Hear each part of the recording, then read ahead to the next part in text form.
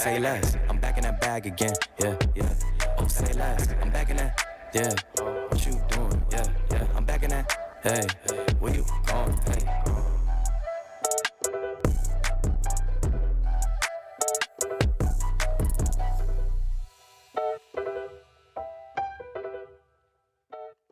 Well, hey there, everyone. Welcome to the SPL Waiting Room, your one-stop shop for all things Smite Pro League. My name's Gormizer, and I've got a field of people, and one who's not even in the intro. That would have been really, really complicated and really difficult, but it would have been fun. I got J-Mac, I got Shelly, and I got Haddix, who's going to be sitting in here, because a little bit later, we're going to be talking about solo lane, and, like, you were here, so it made way more sense to ask you about it, since you kind of do that thing. But, of course, we're going to be talking a little bit about last week, especially for me, because I was on vacation, so it'll be really good to try and like get some claws in on that. I know, like, I saw a few 3-0s on like Sunday, I think on Friday, and the Hounds and the Glad sets, but I heard a lot about specifically Saturday, and that's the one that's the very first thing that we're going into is the week 5 highlights are looking at those is the Dragons versus the Kings and the Ferrymen versus the Warriors. And I know that the Ferryman versus the Warriors was the one that when I realized that it was on the 21st, I was actually a little upset that I was on vacation because that was a set that I was really looking forward to watch. And therefore, guess what I'm going to be doing is going to youtube.com/SmiteVod and watching that one. Good call. Just to make sure that plug. And see, we got to weave it all together. But before that happened, J-Mac specifically, because that morning we had another one, right? The Kings have not been on the up and up lately, and they needed a little bit more. Unfortunately for them, they did still fall to the Dragons, but they definitely gave them some trouble. And on the other side of that is the Dragons, that after the Coast pickup, it feels like there's that honeymoon phase conversation, I think, that always has to come in with roster swaps. I think y'all were on that when you picked up Scream last year, right? Like, or am I thinking? I'm thinking of somebody else. You were thinking of the Dragons. I'm thinking of the Dragons when they picked up the Dragons again last year. We did not have a honeymoon phase. You didn't? No, I think that started off a couple of losses for y'all immediately with that one. We unretired him for 3 days, and he came in, and we played SPL for 2 sets, and it didn't go well. His first game, I remember his first game he came out and he was 0-8. Yeah.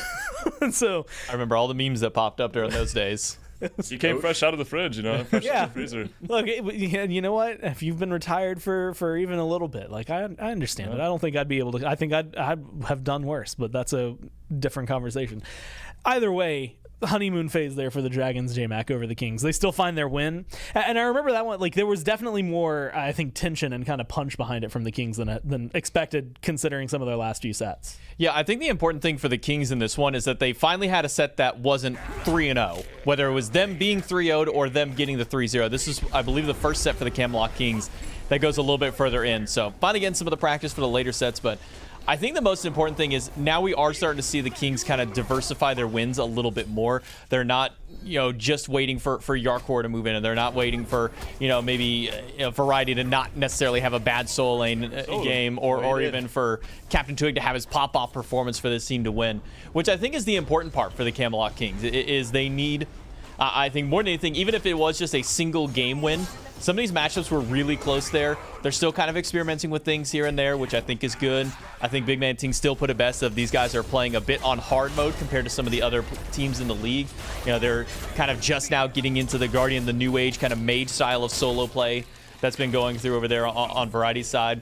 Yarkor is looking comfortable again, but I think to the Jade Dragon side of this one, they look just fine with Coast. In fact, they might look better than they have at any point during this year with Coast now on this team. He's offered a level of aggression that Mike loves to play. Anytime you talk to Mike, he's always the run-it-down style of player. I think of hyper-aggressive picks when it comes to Mike.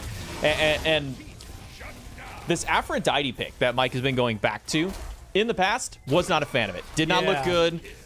No reason I would ever want to see him go on there. Now it feels like it's almost a must ban against Mike because he's been doing really well on it. He's not dominating games, but he's making sure to keep Coast alive and allow him to have that level of aggression in the dual lane that we've really been waiting for.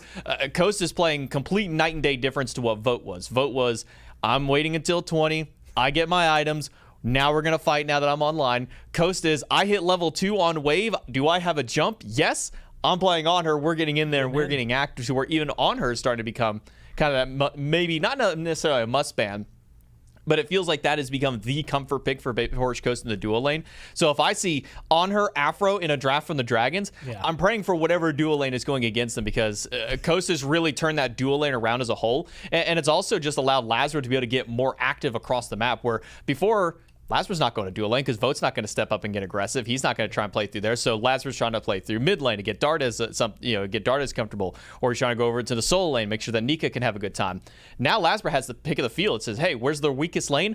I'm going there no matter what, and really get that aggressive nature that we're more so accustomed to from the Jade Dragons back online. I do remember, it was like just like the first set they played with Ghost, and he had 2 games on her where he just looked really good. And there's somebody just like, oh yeah, well, let's see how good he is without his on her. And then he played Rom, and he was also still really good.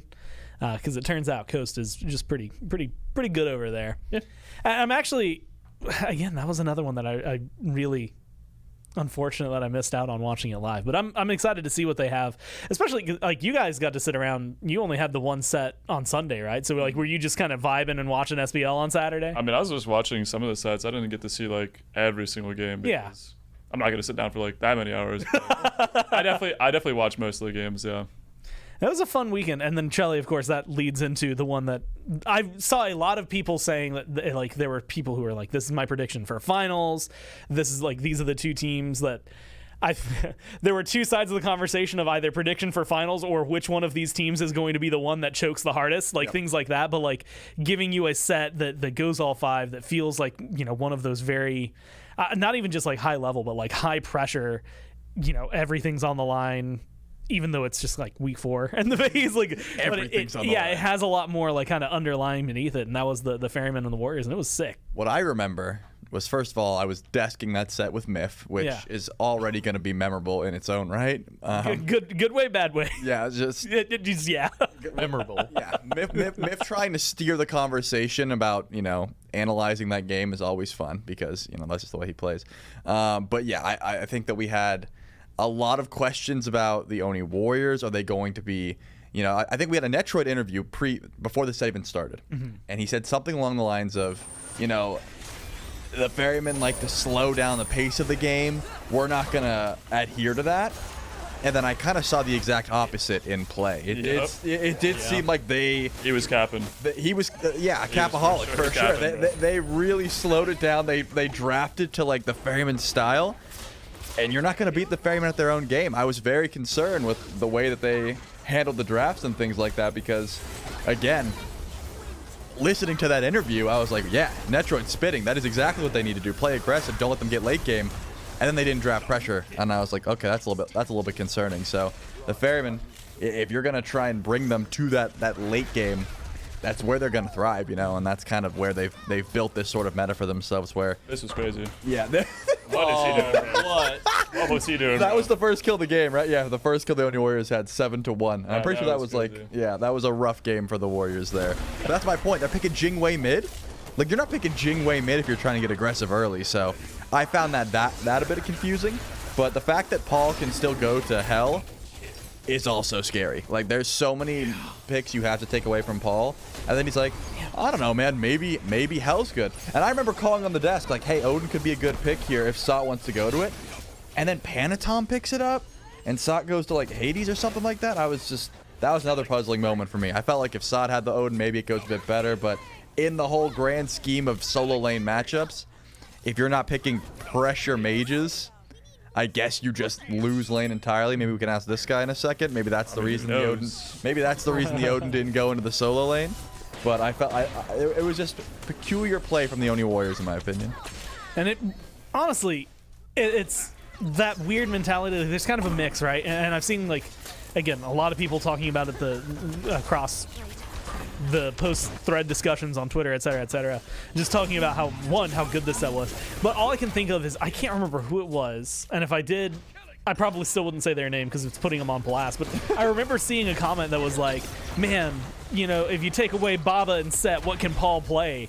And the only thing I thought was like, dude, have you not watched like any of the last 3 years of competitive play? I think I saw that one immediately. Like, oh well, he's got Raijin, he's got Hebo, he's got Hell, he's got this, he's got that, and I'm like, Morgan yeah, Le but Fay, those two are kind of like Mickey characters. It's like, dude, he just put up like a 9-1 Hebo game last phase, like a legacy moment. You didn't even mention the Pwash, man. The Pwash was clean. Yeah, the Pwash was clean. That's the most recent one. I That's hate really giving credit to the Pwash. You know me. If I'm gonna roast a pick, I'm gonna roast the Pwash. But unfortunately, he's here to stay. At least for what it seems like. And see, you know what, Shelly? I like that. You like teed this up perfectly because the Pwash, who has been around, has been running over into solo lane, which is what the next half of this kind of conversation has been, right? It's like last week there were a lot of really good ones, and then it's just what's the deal with the mages? We have Raijin, Morgan Le Fay, we got Apwash, Anubis has been over there. Anubis is OP.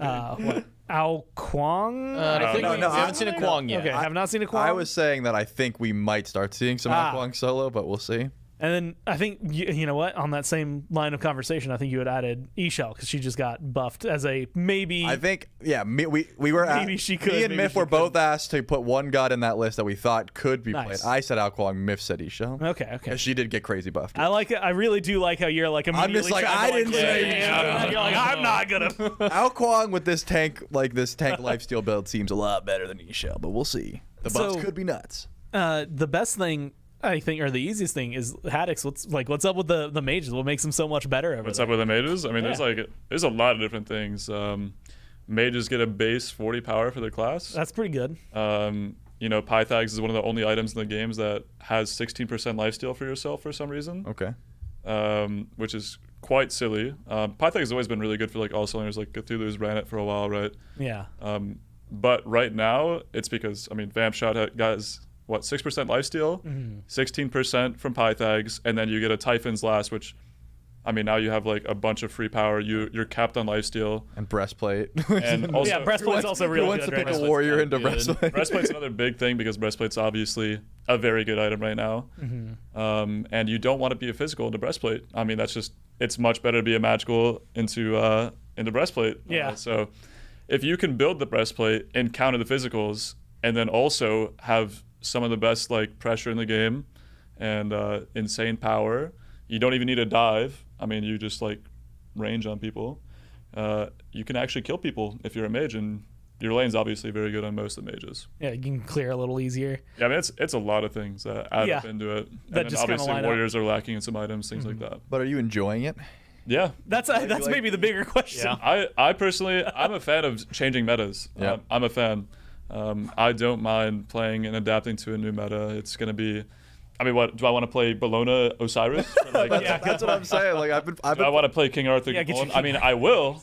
I don't mind, but like I like swapping it up. You know? I used to do mid ADC, and then I switched to mid solo, and now I've been solo mid because you just get to cringe on some other dude with a mage. Whoever comes out on top gets to rotate first, and then you still one shot. Like you could build tanky and still one shot. What I'm confused about is why are people so upset about Raijin, Apwash, and like these other mages when Hades has been a solo laner for so long, and he's literally one of the most annoying, oppressive solo laners to play against in the game. And how is it like all of a sudden, Raijin, whoa, we can't have that. But like Hades, I don't get it, dude. I think the big thing that's kind of been maybe kind of up and on that trend has been the downward spiral of warriors comparatively. If you look back to like week number 1 and 2 of SPL, you're looking at 7, maybe 8 different kinds of warriors that are being played in the lane. Week number 5, there was only 3. There was Amaterasu, Hercules, and Sun Wukong. Those are the only 3 that have been sticking around for solo lane. So we're seeing more of the mages. I think this week had the most mages at like 6 or 7 mages that kind of popped over into solo. But I think the thing that people kind of harp on the most is just that it's not even like it's a bunch of like diverse build paths and stuff like that. It's pretty much a that Aegis style just of build. So hard right there. So by the cringe way. for this. Like, did you even corpse explosion once? I think you just I did twice here. You just keep picking them up. Okay, there you go. Yeah, it's a combination of a lot of what Hax is saying. Not done, Gore. The build is really good. Yeah, he went on like that for a whole while. Are so good. But essentially, the cookie cutter build has become the Vamp Shroud into Blood Soak. Then you get Pythags, Breastplate, Genjis, Typhons, and then situational last item. You have insane amount of lifesteal. You with the blue buff and a blue augment, or even just the cooldown buff, you're nearly or at cap CDR from second, third item at that point. You're doing more damage than any warrior could ever hope to, and you get to do it from super far away at that.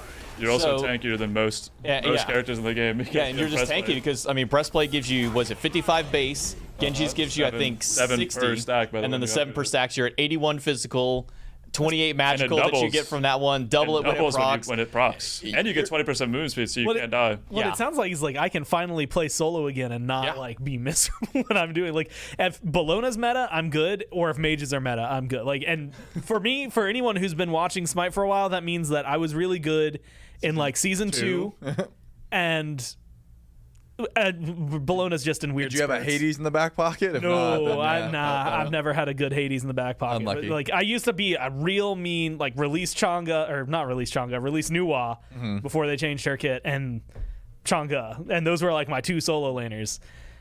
Is Chang'e coming back? Can she hold? She might be. Can she hold her own? I will say. I love watching Chang'e play. I will say that not all fun. These mages are OP. Like it's a new like meta, and people are trying to like discover what's good in this new meta. So a lot of these are like kind of flavor of the picks, like flavor of the month picks, and they're trying to just like see if it's good. But yeah, I mean, once breastplate gets nerfed, mages are going to be a lot worse. Yeah. Oh man. That's how it's going to go. And then we're going to go back to because it did take a while. Wasn't it right on the 10-10 patch that the second breastplate got buffed? Yeah. Started playing it. Yeah, and that started in week 2 of SPL, and we were still barely seeing a mage over there. We were seeing like Hades and maybe the Opwash if like Baskin was playing at that point. And then I think a random Raijin from like Final K or Nika were like the only like kind of mages we were seeing. So it took like 3 or 4 weeks for this meta to really solidify. I got to give Baskin some wild credit that he was trying to play Opwash solo before any of those changes. Like for some reason he was locked in on that. Well, Nika played the Raijin a long time ago too in the Yorm. So the Raijin's kind of come about. I've always been there. It's been there to counter specific picks because he's good at punishing people like that. I know. So last week we did see Anubis, and you had said Anubis OP. So I'm locking in on that. Anubis is OP. I do. I want to, because you threw a god and Myth threw a god. I just kind of want to, like, if it's gonna reveal too much, and I say that now, then he has to answer him, because then if he doesn't talk about it, people know. So like reverse psychology or something. I don't know. As are Ao Kwang and Ishel, because those were thrown on there. Like, are they capable of being in that conversation, or are they people that you're not even thinking about? Well, those characters are definitely capable. I mean, they're mages in this current meta. They're mages, so they're good. They're mages, so they are playable. Those picks are probably going to be better than most of the warrior picks you can play. But are they going to be better? One's better than the other, right? Like between the two. Which one is better? Yeah. Who knows? Like, would you say Trelly or Myth is smarter? Is what I'm asking. I mean, who knows? The thing about those mages, they're obviously not going to be as good as the other mages that have range. Like, those are both 2 close range mages. The thing that's so good about the other mages is that they're long range and they have the best pressure in solo. You could just wink T or M. Just blink once and it's oh, there we go. All right, we got our once for Trelly. We got our answer. Well, I think, and actually, shotgun mages are going to be worse than the long range mages. Especially because after, like, Raijin is the best example, where it's like, cool, all of his damage is from range, and he's got a dash to get him even further away. His jump is broken. So, am I crazy? Yes. Pagon, well, yeah, but Pagon, it feels like, only uses it aggressively. So is Pagon just insane when he's playing Raijin, or is that like Daniel's definitely one of the most aggressive players in the entire? Because like that seems like outrageous to use your dash to engage. Well, no, I mean, a lot of people that's why Raijin solo is also very good, because you can actually use your jump. Build tanky to back up dashing. You can actually jump in off cooldown, and it's such a strong ability when you can spam jump in. Also, your ult is good because you can sit in your ult for so long and not just die in it, like compared to like mid lane Raijin. But yeah, I mean, Daniel, he's just a little bit different. He just jumps in and dies. A little bit different. He does like doing that. You saw Snoopy do it a few weeks back and went, "That looks really cool." I mean, Daniel's I could do that, but maybe better. I know the other half of this, because like a lot of it's like, oh, mages are good right now, right? And there's been like another portion of it, which is like, what are warriors missing that would bring them in? And some people are like, give them more power, bring back hybrid items. The one that we wrote down was specifically something Mike had said, which was changing some of the tank relics to make it a little bit more, to essentially to punish your mages, to punish carries. The quote we have written down is, the fix would be making the relics tanks have to punish carries be good again. He's talking about thorns or something. He is thorns and stuff. He was going in on thorns. You would still lose. Like, mages would still be OP even if thorns is OP right now. Mages would still be better because you're not getting thorns until level 12, so you're still losing. You're still losing your early. I mean, it just comes to they have too much lifesteal, breastplate's too OP, they have too much free power, they're way too tanky, they're way too safe. I mean, and warriors, what are you gonna do about them having like full healing every wave off Vamp Shot and Pythags? Like you're gonna go tainted? Yeah. It's not gonna be good on every character. Just gonna cry. Yeah, I mean, there's a lot of ways to go about buffing it and removing mages, like nerfing breastplate, nerfing Pythags. I want to remove the mages. Yeah, That's- you don't. People hate it though. People literally hate it. I've seen like so many complaints. a lot of it. Like, I mean, I get it. Raj and Aposh, they are annoying to play against. Yeah. So I get it. But like Hades too, bro. Like, add him in there, bro. And it feels it's one of those things. If in the perfect world, probably right is like, okay, if it's only Raijin and Opwash, I guess Morgan Le Fay too a little bit, but like knock down some of the ones that have been over there. Through whatever means they need, but like I like the concept that like if you want to, you could lock in a Tonga, you could or you could lock in a Hercules. More diversity is more fun. Yeah, and especially like at least and this is way beyond where we're at. Like I just cast the game, and so design gets to do what design thinks is best for it. But I know that I've enjoyed solo maybe the most in those moments where it is like you could play in theory anything, right? It was like your own little island to just kind of do whatever you wanted, and it was like warriors kind of dominated it, but sometimes, hey, let's throw an assassin over there. I'm gonna play a guardian, I'm gonna play a mage, I'm gonna play a carry. And like we've gotten some of those metas, like Uller was big in solo for a little bit, like last year, 2 years ago, whenever that was. And so it's whenever warriors become worse, that's when you start everybody seeing else everything surges else. up. That's when you start seeing hunters, assassins, mages. And I'm okay with that. At least like little spurts of it. I guess we'll see because there's a lot of patches It's between like usually now and quickly removed though. Like they kind of like they come in, they get their 4 weeks, and then they get out. yeah, they get out. What about old Glad Shield? Boom, warriors are back. Like King I would not mind. King Arthur. Hey, I would old not Glad mind. Hey, Shield. and we're talking about like healing glad Yeah, shield. healing Glad Shield to match the Typhons. Boom. Now we got 1700. Now we got a scrap we fest. get we got all those King Arthur buffs that came with the spicy changes, and we get a That glad item was shield. 1700 gold, by the way. I wanna- It was I'm gonna like the keep best it item in the honest game. Oh and it was yeah. 1700 Oh, that's right, because gold. it was a tier 2 before that. It was crazy. We could do Willikers. They were cooking back then, bro. They were cooking. I think I'd be pretty happy if like I didn't see King Arthur for another like year. He's straight. been dead I'd- forever, bro. Yeah. He's been dead forever since like, It's just season there 8. was that Cucullin King Arthur. That was like the beginning of season 8. I feel like it dominated for so long. And I remember even looking it up at one point because people were like, "Wow, how many times do they play each other?" And like you never really got to see them both in the same game. One would always be banned and the other picked, but like you saw them constantly. They were in every game one way or another, and it was just. I was having fun. You were having fun. I was having fun. You know what? If you're having fun, He's the I don't king- care what he's I'm the King watching. Arthur then. guy. I was having He's allowed fun. to. Personally, I prefer being able to kill my soul laner and being able to like threaten the other guy, and being able to win my lane through Yeah. pressure than like just I'm here slapping this guy. I'm Yeah. just farming the team fight. I will say, I also hate when you're just slapping each other because it means that at least like spectator wise, there's literally no reason the to look right over side there. of the map will not It be does looked not at. matter. If we see the jungles walk up, it'll be like, oh man, who's gonna win the invade? Someone's gonna get a blue buff here, and that's the most important thing that can happen. Or no, they will die. Mages will Oh yeah, die. mages will kill them Mages or will die, yeah. die. Or they will die. I'm trying to remember which set it was. There was a point where Lasbro was walking over to get a gank for Nika, and Nika just soloed his lane opponent, and then Lasbro just stood in the jungle and went, Oh, that was against Harry. it was against Variety. I couldn't playing remember if it was Opwash. Variety or Ducky. It was one of those Yeah, two. when he was Raijin. Yeah, he dashed just walked away over and the 1-2'd tick- him. Yeah, dashed away killed right him. into the 1-2 combo, and you see Lasbro standing off to the side jungle like, oh, I was gonna gank that lane, but I guess you could just do it yourself, man. Cool, have Didn't even fun. get the assist. No, he was out of range. And you know, Variety really wanted to say, you know, like, oh, Lasbro was here. You know, I got ganked, but nope, didn't even get the assist. You had to wait just a few more seconds. He got him back though. He got him back with the Serb. Which, No, true. Why are we picking Serb and Ama? You know, when you can just be outwatching Raijin. That's Because they're crazy. banned. Yeah, but like, just don't. ban. Oh. Yeah. Just ban those two in your set. Is there because we like magical damage is the biggest thing, and we talked a lot about like mages, but like are there still like the Serb? Like are there still like a lot of guardians that can, Yeah, there's can do well? there's a lot of options that are like viable in solo right now for sure. Like there's definitely a big pool of gods you can play right now. Nice. It just comes down to like usually you're gonna see like the first like 6 characters because they're not gonna be banned out. Yeah, You're gonna eventually drop down to that. Then maybe they'll ban like 2 or 3. They'll pick one. You're gonna see nothing past the bottom 6 or like the top 6 though. Usually. it blew my mind that one of the highlights we had was Fine OK playing Kuzenbo because I was like, oh my god, like I forgot Kuzenbo existed. Yeah, that game was a little bit rough for him. I remember. I think Yeah. they kept diving him or something. Yeah, that is he's not fun a lot of the times to play against most of the time because he Once just you like get the you hit team him real fights and he's hard, having fun. he hurts you. But yeah, if you can make it there, it's all fun, man. And I'm excited to see where it goes, especially because who knows like what the next changes are going to be and who it's going to hit, and if it's going to be solo or if like suddenly carries are the next busted thing. Wouldn't mind. And then you're starting to pick up. Maybe you start taking Jingwei over in the air lane. I remember actually Hunter someone solo. did play that once. That was Masters last year. We had that meta. AMC Chernobog solo and Jingwei occasion. No, Jingwei usually always made its way to the carry.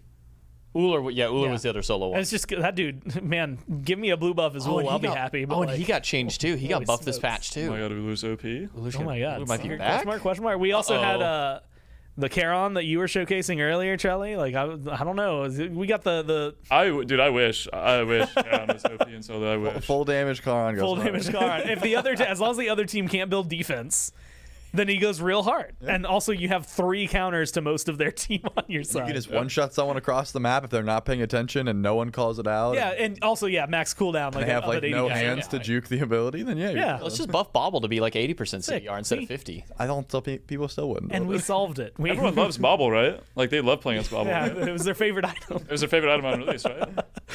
Well, the next thing is the match of the week. Which this coming week there were a lot to try and decipher from, and to the point where I'm actually even blanking on some of them. I think tomorrow, y'all play the Hounds, then you play Ravens Leviathans. I think is going to be really fun, and so maybe there's something to be talking about. It's probably going to be a boring watch because it's going to be like so easy and so fast. Oh yeah. 3-0. Quick 3-0. It's going to be really lame to watch. It's going to be too dominant. Don't tune in. Sunday afternoon, Ravens Leviathans. It's going to be way too fast. Too fast. Too furious. The bad blood Zap left that team. They're going to be feeling enraged. No, he got. Oh no, he got kicked. He got kicked. He's going to be feeling He got kicked. Steven has the power buff you're to right. beat them. Good point. Good, and that's why it's a 3-0, right? That's why the aforementioned. Yeah. Steven's actually going to care for that set. See, and this is why I got to come back in. Like I've got vacation brain still going. I'm trying to clear the cobwebs. And that's the only time that they'll face off for this phase. Yeah, we see it like during playoffs. I think we played them like once this year, twice this year. That's like 6 weeks of build up now that Zap's gotten to have with that squad. Yeah. Oh yeah, you're absolutely right. This will be the second time. Yep.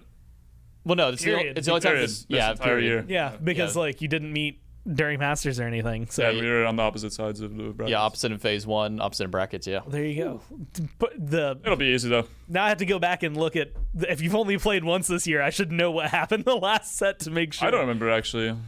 Let's just say like you won. Oh wait, we won. Yeah, we did actually win. It was. Because they were 2-7. It's kind of an easy bet. She was on ping. Oh, okay. But it was going to be easy. Yeah, it was. We're a 3-0, we're going much like what's going to be happening on Sunday. But the match of the week that we had is Kings and Ferrymen. It has nothing to do with the Ravens and Leviathans, which is an interesting one. Again, Ferrymen just because they're like super dope right now, and the Kings because they have been absolutely dominant. But although right now maybe kind of 50-50 on it, and so I'd say there's 2 match of the weeks. But I just field the feels from everybody, and you know what, J-Mac, we'll go to you first. Kings and Ferrymen, like some of your thoughts on that matchup.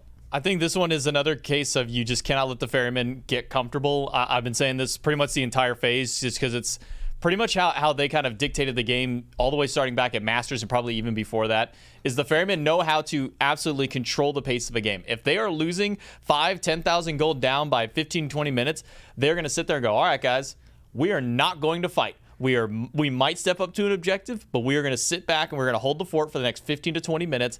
We're going to hope that they do not just absolutely run us down during that. And if we have succeeded there, we have a fight back. The Ferrymen are a team that know how to slow down the game.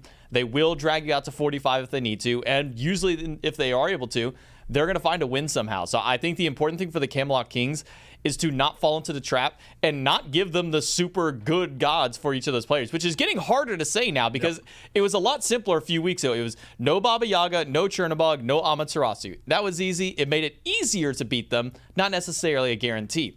Now that the mage solos have become a thing over there, it's harder to ban against Baskin. Paul has a whole bunch of picks that he can go towards now. It's no longer just the Baba Yaga. Sino is bringing some assassins back right now. The Nemesis. That's crazy. What? But he still has so many other things that he can go to as well. And then Aurora and Cyclone feel like they don't really eat up bans. I mean, yeah, you're going to ban Yamoja, Chernobog.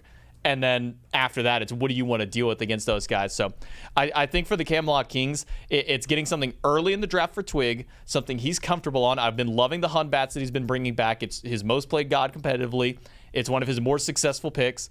I'm not saying just pick that every single time or ban every single time if you're against him, but find picks like that get him back into kind of his old groove. The Lancelot has had good moments, and outside of like the 14-1 game that he had, it hasn't looked like that must-ban God against Twig that we kind of thought it might have ended up being. He hasn't had that same level of pop-off on the pick. So I'd like to see some stronger fallbacks. 3, 4, 5 picks. You got to have those comfortable ones to go to where you're still going to play consistent. The Robin's been a little hit or miss. I haven't been loving the Robin, but I haven't been hating it from him. So if that's kind of just his fallback, I'm not going to lose the game style of pick, that's fine. But you don't want to play against the Ferryman to not lose. You have to play to win against that team. Otherwise, they will steamroll over you. I want to give... It made me laugh way too hard, and I almost feel bad about it, but not bad enough to not say anything, which is Lamont in chat said, Camelot Kings and Match of the Week should not be in the same sentence. And I almost called you Myth because it feels like that's the mentality... that's the kind of like phrasing and discussion point he would have. But Trelly, that's kind of like what half of this is, right? It's like you've got the Ferrymen who are super hot, just beat the Warriors. Yep. And then you've got the Kings who've been struggling. It definitely feels like it is an uphill battle on one side. Yeah, I'm definitely heavily favoring the Ferrymen going into a matchup like this. I've been liking the uptake from Twig and Variety. It hasn't just been you're guaranteed to see them losing pressure. You're guaranteed to see Variety getting ganked and sort of just getting behind. Where it was like that a couple weeks ago, but it's still a changing meta where that's been a big issue for the Kings. We've talked to them a few times where it's like we're having trouble adapting. We don't quite have all these, as J-Mac was saying, these top tier picks that we can go to pretty consistently. Sometimes the Lancelot looks good, but other times Twig can't get it rolling or it just gets banned away. Variety, those Warriors aren't looking too hot. He started switching up. He went to the Raijin, and even then. There was some good, there was some bad from it. So definitely an uphill battle, heavily favoring the Ferrymen. But, there's always a chance that, I really have been liking what Quig's been doing on this squad. That's something that I think has been looking a lot better for them. So, and Tings as well. Tings has always been a high point. Whenever we talk about the Camelot Kings, I think Tings actually does stay, even if they're behind 10,000 gold, he's on par or at least even.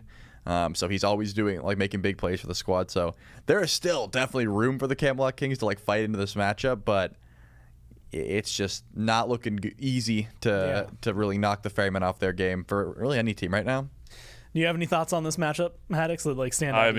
I think Kings have been looking a lot better. I think before, whenever you see Kings, you think they're a very easy team to beat right now. It's just whenever Twig and Harry, they kind of have very off moments sometimes together. They're literally linked for some reason when they both just start just having big problems over on that side of the map, and it makes it very hard for the rest of their team to win. But Twig and Harry they've been playing well again recently, so they're going to be back to they're going to do better for sure. But obviously Ferrymen's looked like the hardest team to beat in the league. Yeah. So I think Kings have a shot, but it's going to be difficult for sure.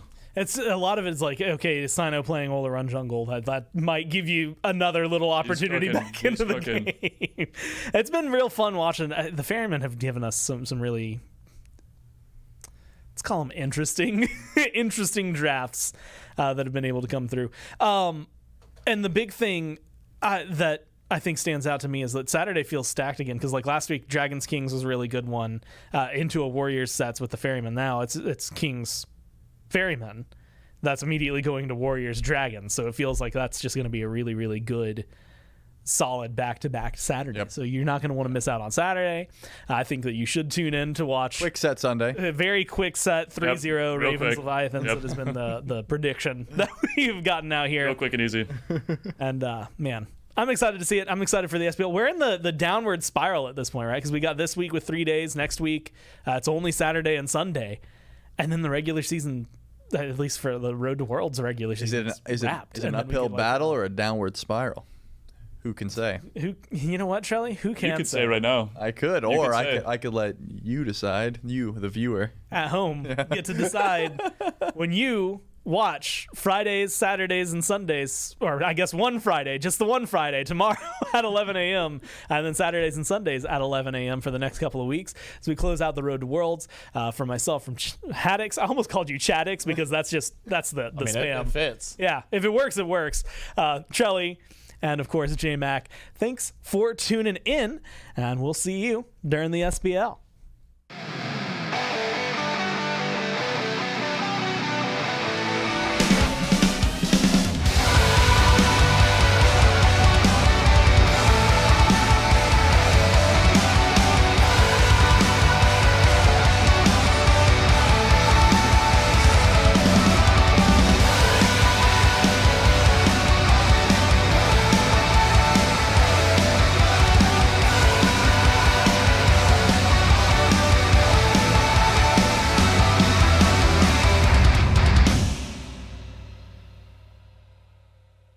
Good morning and happy Friday, Smite fans, and welcome back to another week of the Smite Pro League. I'm J-Mac. I got Trelly joining me here on the desk as we get ready to kick off week number 6, the final full week of SPL, because then next week is only going to be a 2-day weekend for SPL, only going to be on Saturday and Sunday. But for this week, we still have today, Friday, and Sunday, a full 3 days, and we got some great sets over the course of these 3 days. We can take a look at the schedule. We'll have the Gladiators and the Leviathans to start things out today, and then the Ravens and the Hounds to follow shortly after. Then we kick off with our match of the week, Camelot Kings, Styx Ferryman on Saturday, Oni Warriors, Jade Dragons, another amazing set you're going to want to watch out for after that. And then on Sunday, we'll start up with the Gladiators and the Hounds, and then close things out with the Ravens and the Leviathans on the end of Sunday. That will conclude week number 6. Important thing to note with all of these matches this week, Charlie, is that every single one is a cross-division match. You don't have any matchups this weekend. They're going to be playing within the same division. It's all against opponents on the opposite end, and then week 7 will be the last few matchups that are played within the division. Looking at the standings, it's up for grabs over on the Chaos side with the 5-2 and then 2-4-4 records immediately after.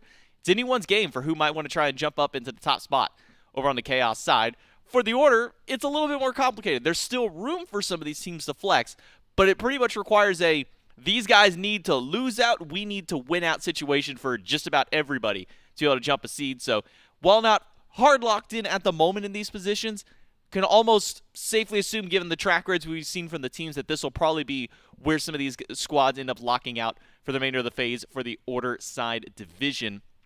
So still some great sets that we need to make sure to get through. And as you do see, the 2 and the 2 by the Ravens and the Kings, that is a true tie between those. Their head-to-head against each other is 3-3 game-wise. So that puts them at 1-1, and their plus-minus is also at the exact same. So we do have a dead-even tie between those teams. Yep, standings, very important at this time of the year as well. So you got to make sure you're winning every crucial matchup, as you said. Counting on other teams to lose is also going to be a big part of it, but you can only really do your own job, right? Which is make sure you get these crucial wins. So these next couple weeks, very important.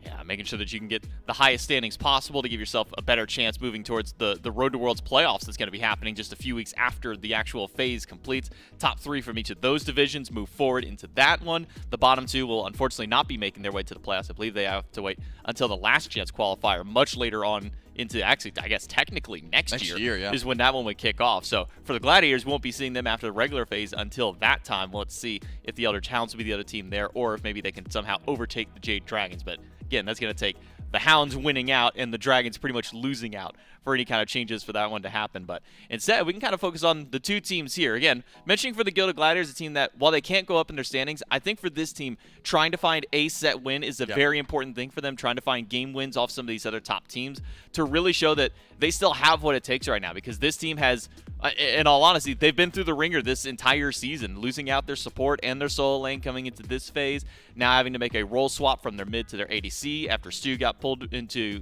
the Hounds team, and now bringing up Jangaru into the mid lane. But talking about Jangaru, it feels like he has been a breath of fresh air for this team in that mid role, a very consistent pit player and a very powerful player in that role as well. Yeah, I would say so. The Gladiators needed a player like Jangaru to slot into that mid role. They needed someone that they could try and look to carry through, right? Try and play through. Kirmi was sort of going, between lanes, finding picks here and there, finding decent early pressure, but really did need a constant threat in the mid lane, and I do think that's what Jangaru brings to the table. With that, though, I'm going to highlight what you said. Just trying to find a win at this point is really what the Gladiators need to look for. And even if they can't, just some form of consistency when it comes to late game. That's all I'm looking for, because, as I already said, Kirmi can find those early ganks. He can get some of these lanes ahead. It's just 20, 25 minutes. How many times have we seen them win a fight off of a defense, say, you know what, we can push it, we can go for the end off this, and then try and go for a Titan Siege and just get wiped? Those are the kind of plays that you only make when you really need a win. You could just take the small one and say, hey, we're going to go for the Phoenix back up, but it seems like the Gladiators, because they're so hungry for a win, because they just want to get a 1 in that column, are more willing to make those risky, not so worth it plays that can just throw your game off it. It's almost one of those situations where now that they know that they really can't make it any further than where they are in down standings, they're almost kind of the spoiler card at this point. If they can find a win against a team like the Leviathans wouldn't be able to jump up into that first place spot, I believe, at all, considering. So being able to find wins now while still great for the team, also potentially a detriment for some of the other squads out there. Still a few games to be played between these teams. Making sure that you can find a little bit of success, but I think more than anything, more than playing the spoiler, I think the important part, as you highlight, is to find improvements, especially towards their mid-late game. I mean, I go back to the matchup they had just had recently up against the Camelot Kings.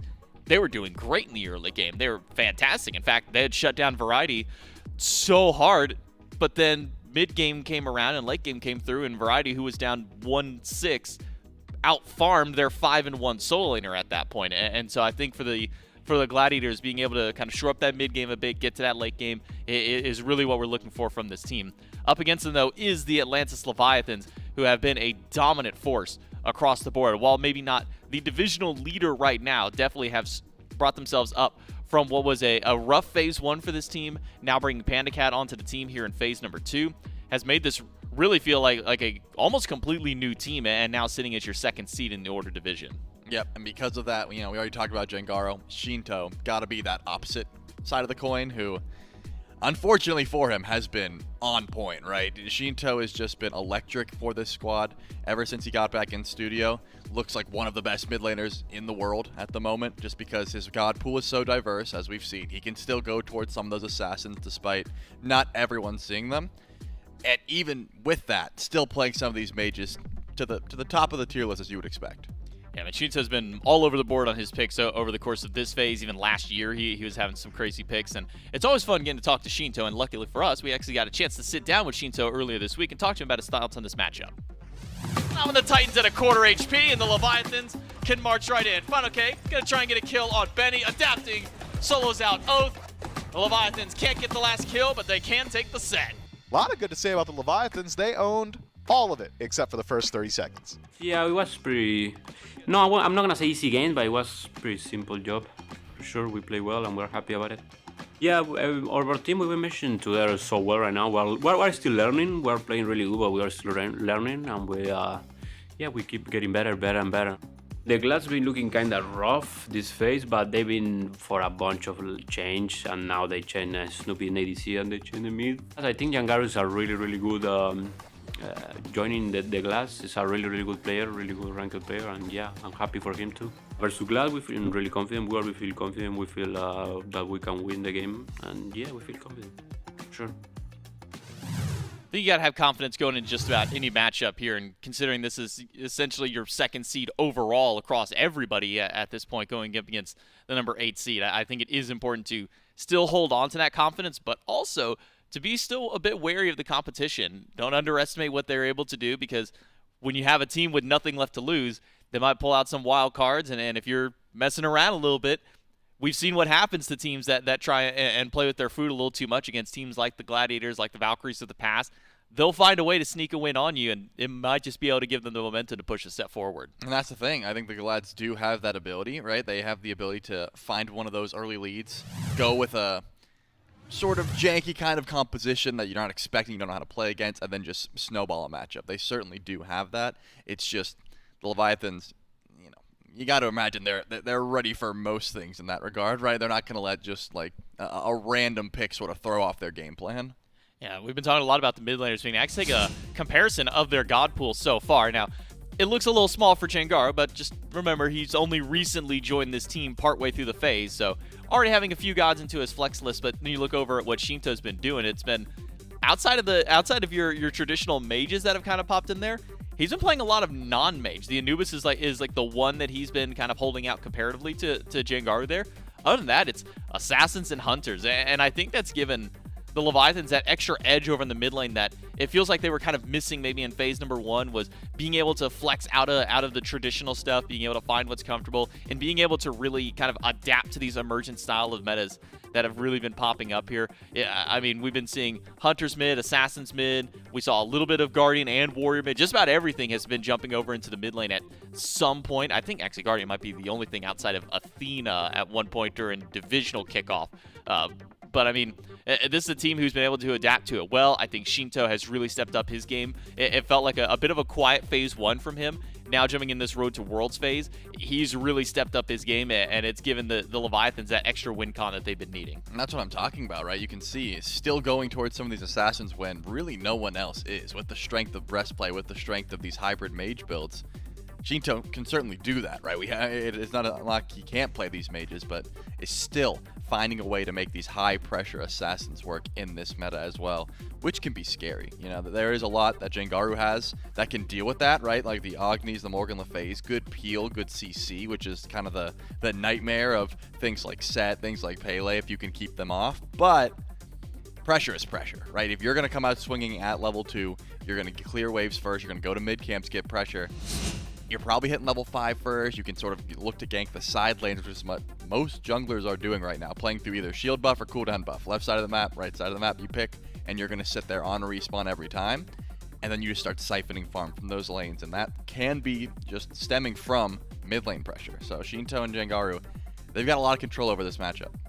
Yeah, I'm curious to see where Jengaru rotates throughout this game. If he decides, if he gets to maybe an assassin style of play this time, if he decides to go over to the solo lane and help out Connor, if he maybe goes over into the duo lane to try and help out Snoopy and Awesome Jake a little bit over there. So I'm curious to see the play style of these two mid laners now against each other. The only time this phase that they'll play up against each other, because it is that cross-divisional style of matchup for every single match this weekend. So I think it's important for Leviathans to find their win here, but also important for the Gladiators to see if they can get a win. And if not a win, at the very least, making sure that they can find some form of improvement. And I think one thing that I should also mention here, we talked a little bit about the Morrigan. Do have word that Morrigan will be competitively banned for this weekend right now due to a bug. So not going to see the Morrigan. So we're going to have to see what new at least kind of comes out of Jengaru. We haven't really seen Shinto go towards the pick just yet. The Morrigan has been a great pick for Jengaru. So seeing that one won't be available to him, it is going to be something that now we need to see where else he adapts to. I've been seeing the Baba Yaga. The Raijins look very good for him. That Morrigan feels like it's been kind of his third big pick so far. Yep, and the other thing is, Raijin hasn't been getting through too much, right? That has been a very popular ban. Of course, Baba Yaga in that conversation as well. And we're talking a lot about mages, which sure goes towards the mid lane, of course, but that also brings into the solo lane conversation as well, right? It's not like you can get away with talking about mages and not mention the fact that that is the majority of play in the solo lane at the moment as well. We just got a big conversation with Haddix on Waiting Room just before this set came through about how, the things like the Raijin, the Morgan Le Fay, the Alpwash, the Anubis, all of which are still played in the solo lane as well. And we know that FinoK loves to go towards those gods. Kana, a little bit more stuck in his ways, still does play some of those assassins, has played a bit of the Hades, but hasn't quite dove into the full dive of all these different mages being played in the solo lane. I expect, though, today would be the day to bring it out, right? You've been talking about how playing spoiler, just trying to get a win under your belt. If you're going to try out things like, the Anubis, the Morgan Le Fay, the Outwash, this would be the time to do so. So I don't know if I expect to see it, but I would like to see kind of look towards some of those picks as well. Because FinoK is going to go towards them if he gets the opportunity to. If they're not banned away, he's going to try and snap block those gods. I think that's an important point to bring up, is that it really feels like the Gladiators and Kana specifically not necessarily has been behind the meta, but just hasn't been going to what's been meta so far. In week number 5 at the very least, the mages kind of took over. We saw a little over half of the games that were played were mage picks over into the solo lane, and we only saw 3 warriors over the course of that entire week, at least as far as uniqueness in the warriors. We saw Amaterasu, we saw Sun Wukong, and Hercules. Those are the only 3 warriors that were being picked in solo lane last week. We saw double that in the mage category. Poseidon, Anubis popping over, Morgan Le Fay, Opwash, Raijin, all those kinds of picks. Hades can even pop in there. I wouldn't be surprised if we saw kind of go towards the Hades. It's kind of always been a staple mage over in the solo lane, so maybe it's surprising that there isn't a little bit of extra priority thrown that way. But I think it is important for Kana in the solo lane to be able to adapt to and play into the new kind of emergent meta that has popped in there. Because with the new patch kind of dropping through, this meta is here to stay for at least the remainder of this phase. So now's the best time to kind of get that practice in, kind of utilize it a bit, because, by the time the next guys play, there might be an entirely new meta at that point. That's the issue, right? You got to make sure you're adapting quickly as well, right? It's not like you can just sit here till the end of the phase and say, oh, now I understand that I have to play some of these gods. I have to try and, deal with this pressure. Needs to happen as soon as possible. The teams that adapt quickly are the ones that are on the top of the standings. So, yeah, I tend to agree. I want to see Kana look towards some of those picks as well. And if Kana does go to some of those picks, hear me, gotta pick a lane as well. Are you looking towards Awesome Drake and Snoopy? Do they have the pressure? Or do you sit there with Kana and try and help him out? Because more often than not, Kirmi looks towards Kana maybe once a game, figures out if the gank's gonna work, and then gives up on that lane if it doesn't. We do jump into the picks and bans for game number 1 between the Leviathans and the Gladiators to see if the Gladiators can find some success against the Leviathans, if the Leviathans maybe bring something a little bit more fun out during some of their matches. We've been seeing a lot of teams that do go up 2-0, do kind of mess around a little bit, try some new things, try some unique stuff. Though here in game 1, expect a lot of the norm to kind of be what falls into place, and the Leviathans are doing just that with their bans. Same with the Gladiators. It'll be Baba Yaga and Amaterasu as bans for the Leviathans. Opposite side, for the Gladiators, they do take away the Yamoja and the Opwash. So the Raijin still notably available. Same with the Chernobog if we're looking over at least for carries.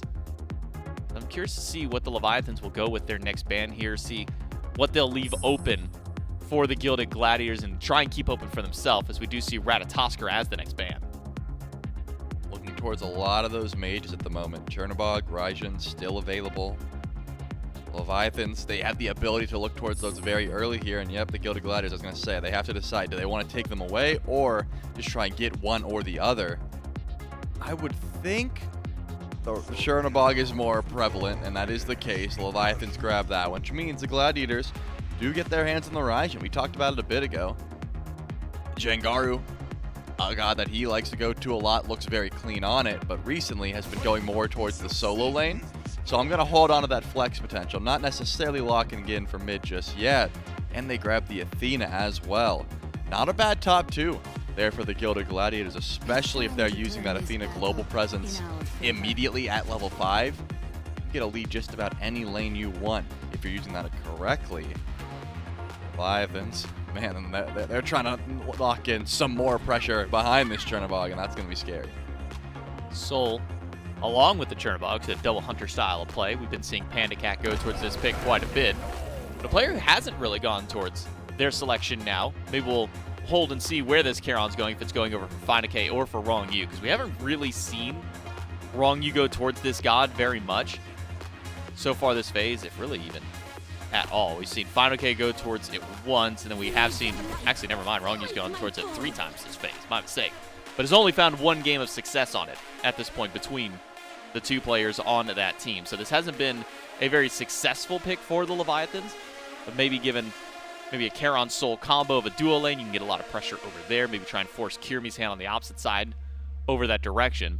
Speaking of Kirmi, still no pick for him just yet. They go with an Ishtar on the side of the Gilded Gladiators, which means that Leviathans now have the pick of the field to try and ban away Kirmi, who has kind of been that pivot point for the Gladiators. Wherever Kirmi goes is usually where he tries to get the pressure for the team, so trying to keep him down as much as possible seems to be the game plan for the Leviathans. Not a bad strat as well. If you're trying to stop the early pressure of the Gilded Gladiators, if you're trying to just limit what they can do, looking towards Kirmi is not a bad look. Erlong Shen, a little bit of early pressure as well. Trying to just make sure that Kirmi can't get off to a running start. But with Soul, with Chernobog, you already have such a tremendous late game. It's not like the Leviathans have that early pressure either. I mean, Soul can come out swinging, right? Level 2, Bastion pressure, insane. You get a little bit of a pressure Guardian in that lane, and Soul is going to make sure that you are clearing just about as quickly as anyone else, and the boxing presence as well. It's just super annoying to try and deal with, just how much that full heat Soul auto attack can do. But with that, your point, Charon, not really revealed if it's going over towards support or just going back to Finake in the solo lane. I imagine would have a decent matchup into the Raijin if it goes there, just because you can silence out Percussive Storm on cooldown. The issue, of course, is that Guardians don't really have that much built-in CDR. They have to really build towards it, whereas Raijin, I mean, he can cast just about every 4 seconds or so with Genji's proc, so it can be very annoying with that Bountiful Bow as well, to try and keep up with the amount of damage. That's the reason some of these mages are so prevalent. But we already highlighted it. Not even sure if that goes over towards solo lane because Jengaru likes it a lot. Ooh. The E-Shell comes in, and that could be mid or solo as well. Especially with kind of the now solidified solo lane style of build. Go Vampiric Shroud, get the Pythags, double defense, usually Breastplate Genji is kind of the option, and a Typhons to round things out, and then you can kind of do whatever you want with that 6th item. Heavy Sustain has really been the name of the game, and high cooldowns over in the solo lane. So some options with both the Raijin and the E-Shell in that regard. We'll keep our eyes peeled on where that pick may be going. As Thor gets locked in for Leviathans, and now a Chang'e being hovered as well. A couple of picks that have been discussed as to, at least for Chang'e and E-Shell, now with kind of the rise of the mage solos, have been wondering what other mages we might potentially be able to see over there. This Chang'e gets locked in. A lot of sustain comes the way of the side of Leviathans, which would push this Charon to be over towards the dual lane alongside this Soul.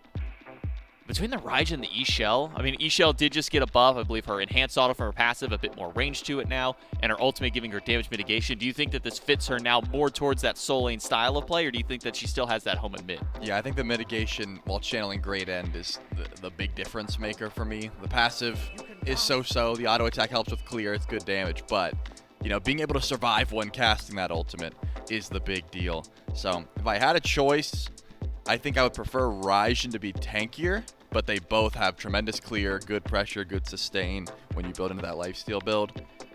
It could be either or. When you're looking towards who wants to deal with Chang'e more, that's also questionable, man. I mean, they just have high pressure mages. They both can fulfill the role so well. It's just, if you want more survivability, Raijin can dash in more, he can create more space, so I'm still leaning towards putting Raijin over in the solo lane, but with the buffs that we highlighted, I think they both have pretty equal value over in that lane as opposed to just building full damage. It could go either way. Looking towards the Leviathans, though, that Chang'e pick, good CC, you already have great setup with Anvil of Dawn, followed out with the River of Styx, and you've got 2 ADCs in the backline. Can be real nasty late game if they're able to get to that point, if they don't just get rolled over, and so far, we haven't seen Kirmi's pick yet, I assume. So we don't know if the Gilded Gladiators are going to have that tremendous early pressure. There are still a lot of pressure junglers available, but none that scream Kirmi to me. He's gone to the Hunbats a bit. The Kamisatsu is banned away. Yearling Shen also banned away. Yep, the Hunbats is going to be the call. And that's still a pick that wants to wait a little bit, right? You're not coming out of the gate swinging. You want that ultimate. You need Fear No Evil to get aggressive. So yeah, when you're not bringing the pressure to the double hunter lane, late game can get real scary here for the Glads. So Hunbats for Kirmi. A great look for him. Just honestly a nice pick in general. I've been loving what we've been seeing out of the Hunbats in recent weeks, and if I'm not mistaken, also did get a little bit of a buff coming into this patch as well to try and help him out. A little bit of extra base MP5 and MP5 scaling over the course, so he'll have his mana back a little bit easier over the course of the game, but that's not the biggest one there. Somersault getting cooldown reduction, now not 15 scaling to 11, it's 13 seconds at rank 1 now, scaling still to that 11 late game, so it doesn't change his late game on that, but it's that Fear No Evil, that big damage buff that it got for the first one. Couple of ticks that hit you in the early game was hitting for 30 before and then scaled up to 50. Now at every single rank, that ultimate is hitting you for 50. I believe someone said if you get it by, it's the full duration of at least rank 1. It's like an 80 damage increase that you're getting from this ability. Massive buff for this god. And that's the thing, when Hunbat's ult was beadsed, you didn't get too much value. Now, at the very least, if you put it on the middle of them, even if they beat, they're taking some extra tick damage, right? That does help out with Hunbat's kit, and more specifically, that MP5. You don't have to build into Transcendence now. You can still get Eye of the Jungle. You can go into just, mace items, and with that extra MP5, you're not running out of mana. You can stick around in the jungle just a little bit longer, get those items online. And that means you can get full Jotuns before your first ultimate, get that extra CDR, and it just helps the snowball so much more. Hunbats was in not the best spot. Always going to be that ult bot where, you're playing around level 5, you're playing around that ultimate, but being able to farm a little bit more effectively, trade a little bit more effectively, and now have the extra damage and cooldown on Somersault, I think he's in a much better spot. Still though, not the early pressure I was talking about. Not enough to really thwart what the Leviathans are trying to do, which is get Soul, get Chernobog to level 20, and then just try and overwhelm you with damage. I kind of wonder now what we'll see maybe Kirmi kind of go towards on this team, because I look over at potentially what's going to be here a Chang'e solo. I look at Chang'e solo, I'm like, okay, as long as that 2 is up, and Final K has decently quick reaction time, Fear No Evil probably not going to get a ton of value over there. So instead, now I maybe look over at the duo lane. Soul, not the easiest character to gank, not the hardest one, and then maybe it's a pick on a Charon. If you're Kirmi piling this Hunbats, which of these lanes, is it a side lane or is it mid lane you put some more emphasis towards? Yeah, I'm still looking towards solo just because, yeah, there is a bit of a vulnerability there, but you can force it out, and there's plenty of damage. That's sort of the benefit of mage solos as well. You get killed quickly, but you can, force damage. You can just all in very well. And if it's a 2v1, there's not much Chang'e has to sort of survive. She can juke around. She can use Waxing Moon. She's got a small bit of sustain. But you got to be warding up and sitting underneath the tower if you don't know where Fear No Evil is coming from. That dance is not enough CC immunity to immune all of Fear No Evil. It's going to get you out of some trouble, but the damage is going to be the main issue. So if I'm Kirmi, I'm definitely sitting at least the first blue buff spawn, or I guess the respawn of that buff. If you steal that, I'm there the rest of the game. If you don't, maybe you try your luck over towards duo. And let's see if the Gladiators can find some pressure for themselves. The early game has been good for them. It's getting beyond this early game. Once we start hitting these level 12s, relics come online. That's where we've been seeing some of the struggle, some of the slowdown from the Gilded Gladiators. So I think being able to step on the gas early, keep your foot on that gas pedal. I'd say even if things are going wrong, just keep trying to make stuff work. You've got Hunbats. As long as Hunbats is alive and has an ultimate, I'd say you've got a pretty solid team fight. And then you also can't discount the credit that there is an Athena on that team. That is one of the easiest combos of Beads Burn potential that you could ask for Awesome Jake to have for this team. Dash, taunt, you're going to grab beats from just about anybody who's standing in front of you. Yep, and you can ult across the map. You say, hey, Kirmi, we're ganking someone. Let's go. Well, I'm on the way. I'll fly in and get the taunt for you, pull the beads, Fear No Evil after, or the immunity's down, the escape is down. I can chase down with Defender of Olympus. So there is just a lot for the Gilded Gladiators comp that's going to work when it goes into that late game, but you can't discredit the fact that the double ADC is going to be very scary, and the Leviathans still do have that double mage core. Not as much CC, Soul is pretty much there for damage and burn.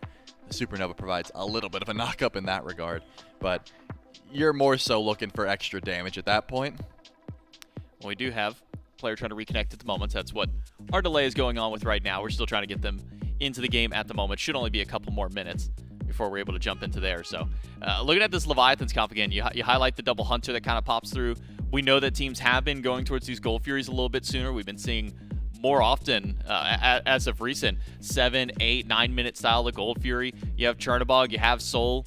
Crit probably not going to be online immediately for the Chernobog, but it feels like once the Telkine's ring comes online for Soul, it gives you a whole lot of boxing potential, but also gives you a lot of threat around the objectives. So how important for the Gilded Gladiators looking at a double hunter comp is to have maybe some of that earlier ward pressure than you would maybe normally see? I mean, it's a big deal, but even with the ward coverage, you gotta think about burst as well. What on the Gilded Gladiators is gonna outburst like Stellar Burst into Supernova? Not much. I mean, in fact, nothing.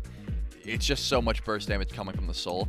So getting there first is a big deal. Getting there late, it's essentially a weighted coin in favor of the Atlantis Leviathan. So you're really counting on Kirmi to get involved. That's CC trying to just get towards Soul and say, hey, I have CC'd you. You can't use your abilities when you want to. Fear No Evil is a great steal tool, not the one that's going to be actually getting the objective, but pushing everyone away so that your damage can come through. That's also going to be a big deal. So I'm looking towards, paying attention to this Thor. Where is Adapting going to be? Does he have, eyes on the sky? Can he zone towards this Gold Fury? That's also going to be a big deal when it comes to these, Gold Fury fights and things towards Fire Giant as well.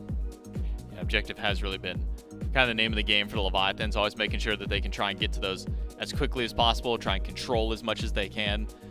So I think it's important for the Gladiators to be able to answer back to what the Leviathans have been capable of.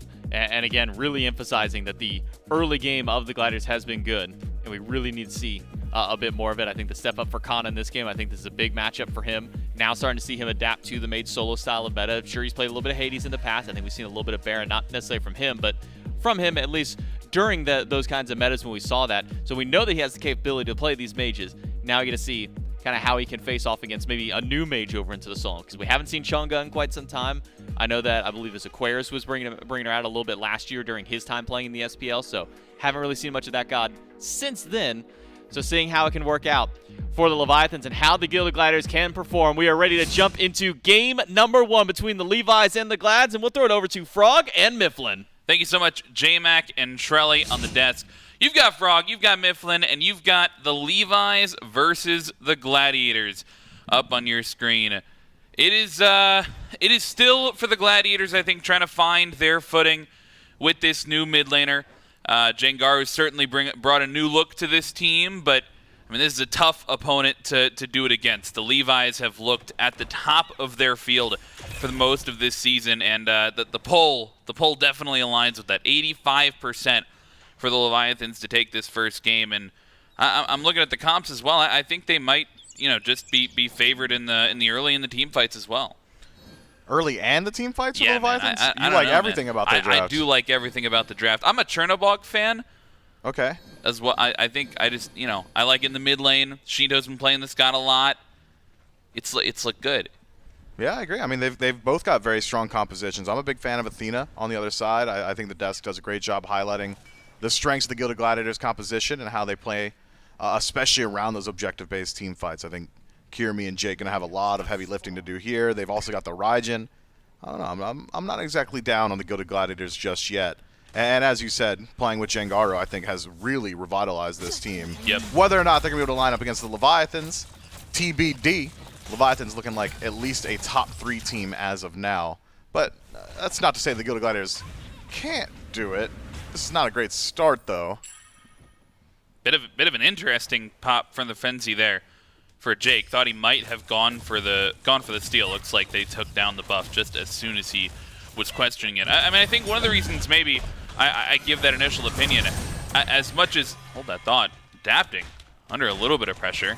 Actually, a lot more action here in the mid lane than we thought. And that's where I was going to bring us over towards this Ixchel in the mid lane. Not a pick that I've seen, we haven't seen it a lot, of course, but not one that I've seen have a ton of success or that I'm very high on, I suppose. Yeah, but some of the most recent buffs to Ixchel, I think, really have enhanced her viability. Better poke, better survivability, always has that great utility of healing, as well as just a constant blind. It feels like one of the most poke-heavy gods in the game. Leap in from Kirmi, that is ill-advised. Does a little bit of damage, but takes more from adapting on return. Hunbot's not exactly great until level 5. At level 5, though, probably strongest on map. Yeah, I saw when it got picked up, I was looking at the stats, and I think this god's been picked 9 total times and only won 3 times. So 33% win rate, not standing fantastic, but That's just like Bobby's SPL career. you heard it on the desk, though. The recent buffs to Bobby as well. He became a caster, of course, but I mean, recent buffs to Hun Bats. He gets a little bit more damage on that ultimate, some CD reductions. I mean, do you expect Kirmi to try and get involved a little bit earlier, some more confidence on this pick now? I mean, at least at level 5, you were doing more damage. Confidence comes from Somersault being on a little bit lower on that cooldown, but considering Jengaru has been restricted to tower line for the first 2 minutes of this game, might be difficult to leverage any bit of early aggression. Kana, though, clearly not having those same struggles. Final K a little bit away from the standard on the Chang'e, whereas Raijin has been absolutely dominating the Soul lane. I'm curious to see how well Final K lines up. I'm not concerned for his life. Chang'e very survivable, but I am concerned for Final K's ability to keep waves out of his tower or defend his blue buff. If Kirmi can start his rotations over soon, and seems to be the case, could be looking at a small skirmish there. Dash in from Kana. Damage onto adapting, down to half HP already. And that gives Kirmi the space. He's on to the blue buff. Fine, okay. Looking to secure it if he can, but this is dangerous. He stepped up a little bit farther than he anticipated, perhaps, but the level 5 thought it might have the turnaround, and they do. Shinto, he's at level 5 as well, and the Leviathans on the board for first blood. You gotta steal away that blue. If the Gilded Gladiators confirm that one, Final K is not 5. There's no damage returned from that Chang'e ultimate, and maybe you can keep the fight up or at least make it out of there alive, but Gilded Gladiators flub the invade. Leviathans take advantage, and Shinto gets involved from the center of the map. And you have to expect that every single time you take a fight where Shinto isn't, he'll be there, and he'll be there quickly. Yeah, he can start to get involved as soon as he hits that level 5, as you see right there. I mean, it must have been, a couple of seconds before that he had ticked over to get that ultimate in mid lane. And especially with the amount of pressure that he's been putting Jengaru under thus far. If Ixchel is just trapped behind that tower, you get to rotate if you're Shinto, and you don't even lose much farm for it because you're pushing waves under the enemy tower. That is right. Look at that build from Shinto too. Aussie in first slot. Good deal of sustain. Should be able to hang out in lane for just about ever. And that makes sense to me as an adaptation up against Ixchel. Her ability to poke is incredibly high and has only gotten better here in 10-11. Now having additional range on the enhanced auto attack means that Shinto doesn't exactly have a safe spot to sit without taking a little bit of poke. So I think Aussie, a smart way to stay topped off in the lane. You see though, Kirmi has hit 5, could at least get beads here. Potentially looking for some damage, but won't drop the ultimate, just gets the dash out of Shinto and helps him find a little bit of safety. Meanwhile, Kirmi taking a little bit of this farm as Jengaru returns to base, but the ultimate comes through and Kirmi does not get a chance to react. No beads available for the Hun Bats, and adapting takes advantage. Yeah, I mean, that's tough. You really got to see Hun Bots be willing to just throw out the ultimate, I think. Even just stripping away beads from Shinto there, if it's a low percentage odds kill, and it is. Jengaru didn't exactly have a whole lot left in the tank to fight there, which is why he's sent back to base. At least you prevent Shinto from jumping into someone's shadow in the solo lane or the duo lane and having beads afterward, right? You want to get rid of those resources, burn through it, rotate through, maybe get the kill a little bit later on. That trepidation costs Kirmi a lot there, and adapting, of course, has his opportunities every single time. I mean, even looking at relic selection across the board for the Leviathans, it's a whole lot of beads and one bracer. So it's not even as if Kirmi's got an easy target. He's going to have to burn beads wherever he goes. Yeah, that bead's just now forced onto adapting, though. Not sure what took that. Maybe the ultimate from Kana, that's now down. So we missed a little bit of that engagement. And I think they were looking for the invade, but just because that blue timer's a little bit delayed, they're not able to push up and find that aggression. Now that that beads timer is down from adapting, though, that's got to be a focal point if Kirmi wants to get involved early. And given that he went for this blink first and not the beads first, I want to be seeing him use it in the first 10 or so minutes here. Yeah, needs to get aggressive. Otherwise, that safety would have just been better. It makes some sense, too. Certainly some potential to get involved on map, knowing the Leviathans will be playing with pressure, especially over here in the duo lane. The desk highlights it pretty well. Soul, maybe not the easiest to gank, but certainly puts herself in a position to be ganked consistently. Panicat living up to that now on that tier 1 tower line. Kirmi's going to spend the next little while just farming up on map. Don't believe we'll see him get overly active in the next few minutes. Adapting, nursing about a half-level lead. Likely going to be the progenitor of aggression, but Adapting is also one of the most patient junglers in the league. Loves making sure he has all of his resources available. So 70 or so seconds till those beads are back up. Damage onto Shinto. And the mid 2v2 back in line here between these two. So far, the only aggression we've seen has been towards that soul lane, outside of that one gank from Adapting, which sort of happens, all in an instant. But all the planning has come from this right lane, and I think it has a lot to do with these mage solos. We've seen a lot of different reactions to these, right? We've seen an Opwash over there be completely camped and shut down. We've seen a Raijin be totally camped and shut down. But now it's almost like people have gotten used to the mage solos enough that, like, even if I camp them, they're still going to be monsters late game. So, like, what's the point? Well, it's to prevent the late game from coming quickly or picking up some early kills. There's a lot of reasons you would gank the mage solos. I think it's more so to do with the fact that Chang'e is incredibly safe and the mage solos maybe not as squishy as you might expect just because of the amount of sustain they have in build. Pythag's piece, pretty difficult to deal with. Still need to burn through their beads. Both have some form of CC immunity and kit. So it's not as if Adapting or Kirmi have an easy time rotating over that lane, but I don't think it's a blanket statement. Don't gank mage solos. Yeah, I mean, that's fair. What do you think makes a mage solo at this point? Because, I mean, we saw Raijin. They pulled him out. I think it was the Levi's who pulled him out initially when nobody expected him to. And then Chang'e, of course, been a focal point. Won't even get a chance to finish the question because they're looking for a little bit of a purple invade. The Leviathans grouped up here aggressively on the left-hand side, and Kirmi and Awesome Jake grouped around as well. Watch for the rotation. Jengaru in the area, and of course Shinto could join at any moment It looks like they won't want the fight. They just want the purple invade. They'll get it, but they'll be trapped in between 4 members here. A well-timed Fear No Evil, and Panda Cat falls down, adapting in on the ultimate, and Rongu, he's low. The taunt is good for a second kill, but a great double tap answers one back, and Kirmi will fall. Now a 3 versus 2, and the pressure is continuing to be answered back, but adapting just makes the difference. A 3 for 2 overall, and Shinto, he's still fighting, but he's got to run. Snoopy's on the chase, dashes there, closes gap, but Shinto makes it back and safe towards that tower. Not sure I agree with adapting going for the reinitiation there, even knocking down Jang. That's a double goose egg, as opposed to the pretty large bounty that adapting is going to be worth at that point. So Gilded Gladiators off their own aggression. Great rotation from Jengaru. Snoopy getting involved, good ultimate to slow things down. Kirmi, of course, separates the entire fight with Fear No Evil. Turns things around a bit. All that to say, Leviathans still do confirm their own purple buff, still do get a few invades, pick up some neutral farm, still do push their gold lead. But still, a good idea of what team fights are going to begin to look like as the 5-on-5 begins to develop. Gilded Gladiators, it's a great composition so long as they're all on top of each other, but they're still bumping heads into maybe the strengths of the Leviathans. Shinto showing up after everything is already used makes it pretty difficult. Quick pause here as we figure out some things on the end of the players, but I mean, you're right, that gives us a little bit of a view into how these team fights are going to look, and specifically I'm looking at the pairing of when you have Athena next to Hunbats, right?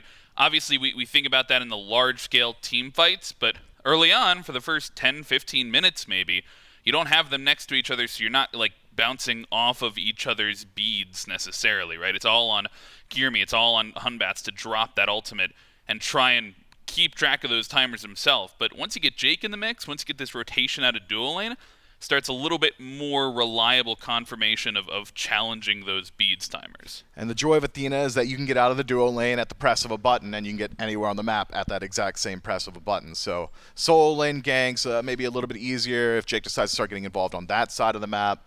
And as you said, in the team fight, things get easier as well. You do generally want to burn beads with Athena taunt. It's just a much shorter cooldown. So once that becomes the case, things simplify a bit. Going back into game here. Apologies once again for the pause, but I think the Leviathans not reeling necessarily after that fight. I mean, obviously, I think the Gladiators come out on top in a little bit of a trade, but it's not really showing in the gold lead. Still 2,000 for the Leviathans, and the experience definitely in their favor as well. I think they've got about a 1-level lead in pretty much all of the roles here. 1 level to a half a level across that mid 2v2 specifically. And I think that gives them a little bit more confidence to bring this pressure and start fights just like they did. But, I mean, even then, we've seen the Leviathans be a later game team at times. And, I mean, I think they're just happy to sort of play around for those team fights, or at least mid-game fights. Or wait on some pretty significant power spikes. I'm keeping my eyes from Typhon's Fang, from Panda Cat, getting that penetration available, as well as the lifesteal. Could open the potential for a Gold Fury. Double Hunter composition for the Leviathans means that Gold Fury should be a target relatively soon. Could burn through it very fast, especially considering Shinto's gone Fail Not in that second slot. Anytime you see crit on a Hunter, all of a sudden those neutral objectives start to be a bit more enticing. Wow. Shinto taking a ton of poke there just in a couple ability trades. Jengaru, though, will be locked off for the wall. And a small grouping here maybe gives the Gladiators the pressure that they were looking for. This left side of the map all of a sudden has become a focus. And it's as soon as the Leviathans go for that purple buff invade, and we saw, you know, the little skirmish there in mid. And I wonder if these teams are starting to think about this beacon, starting to think about this Gold Fury as well on the left-hand side. Adapting up into the air, as is Shinto. And the pressure's on to Kirmi. Still no beats available, and the burst is perfect. They do find the trade onto adapting, though, so it's 1-for-1. A phenomenal trade again for the Gilded Gladiators. Might get even better. Shinto sticks around. Auto attack, no good. And Shinto gets out of a sticky situation. Jang just a little bit too late to finish off that kill, but does at least burn those beads. Does at least get rid of adapting, too. So great trade for the Gilded Gladiators. Kirmi is just worth less. Bounty-wise, farm on map-wise as well, taking out the lead. So significant. But it does speak to the confidence of the Leviathans that adapting said, yo, 3v2 on my tower line, Shinto's in the air at a quarter HP. yeah, we win these fights. It's not going to be an issue. And nearly does so. Nearly has the damage to just deal with Kyrmi before he drops Fear No Evil. And if that's the case, the entire fight goes to Leviathan. So thin margins, but small wins for the Gilded Gladiators. Beacon being contested here by both squads, but it's only Awesome Jake here for the Gladiators. And I think he will have to back off and give this one over as Shinto shows up to help out. Beacon has not been as much of a contention point ever since the changes quite a bit ago. And I think, you know, teams may have used it as a fight point in the past, but now it's much more heavily around these neutral objectives, especially the Gold Fury. Yeah, and it's at such a tumultuous time, such a volatile time in the game when that first beacon spawns up that if you don't feel like you're completely confident in your ability to take the fight around it, it's really not worth making that rotation. Second beacon, third beacon, a little bit easier to make those rotations on, but you're still waiting on some significant power spikes, a few people looking for that second relic, so it might slow down that fight. Worth noting, though, Awesome Jake has really soaked up a lot of farm so far this game, seen a lot of splits in mid, 3 splits in mid, 3 splits on camps, and it's put him in a pretty good position. Jake's feeling pretty strong right now, but it has come at a cost of his carries. Both Jengaru and Kyrmi now about a half level down, Jake sitting about a level up. Dashton attempted there. And I think he wants it. He's looking to get aggressive, adapting into the sky and forced out at about 60%. We'll see if the chase continues, but the Gilded Gladiators will be hard-pressed to find a little bit more after using that Fear No Evil. A lot of their engage maybe takes a back seat. Good dash taunt will force it to separate, but this rotation, that's what I've got my eyes on. Kana rotating over from the soul lane. That might empower them to pick up the Fury. Shinto is posted up on the right-hand side, though. Pyromancer pulled out. If Rongyu could slow this down, Shinto could get involved after the objective. Frenzy gets popped. Gold Fury looking to be secured, but the Levi's, they take Yikes. it away with the Soul Ultimate. Yikes. And at the same time, they get Pyromancer. So the Levi's, they don't have to make the trade. They get the best of both worlds. I mean, that's +1 gifted by the Gilded Gladiators there. Just confirmation wasn't quite available. Leviathan sneak it away. Great ultimate timing from Rongyu to disrupt the Gilded Gladiators secure. I believe that's probably the cause of it. Panicat, of course, times his ultimate well too. But had there been just a little bit more ability damage from the Glads, had there not been a massive taunt just a second before, maybe that objective at least trades in their favor. And now it's the Leviathans with every bit of control on the map, and the Gilded Gladiators got to be thinking to themselves, we can't even take a team fight and find a massive win now. Both Pyro and Gold are off the map at the exact same time, so later on maybe the trade becomes available, but until then it's just slow things down, try and control your own camps, farm up, grab neutrals where you can, but not exactly favoring any of those neutral territory fights, considering the Gilded Gladiators playing into this massive deficit. Levi's, I mean, that is a back-breaking play at the 15-minute mark. Yeah, and that really explodes the lead for them as well, up to about 6K here in the Gold Fury, maybe closer to 5, or in the Gold lead, rather. Experience lead still favoring them, but now it's 2 levels in mid, 2 levels in jungle, 2 levels in solo as well. And all the time, I mean, that rotation for Kana is huge as well because they don't get anything for it. He walks all the way across the map, he misses a couple of waves, adapting. Under the pressure, though, trying to steal away the green buff, and what? That's illegal. He steals the green buff, and he gets out alive. That's illegal. Yeah, not only does he steal the green buff, but it's an active decision of, I'm going to survive, uses the Bumba's Dagger healing. I think that is the difference maker, but it does remove him from the map. Kyrmi now involved, burns through some relics. Looking for the re-engage, though, is Shinto. He ults in and finds the 1v3 and finds Snoopy within the chaos. A killing spree for the mid laner, and Awesome Jake being locked down as well. A double for Shinto as they turn the fight around. An attempted gank from the Gladiators does not go their way. And that's why you don't give up Chernobog. Every single time you take a fight where he isn't, he is. And Shinto does it once more. I mean, that's maybe the 4th exchange this game we've seen Kyrmi initiate with Fear No Evil. Shinto, his ears perk up from across the map. Oh, Fear No Evil's down? I'm under 0 threat. Ults in and just makes things so easy. Kana potentially in some trouble here if he takes too much damage. If he's poked out, Fire Giant could just be the target.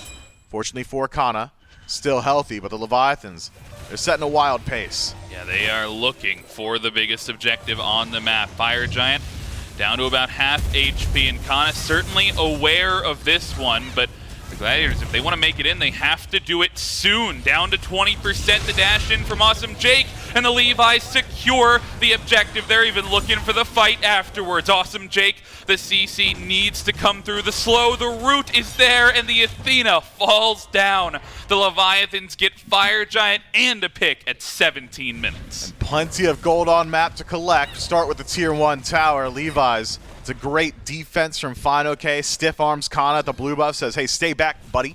And Kana does. Fire Giant goes down, and the Levi's now on a warpath, can do essentially no wrong on map. Your eyes on left. Shinto's ulted in. Kirmi on retreat, but lands into the other global. Adapting, knocks him down, and here's the thing, another global as well. If you made it another 5 steps, the wave would have got you. That's brutal. I mean, you know, Kirmi just trying to farm over there on the left-hand side, and it's, you know, at risk of falling down 3 levels behind. He's 4 levels down to the enemy mid laner, who's the one that's ulting to where he is every time he appears on a minion wave, it seems like at this point. And the Leviathans, they can do no wrong. We're 18 minutes in, and you've got a 10k gold lead, just period, plus the Fire Giant, which we could maybe equate to somewhere around a 5 or 10k gold lead. This is this feels like a 99%er, one that the Levi's would have to lose. Yeah, Levi's in a pretty good position from here. Good siege composition. Shinto and Panicat can split the map relatively well, have Shinto play on opposite side, leverage that global, and you're not exactly sacrificing structure damage. The only thing I could see costing the Leviathans on siege is maybe the difficulty with which they initiate fights. Final K can do it from range with ultimate, but that's an ultimate cooldown. Wrong Yu, I mean, if he's starting things off, could be his ultimate, but again, ultimate cooldown. Or he has to just walk himself in point blank, connect some of those roots, maybe some of those silences. So if the Gilded Gladiators just play safe, play in their tier 2, play back, play the poke battle, could slow down the Leviathans. All that to say, though, I mean, 11,000 gold separating them, you don't exactly need to have an easy time. You can just tank up a lot of abilities. You're allowed a certain margin for errors when you're this far ahead. It is rare these days that we don't see that many blinks. I feel like it's a pretty popular relic, especially on, you know, aggressive compositions. And only the one blink, and it's on to Kirmi, and I'm not sure I've seen it get that much value. I feel like he may have used it once or twice in the first 12 or 15 minutes before he was able to get that second relic, but just hasn't able to be the consistent force that I think he was hoping to be with this pick. I mean, he would have loved to have been ahead and allowed to do it constantly, right? But we've seen a few really good Blink ultimates from him. I've seen 3, 4-man ultimates as well. So Kirmi going for the relic makes sense to me. You need to be that initiator for your team, and if you have to leap in to do it, you're probably just dying immediately afterward. Unfortunately for him, hasn't kept him alive regardless, considering Leviathan's so far ahead, but I wouldn't leave that entirely at the feet of the Hun bots. Has a lot to do with some of those objective team fights. Has a lot to do with those rotations from Shinto, the global presence from Ronnie, and adapting too. It just makes it so difficult for Kirmi to find his spots on map. Otherwise, the only one on the Leviathans I could really imagine picking up Blink is Fine OK, and it doesn't really seem to be necessary. He doesn't really need it if he's hitting ultimates from that distance. Kana gets forced out before the tier 2 even gets threatened, and it falls down. Shinto grabs his tier 2 on the left side as well. And they've got the potential for a crazy split siege if they want to continue to force it, but looks like they will just take down all of the non-Phoenix structures on the map, and it's a complete tower deficit. All 6 taken down for the Leviathans. The Gilded Gladiators, they still have 6 towers to work through if they were to try and fight back, try and win a fight. But at this point, the Leviathans stepping back, I mean, this is certainly the disciplined play, but I mean, with how tough the siege is for your squad, I wonder if the Gladiators try and take this time to maybe look for something cheeky, maybe, you know, set up for this next Fire Giant spawn. It'd be difficult to take a fight in neutral territory. Ease of initiation really comes into play on siege. Taking a fight in the jungle would really alleviate a lot of those concerns for the Leviathans. Adapting's going to have a lot of great cutoff paths for those walls. Ronnie, of course, that global presence, even better in these narrow jungle corridors. So I think farm on map, play on Phoenix, probably the best call for the Gilded Gladiators. I'd be surprised to see them group up around that Fire Giant, but we'll have to see. might not even come down to it. If the Leviathans can start restricting where the Gilded Gladiators are allowed to walk just by simply putting pressure on map, would force some of those backs. I like this from Shinto. Okay, you want to push the left side of the map? You want to collect some farm? I'll be here. If things get dicey, I won't be here with my global. If things get dicey on fire, I'll be there. I mean, it's just the strength of Chernobog. He's everywhere on the map. Pressure from the Leviathans. The gold lead, the experience lead, the item deficit speaks for itself. Oh, I'm lucky. They have to back off. Yeah, I mean, it's just, it feels too dangerous for them to be outside of their base right now. That is where they want to take this siege. That's where they will have the best chance at successfully having a fight. But I mean, this is maybe where the split comes through. You see adapting in mid. You see Shinto on the left-hand side of the map. They can threaten all 3 Phoenixes here. Yeah, we're getting global diffed here on the Gilded Gladiators. Gold diff as well, experience diff too. Okay, maybe it's just everything. The Leviathans have every single bit of control. Someone's going to have to answer Shinto shortly. It's not going to take him long to knock down that structure. Sending Kana, though, he's such a major part of the team fight. The Gilded Gladiators split to the wins. Levi's looking for the engage. Kana on the left-hand side. And Hunbat's in the middle lane. Kirimi looking for adapting. That damage, though. Just a couple of autos. And Shinto trading back. But Kana takes a ton. Is going to be forced to walk back to base. Needs that healing. And on the right side, the engage might be there as they're walking in. Frenzy gets popped and Fine-OK forced to use the immunity relics all across the board. And a fight on the left-hand side. Kirimi goes big and takes down Shinto. So far they've kept up all 3 birds and they have to step back in. Adapting finds the answer back onto Kirimi. But they've delayed thus far. They have to keep healing. And the healing is just too much. They finally get one of the birds. Kana in no man's land, dashes out, trades places with adapting, but the Gilded Gladiators seem to want the fight. Ult in from Jake, taunts there, but he holds it perfectly. Holds it for the Aegis, and Fine-OK falls because of it. They're not done either. Adapting the engage from Kana, the dash in, and look, it's charged. It just needs the taunt, and it finds Purchase onto Adapting, Yikes. but the turnaround is there, and Adapting uses the relics perfectly. Kana, maybe the next one on the chopping block, has to find escape on the left-hand side. And the Gilded Gladiators, they thought they had the chase down. They thought they had the advantage, but they've lost one. They might just lose Kana as well. Wall's coming back up, and that is his life. Adapting, picks himself up a killing spree, and up to the air. Up to the air and down to the ground. A double kill for the jungler. Adapting finds the support and the soul laner. And the Leviathans, they still have Fire Giant. They still have the healing.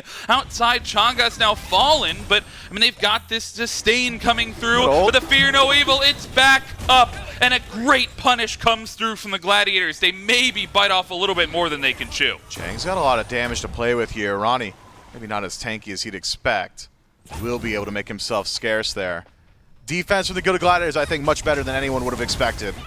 Leviathans had so much advantage going into that fight that you'd really expect all 3 birds to be down or potentially the game to be over. But a good ultimate from Kirimi onto Shinto after trading out with Kana just previously prevents the ADC from sticking around. Shinto gets re-involved but hadn't quite got his relics back up from the last fight, so falls once more. The Gilded Gladiators get to extend this game just a little bit longer. That said, I mean, left side Phoenix already down to half, both birds down. In mid and right, Fire Giant, Timer, going to be spawning up before too long now, but a minute out from that. Same verse here. I mean, the Gilded Gladiators cannot step up into neutral territory. It just can't happen just yet. The damage output behind the taunts, although decent, still not quite where you need it. Waiting on that 6-item power spike from Jang. Going to be a pretty big deal here for the Gladiators. And so, I think you just put your hands together on the Chaos side and say, okay, if we could just withstand one more Fire Giant, if we could just stop that from happening, just keep our base alive, the game starts again to be just a little bit more even. That said, Leviathans have already done so much. Might not even have to wait on the Fire Giant. Any picks that happen on map now, you catch Kana in the jungle, you catch Kirimi in the jungle. Any individual pick could just cost the Glads the game. It's a big grouping from the Glads. They've actually caught Fine-OK here, forced to use the relic off the bat. The rest of the team could come through to help, that's and gonna be big. Shinto is in and adapting is in, and Kana's the first to fall. A full chase down now. The Leviathans running down mid lane. They don't have Fire Giant. They don't necessarily need it if they find some more picks. Will just be the one. But that's the danger. You find okay, you think he's alone? No, he's not. He's got the rest of his team there. If it's anything but Chang'e, you probably just have your kill, but beads into the dance just immediately gets him out of danger. Unfortunate. CC timing was good. Taunt, fear no evil afterward. DR doesn't really apply when fears are constantly applying, but good Gladiators, again, not enough damage behind it. And there was so much immunity still available to the Chang'e that fine okay just makes him look the fool. Second verse, we'll see if it's the same as the first, because it's fine okay again. No beads available, and this time they might have the damage. A 3-man ultimate will keep him alive a little bit longer, and you're forced to use the Fear No Evil. All the while, though, it's 2 members of the Levi's pushing into the Titan room. They've got their own Titan pushing down as well, and it's a split engagement. The Levi's, they pick up Kirmi, a 1-for-1 across the map, and they take down the left bird. Jake's being chased out. Wall's on the wrong side, but the slow connects. Adapting, no cooldowns. Jake just tanky enough. Will get himself out of there. Left side bird, though, as you said, taken. Mid and right weakened. To go to Gladiators, distracted and without Kirmi. Can only watch in horror as the Fire Giant is knocked down. Won't even be given that privilege. It happens far too quickly. Lance Leviathans pick up another. Rongu with the wave, and Jengaru caught outside of the Phoenix and will fall. Now 2 in the gray screen. Kirmi up in just 15 seconds, but the Gilded Gladiators, this is a big ask. Double ADC to fight up against 2 weakened Phoenixes, and fine okay, he's on his way back from base.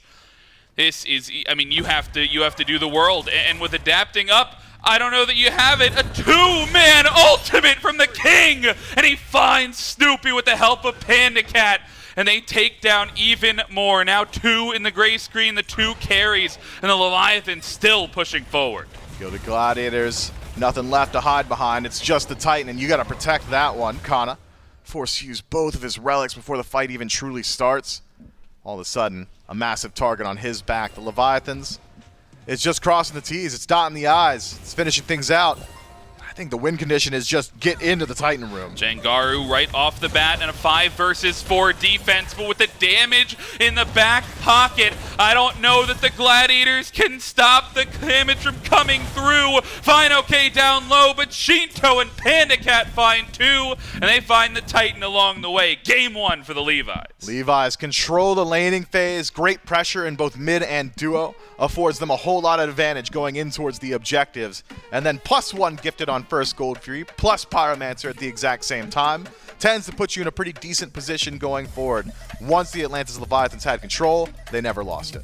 Yeah, that control was staggering at times. It felt like as soon as they got those neutral objectives, they just couldn't lose a fight. And there was one back and forth fight, that left-hand side fight, where I think the Glads go 3 for 2. They get a counter buff invade off. They find the re-engage that they were looking for. But even then, the Levi's were just 2k up off of better neutral farming, I suppose. They just played the map better across the board. I mean, they had pressure in every single lane, so by the time that fight had happened, you'd already lost so much to tower. They also controlled every bit of the neutral farm because adapting was bullying Jengaru so much. Ixchel struggling to get to those waves safely.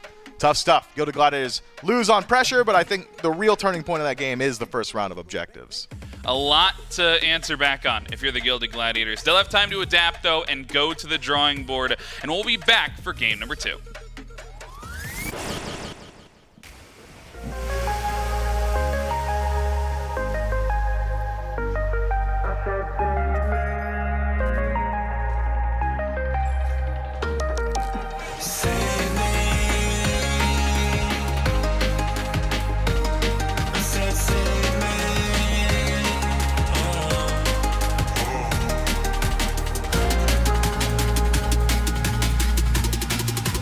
One, two, three, let's go.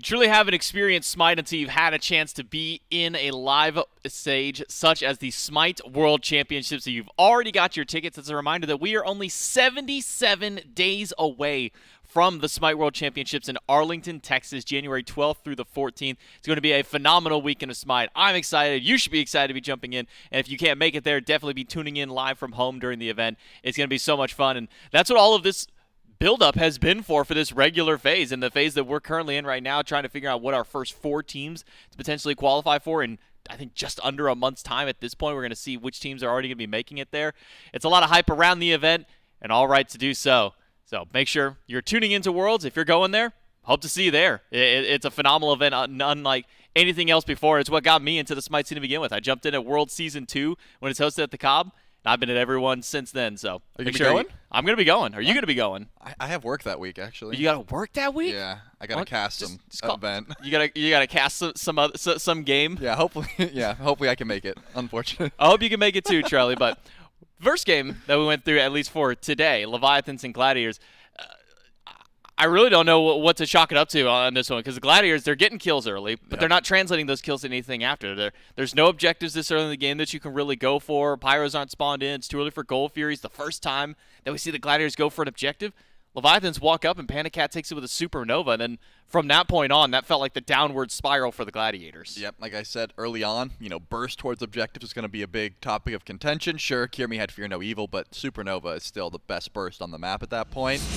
Shinto just dominates from level 5, essentially flies over to solo lane, make sure to punish Kana immediately after.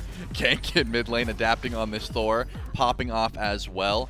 It just seemed like the Leviathans were able to control, as you would expect in a Gladiator set, the objectives, and that's very important, right? I remember looking up at around 26 minutes saying, this is a 21,000 gold lead and the game is still not over. So the Guild of Gladiators definitely held on. I think a little bit troll of the Leviathans, to be honest. They probably should have ended a bit earlier just because it seemed like Finoke was getting, picked off solo by himself, or at least getting a lot of aggression put towards him just by nature of, hey, the Gladiators are going to group up and look for some sort of play. But yeah, look at this position where it's like 17,000 gold, and still the Leviathans weren't quite ready to end here just because I'm going to call it playing with their food a little bit. Should have been a bit quicker. Either way, the pressure on map, the objectives, and of course the fact that the Leviathans were able to split up their team fights so well, just didn't seem like the Gladiators had a chance. I think a bit of that split fighting is really what was emphasized around. Phoenix specifically had one player over in dual lane, one in mid, 3 over in the right. And the defense from the Gladiators, I should say, on that right side, Phoenix was strong until Adapting then decided to show up to the party. And I think that was kind of that go button for the Leviathans. Once Adapting showed up, now we're ready to fight. We're ready to go for objective. Is Adapting here yet? Check. All right, cool. Let's go in. Alongside Shinto, 7-2 for the both of them, 7-2-8 for Adapting, 7-2-10 for Shinto on the Chernobog. And I think now as we start getting ready to dive into the next round of picks and bans, figuring out what you want to leave open. I don't know if I want to leave this Chernobog open against them. I don't want to be giving them Athena. Thor. Because Wrong U's been really good. Thor. I mean, you don't want to give Adapting Thor. At this point, the Gladiators have almost too much that needs to be banned away. So instead, I guess I should pivot the question of what would you like to see the Gladiators pick up in place of those picks that they might not be able to entirely ban away? I want them to prioritize getting Chernobog for themselves. If they're not in that first pick spot, if they do decide to go for second pick, which they do, then they got to ban away, which in this case, that's what they've chosen. They want that second pick slot. So yeah, do not let the Atlantis Leviathans first pick Chernobog. I think it's just too powerful. Shinto can control too much of the map. Already putting yourself down that much pressure with the global, I think it's just too much. So for picks and bans, game number 2, things start off pretty much the exact same with the Baba Yaga and the Amaterasu. For the Leviathans, Gladiators have banned away Apwash. I just gotta imagine it's gotta be something like Chernobog Yamoja for the next couple of ones. Just because of how strong Shinto was on the selection in game number 1, I would not want to give that one over to the Leviathans again. Athena's just been so potent too. It's almost a double-edged sword right now where you want to take like 3-4 big picks away, but you only have a few bans to do so, and making sure that the Outwatch is in there. It is such a difficult one. Not wanting to give the Athena up at the very least, so the Guild of Gladiators ban that one away. maybe trying to hold the Umoja out for themselves, but leaving Umoja, Chernobog as options, not the best ones. Leviathans will take the Umoja away, so now a couple of big decisions to be made by the Gladiators. If I'm then, I'm just banning the Chernobog here. I'm not taking the risk. Yeah, it's just not worth it, I think. There still is a lot of picks that the Gladiators might be worried about in place of that Chernobog, but at this point, it just seems like too much to try and risk because of how much presence Shinto had across the map in game number 1. I guess you could try and gamble and say, hey, maybe, this time around the Leviathan's going to prioritize the Raijin or something like that, but yeah, I just cannot imagine they want to deal with that global presence once again. Considering, again, right at level 5, man. It's just the second that level comes through. But it looks like they're going to try and grab the Raijin for themselves, because Leviathans, if they want to run back what they just did, will grab the Chernobog once again, and I don't see why they wouldn't. Honestly, Leviathans could probably run back a lot of their same composition that they had in the previous game. Is Chernobog, Sol, and Charon for their top 3. Now, unless we see the Charon picked up by the Gladiators, which at the moment we don't see a hover towards it. Instead, it's currently on the Ratatosker. Could see Rat Raijin as a combo. Gives you your flexibility with Raijin if you want to play him in mid or if you want to throw him in Soul lane. Ratatosker has been a good pick for a lot of the junglers, but instead, hover of Soul, lock of Ratatosker, so we will see Kirimi's selection, and then the Soul. So they're going to give the Raijin over to the Leviathans this time, assuming the Leviathans want to go with it. They can snap block that one for fine, okay. Yeah, looks like they were a little bit more worried about the Soul pick. I mean, it did have pressure in duo. It was able to steal away a Fury. That burst is impactful. But that Raijin still brings so much damage, so much sustain, so much CC, and there's no way. The Leviathans have not had to think about a single lock this game. They're like, oh, cool. Like, you guys gave us the Cherno, you gave us the Raijin. Sure, maybe you think about the Charon, but after the performance in game number 1, I don't think about that one either. Not to say that the Gladiators aren't just giving up these extremely powerful picks and getting nothing in return. I think the Rat still does have tremendous value here in the early game. The Soul, we already saw last game how strong she can be. And now with the Morgan Le Fay, remember that was banned away in game number 1. Got good CC, decent actual ability confirmation. But you don't have too much frontline just yet. Even with these tankier mages, you're gonna want Awesome Jake's pick. I wouldn't be surprised if some do get banned in this next phase just by the Alliance Leviathans trying to limit what that dual lane can do. Because you already see the Soul. You know there's going to be a bit of pressure, but extra buff clear, a little bit of extra wave presence could be disastrous there. So probably some bans towards Awesome Jake in the future. Do see a Camazot's ban by the Gladiators. I think the ultimate question is, though, what does Awesome Jake go towards for the Gladiators team this time? Because the Charon has kind of been one of his fallback picks, now taken away from him twice. The Athena and the Umoja and now a Sobek have all been banned away. So where do we see Jake go towards for his next selection?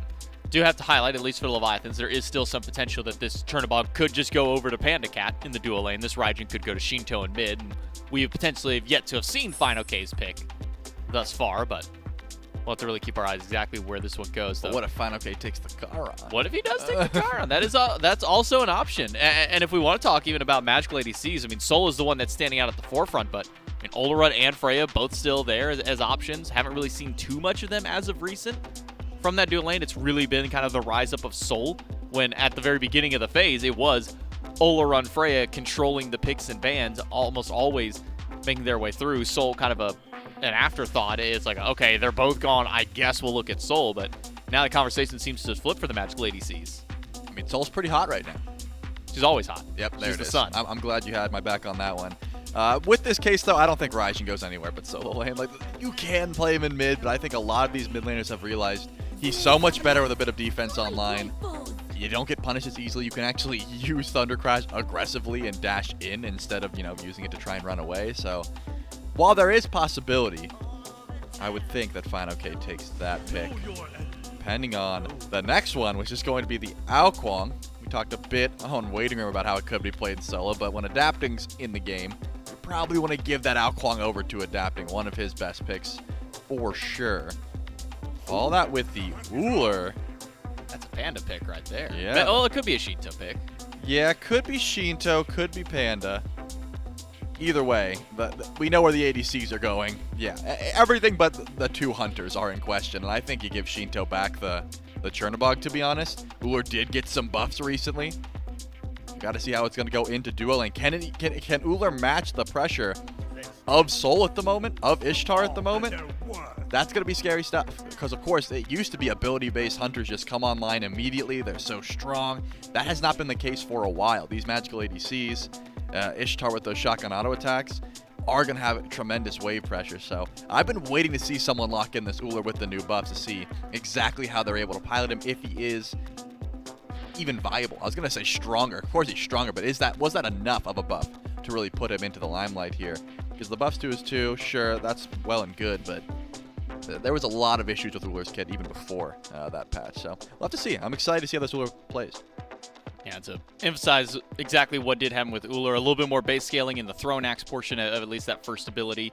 But then the buffs between the power buff and the attack speed buff on his 2 and his 4 have now been swapped. So he didn't get any more or less, it's just the access to them. So now the attack speed buff is on that second ability, the power buff over on the opposite end for the ultimate this time. So it does kind of change up a little bit of the play style there. So all the players who have really become kind of accustomed to how Uller was played, kind of swapping up and around abilities, now maybe kind of changes a little bit of the God, but still keeps that same level of identity. So if that was too complicated, you don't got to press 2 anymore in the middle of your combo. To That's get power. pretty much it. Yeah. You're going to get that power regardless. You can get the extra attack speed buff, or you can just not use it, an extra input you don't have to click anymore, and you can use it to run away after if you just want the movement speed. Yeah, basically just simplifies your full combo out there. So I think now kind of talking about the Leviathans, where this Uller goes, still some question. I looked up the 2 stats between both Shinto and Panda, and they're very similar. I think it's 58% win rate for Shinto on the pick, and a 63%, if I was not mistaken, for Panda Cat. So very, very even in that sense as to where it could go there. Do you have a preference on where you'd like to see it? Would you like to see this one more in the duo lane, or would you rather see this one kind of highlighted towards mid? I want to see Panda Cat take it 100%. I want to see him jump in on wave 2, hit an axe, find that aggressive Uller play style to see if it's still even a possibility. Except if Panda Cat's not going to make it work, I'm not sure how many, players are going to be able to make it work. Of course, having the Chernobog in mid also makes it easier. You can fly to left, you can fly to right very easily. You're not going to miss too much farm. You could say adapting, hey, take a wave. I'ma just zoom left, zoom right. So I just preferred Chernobog in that mid role just for the sake of globals. And then, of course, I want to see if Uller ADC can still work out. Looking over at the Gladiators, going to be seeing probably a Hunter mid out of them now with the Ishtar kind of selected alongside that Soul. Morgan Le Fay likely slanted towards that solo lane instead, with Kirimi piloting the Ratatosker for the Gilded Gladiators. That gives them a little bit of that semi-global they were kind of missing out on in that previous game. They had the full global with the Athena, but now with the Athena taken out of the question, they have maybe not an easy answer to the Chernobog, but something to try and match it. Can the Gilded Gladiators fight back against the Leviathans to tie things up, or the Leviathans put us up 2-0? Let's jump into game 2 with the casters. Thank you so much, J-Mac and Trelly. You still have got Frog, you still have Mifflin, and Doug, of course, taking us through the battleground. And some interesting picks in this one. We've got the Uller coming on the board for Panda Cat. As predicted on the desk, we've got the Morgan Le Fay solo coming through. We saw Sot play this last week. Some interesting picks for sure. And maybe most interesting of all, the Twitch poll has gone up a little bit for the Gladiators. Twitch chat feeling a little bit 3% more confident in the Gladiators to take this game number 2, maybe due to the compositions that get selected. Yeah, double Hunter draft, and the Leviathans did pick off-kilter selections, so maybe the Gilded Gladiators get a little bit more favoritism from chat themselves. I am personally of the opinion that Ull is like bottom 10 picks in Smite, full stop. Wow. I just do not love that god. We'll see. Ull from ahead, like if Ull's 3 levels up, he's like top 2, and it's not close. But getting that lead generally tends to be pretty difficult. How he interacts on wave, especially into like Mage Hunters, doesn't quite have the boxing potential. Doesn't quite have as much ability damage as Mage Hunters either.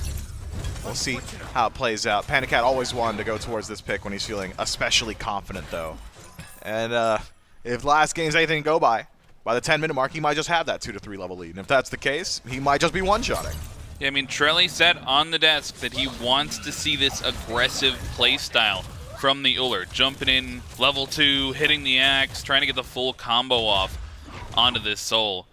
We see a little bit of poke there in the middle lane. And Kirimi onto this Ratatosker, a first pick focus selection for the jungler, the Gladiators. And that's got my ears perked up because, I mean, last time we saw the last pick Hunbats, we saw Kirmi, you know, maybe through no fault of his own necessarily, the composition didn't allow him as much to get involved, but I mean, that's Ratatosker. Kirmi's tired of that. Kirmi wants to be everywhere on the map if he can be, and he gets the global pressure to help make that happen. Yeah, he got global diffed a few times in Game 1 team fights, just couldn't quite get there before adapting had made his stamp known on maps. So we'll see if the Rat adaptation is exactly what he had needed. I think maybe the most important thing is that the Good Gladiators now have lanes they can play through. Jangaru dash caught! Oh my goodness, the block is beautiful from adapting, but he gets pushed up against the wall, and it's first blood for the Gladiators. Answer back by Shinto. They managed to punish adapting for making a beautiful play. Yeah, great target selection from Kirmi there. Just says, all right, we're dealing with adapting because my boy Jangaru is not getting out of here alive any other way. Doesn't make it out of there alive. Regardless, though, thanks to the efforts of Shinto. But finding first blood on the Good Gladiators, considering how poorly that fight had started. Dash forward from adapting, catches the dash from Jangaru. Tough stuff, but the Good Gladiators show a bit of fight back here in the early. Fight back is what they're looking for, and I think especially on this adapting, on the Sao Kwong, rather. One pick that is not the most known for getting involved early. This is one we've seen from Oath, of course, a little bit known to go back towards this pick, but past that and past maybe some appearances in the solo lane, we haven't really seen a ton of Ao Kwong. Fine, okay, though. He gets focused out early. Morgan Le Fay and Kirmi come together, and that's right around the blue buff spawn timer. Wonder if they'll be around the corner to try and steal that one away. The dash in and the steal from Kirmi. He's getting involved. Yeah, good stuff. A lot of that does come from Kana. Had done the majority of Final K's HP before Kirmi had gotten there. Morgan Le Fay, so good at putting that poke in, especially throughout that early Fairy Fire. Just difficult to deal with. Easy rotation from Kirmi. Connects the Acorn, which he had upgraded on map. One of the few primary strengths of Rat throughout the early is that he doesn't need to go back to base to hit his first power spike. So upgrades on map, rolls through with the long range Acorn stun, and Final K dealt with very easily. Also burns through those beads, so maybe further rotations towards Final K on the docket for the Gilded Gladiators jungle. This is a point that I was trying to get to in game number 1 before some action broke out, and that is really like what makes a mage solo. We've seen some standard ones, you know, like the Chang'as one we've seen before, even some, you know, Op-Wash is one we saw before this season, but we get the Raijin picked up, we get the Morgan Le Fay picked up, and they're all going the same build. Like everything's coming out, it's an identical build essentially. What makes a mage solo be powerful in the current meta?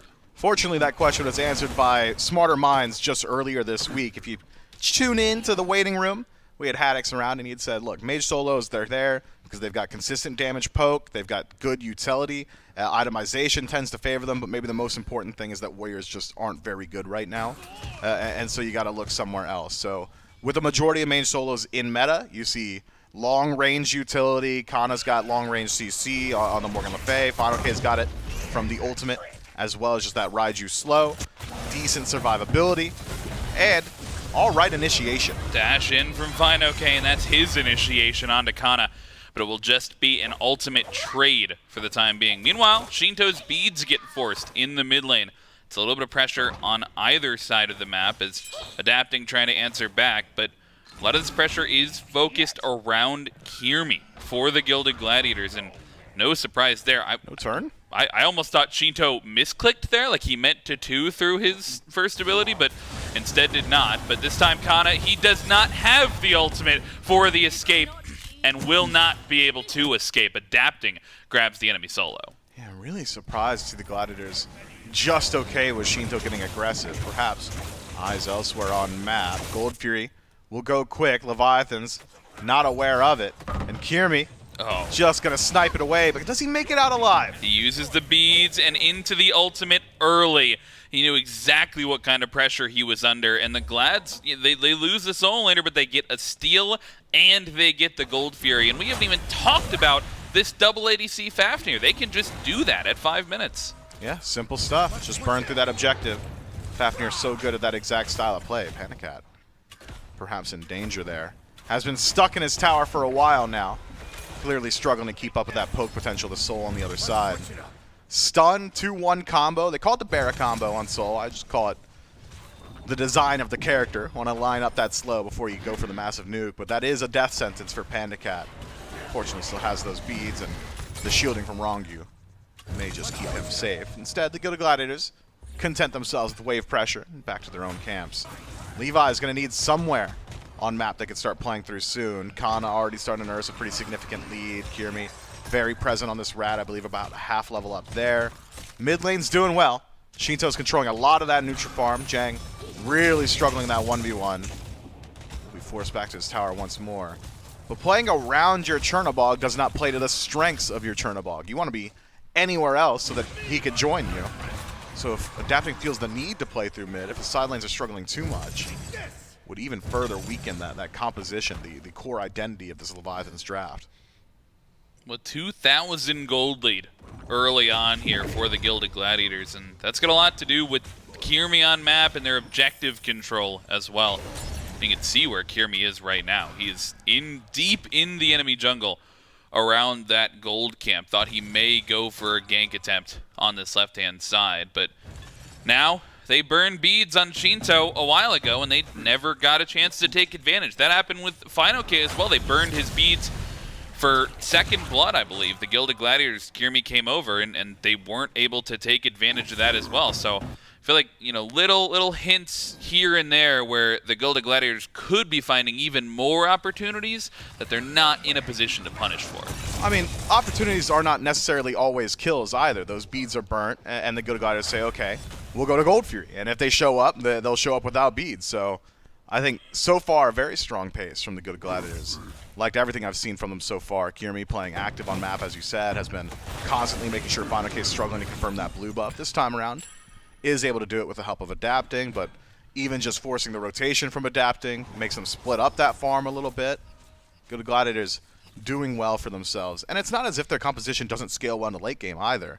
They may struggle a bit for initiation, a lot of single target on their side, but double hunter draft, mage solo, that all screams late to me. Ultimate from Jake, and some pressure here. Adapting is going to force him to run away. That dash, though, it's got a ton of range, but won't be enough for Adapting not to catch up. The CC is good, and everything gets slowed down before a double ultimate, and Kirmi helps out on the re-engage. Rongyu stunned out, and Awesome Jake is about to de-transform, but before he does, he burns the beads off of Panda Cat, and this engagement just keeps on giving. The jump from Adapting is there, and Panda Cat finishes off the support. A 1-for-1 across the board. Oh man, if Kirmi's just a little bit healthier there, that fight is so split up. Maybe you're able to at least punish Panda Cat for leap over wall.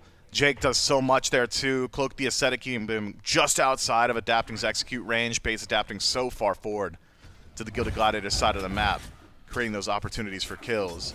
Unfortunately though, a late rotation from Shinto. Stop me if you heard it before. We have. It was the entirety of game one. Absolutely crushes what began as a phenomenal fight for the Gilded Gladiators.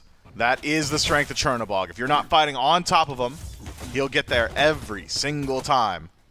Just got to make sure on the side of the Gilded Gladiators that they've got those get out of jail cards, that you've got an escape path available. You need to be very fast on your initiation, very fast on your strike, and a fast get out, or Shinto's going to punish you. Let's take a look at this difference in builds between the mid laners. I almost thought that Jangaru would want to try and match this aggression, maybe go the Asi himself, but instead chooses the stacking item. Is that just because Shinto wants to be rotating early on? Well, maybe Shinto wants to take those boxing matches consistently, so having that Asi available to him pretty important. If you're starting every fight with ult, fail not, just makes sense to me too. Snoop in some trouble here. Early cancels the Disapparate. Adapting around the back, and maybe he did not expect the rotation to come through as Kirmi. He's got to run the other way into the ultimate, but I don't know that this can be a re-engage. This has to be an escape. And you're right, cancels the Disapparate a little bit early, and he might have died anyways, but definitely seals his fate with that one. I think just wanted to turn around, deal some damage before he goes down. Immediately goes into the ultimate. CC immunes Ronnie's ultimate himself, but not exactly the greatest usage there. Maybe if you Disapparate through, hold on to some of that survivability. I'll be able to take the fight afterward. But Adapting's rotation essentially seals it, I think. Kana forcing that ultimate very early. Now only has beads for the CC immunity. Ronnie should just be fine. Charon is just so survivable. If he can catch the dash, sure, but I don't even think Jang's got the damage for it to matter. He rotates back into mid, but awesome Jake and Rangi, one thing I've noticed this game, they've been a little bit more active than usual. I mean, sure, we've had more fights around the left side than perhaps any other game, but in particular, these earlier rotations out of the dual lane, where you see that early gold for you see some CC coming through right there in the mid lane. And I almost expect the Gladiators to look for this basically right now. They did the first Gold Fury at 5 minutes in, and they've wasted time letting it go to 11 minutes. It's been on the map for a little bit, and with this Fafnir, they don't want to waste any time. Down to half HP, but Shinto, he sniffs it out this time, and the rest of the Leviathans are there to try and contest. It's being juggled, but Adapting on the backside of the fight forces Kirmi up into the air, and the Gladiators, they're at a disadvantage. The health bars are so low, and Kirmi, he has to make it out of there. All they've done, though, the rotation from Vinoke, the Levi's fight back and take the Oni Fury. Just these ultimates from Shinto are so stifling, even with Jake having the instant stun response. Shinto lands in a shadow, immediately stunned out. It's beads, dash, and a wall. I'm in your backline, and I'm landing crits because I have fail not. Unfortunate stuff for the Gilded Gladiators, taking just far too much damage. Off rip on engagement. Didn't want to stick around on the Fury because they're concerned about that global taunt in from Rongyu, essentially controlling the entirety of the Gold Fury pit. And Leviathan's able to turn things around cleanly. Adapting too. Gets a bit fortunate. Pass right into Kirmi as he's going into that ultimate. Does so much damage that Kirmi can't even reinitiate. And Leviathan's gifted a Gold Fury. Puts it right back at even. Doesn't exactly instill confidence in the Gilded Gladiators, who've generally struggled around that mid-game pace. So far, Shinto unanswered. Won't have beads for the next 90 seconds. Adapting also without beads for the next 2 minutes. Gotta be some targets. You really do want to start with this Chernobog. He is becoming a massive issue. Yeah, I think you have to start getting Kana involved as well. He's got a lead over there, and one of the few matches where he's maybe had the pressure. Before that even happens, though, the Leviathans, they'll hop on the Pyromancer. Before the Gladiators can respond, it's another double taking of those neutral objectives. And now the Panic Cat's been left alone on this left-hand side, maybe trying to look a little bit more for those axes on the aggression. As Jangaru trading ultimates in mid as well. This is the day Shito's a level ahead. He's just fighting 1v2. He can just feel comfortable trading that damage back. This Chernobog is so powerful. He is. Was at least benefiting from the fact that he was not the target there. Jangaru really wanted to deal with Ronnie, who narrowly escapes with his life. All the while, Shinto free casting the fight. And if that's going to become a developing trend, start to get concerned. Jake into the ultimate, but Shinto, his ult's not just for initiation, but a safety too. Defense down and into the Aegis, but he can waste so much time. The Aegis, he stays in the wall, and that allows Rangi to rotate over now. Kirmi into the ultimate, and Finoke and Adapting coming through. Jake has to give away his life, and will just try and waste the time that he can over the wall. The support falls down for the Gilded Gladiators, and just at the cost of trying to find an engage, but with how much time Shinto wasted, the whole team was able to come help. Yeah, tier 1-for-1 trade, but kill over to the Leviathans keeps things in their favor. Fortunately for the Gilded Gladiators, Kirmi had vacated and gone over to the right-hand side, knocks down a tier 1 tower on right, pushing that trade now a little bit more so towards the Gilded Gladiators, but it's thin margins once more. We'll see if Snoopy can tip the scales. Got to be careful here to separate, about to end, and Adapting, weighing the pros and cons of trying to find an engage there. Jangaru and Snoopy were right next to each other, so that damage would have been staggering if he tried. But the Gold Fury, the sights on the Primal, as that's next to spawn. We saw Beacon taken down a little bit earlier, and that's the first game in recent memory where 2 Gold Furies have fallen before the first Beacon even spawns. And now we're close to that 3rd Gold Fury, and Ronkyu's pushed up in kind of a weird spot, but they don't have the damage to engage onto the Charon. But, I mean, this early positioning seems to be favored by the Leviathans if they want to stick around and sort of set a trap for this next objective. Yeah, if they can catch anybody out or force them back. Gold Fury spawning so soon. would make it a little bit easier for them to take the defensive positioning. Leviathan's also controlling Oracle Vision, realize that should the Gilded Gliders even feel confident in their ability to burn the objective, a sneak away, not exactly in the cards. It's worth noting, though. And Jake's playstyle has really lined up this way. Every single game so far, I mean, only the one previous, but has been pretty significant leads out of support for Awesome Jake. Has come at a cost, though. Each time you'd think, well, maybe if Jake's splitting a little bit less from Snoopy, he'd be still ahead right now. Or if maybe he's splitting a little bit less from Jengaru, there'd be a lead in mid or at least a bit of parity. Instead, this Fafnir, taking a whole lot of farm, has put him in a very strong spot, 2 levels up. We'll see whether or not that adds up to a conducive team fight. Ultimate burned in mid, and Jake's got his ult channeled as well. Damage onto the Primal Fury. It's shredding fast, but watch for the ultimate from Rongyu. The wave only hits 1, and there's no follow-up available. But this Frenzy gets popped. The Primal Fury, it's secured by the Gladiators, and they may even look for the fight afterwards. Engage coming from Kirmi. Looking to land on the branch. Rongyu's going to be the target and taken down. The Glads get the objective. They get the support. And Panda Cat is forced to use the Aegis. The Gladiators get a ton. And they have to find their way out of the enemy jungle now. Beads and Aegis off of Panda Cat. Jake's got stun. Connects it. Damage is there from Snoop, but Panda Cat barely makes it out. Just able to get around the wall, but Jake can't say the same. Adapting, finds the execute, and Snoopy doesn't get the back off. He tries to play the min-max right around the wall, but Adapting finds it, and he'll have the backup from Shinto if they want to continue this fight. Meanwhile, Finoke, he finds Dangaru on the other side on the attempted escape, and Adapting, he's looking for it, and he finds it! Styles on Snoopy on the left side, and the Levi's, they managed to find a few picks. And the Gilded Gladiators were not on the same page there. Panda Cat misses the axe. Kirmi, reaction beads to the sound effect regardless, so might as well have hit it. Panda Cat finds the value anyway.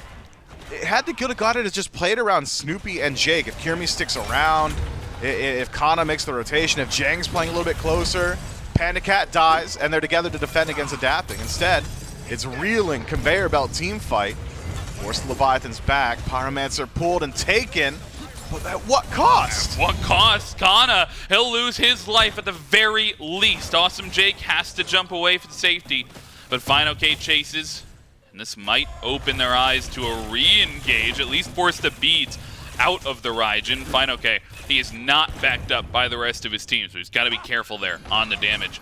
And this time it's a Levi's attempted pull. They pick it up, but the Gladiators' response is good, and this time it's them taking both of the neutrals. It is, but hasn't exactly net them the same lead the Leviathans got to enjoy in Game 1.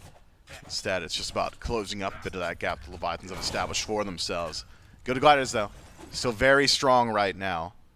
This 3-man core of Snoopy, Jengaru, and Awesome Jake have got a whole lot of damage to play with. Perhaps we're even considering going for a bit of a cheeky Fire Giant. Instead, though, lock eyes with the Leviathans. Finoke, Panda Cat, Rongyu all on this side of the map, and Snoopy not long for this world. That damage is huge from Panda Cat, but the rest of his team needs to follow up, and Snoopy just one auto from being taken down. Jengaru joins him in the grave, and after Uller gets it all started, Panda Cat not only lives, but his team follows up and grabs 2. Once more, the Gilded Gladiators just not all on the same page. That 3-man core, deathballing on the right side, maybe could have worked out had they had the allies nearby, but Kirmi's over on left. Kana's just pushing out his lane. The Gilded Gladiators lose both of their DPS. Jengaru and Snoopy, 15 seconds of the grayscale in synchronicity. Get to respawn together, but also will respawn into a 5-man Fire Giant Leviathans. We'll probably make short work of these structures. And they certainly have the auto attack damage themselves. No Fafnir to back it up, but you add an Adapting Ao Kuang to that core, and you're not really struggling to find these towers. It's a 3-2 split just now for the Leviathans, but with Kana rejoining the fight, he actually uses the ultimate, and that's because the follow-up is on the way. Jake over the wall as well, and Shinto will fall. Kana finds the last hit. Look at Adapting on the other side of the fight. as the wave comes through and the Leviathans continue to push forward. Jake's bitten off a little bit more than he can chew, and Panda Cat finds himself in a killing spree. Kana forced into the Aegis, but that's not enough to keep him alive. And it's a 1-for-2, the reaction to trade back Shinto's death. But they've got to be careful. They can't overstep. And the Gladiators, they're defending. Good defense from the Gilded Gladiators. Keeps that Phoenix alive. Kirmi's damage, Jengaru, Snoopy on respawn. Just enough to keep the Leviathans at bay. And losing Fire Giant on both Shinto and Rongyu is significant.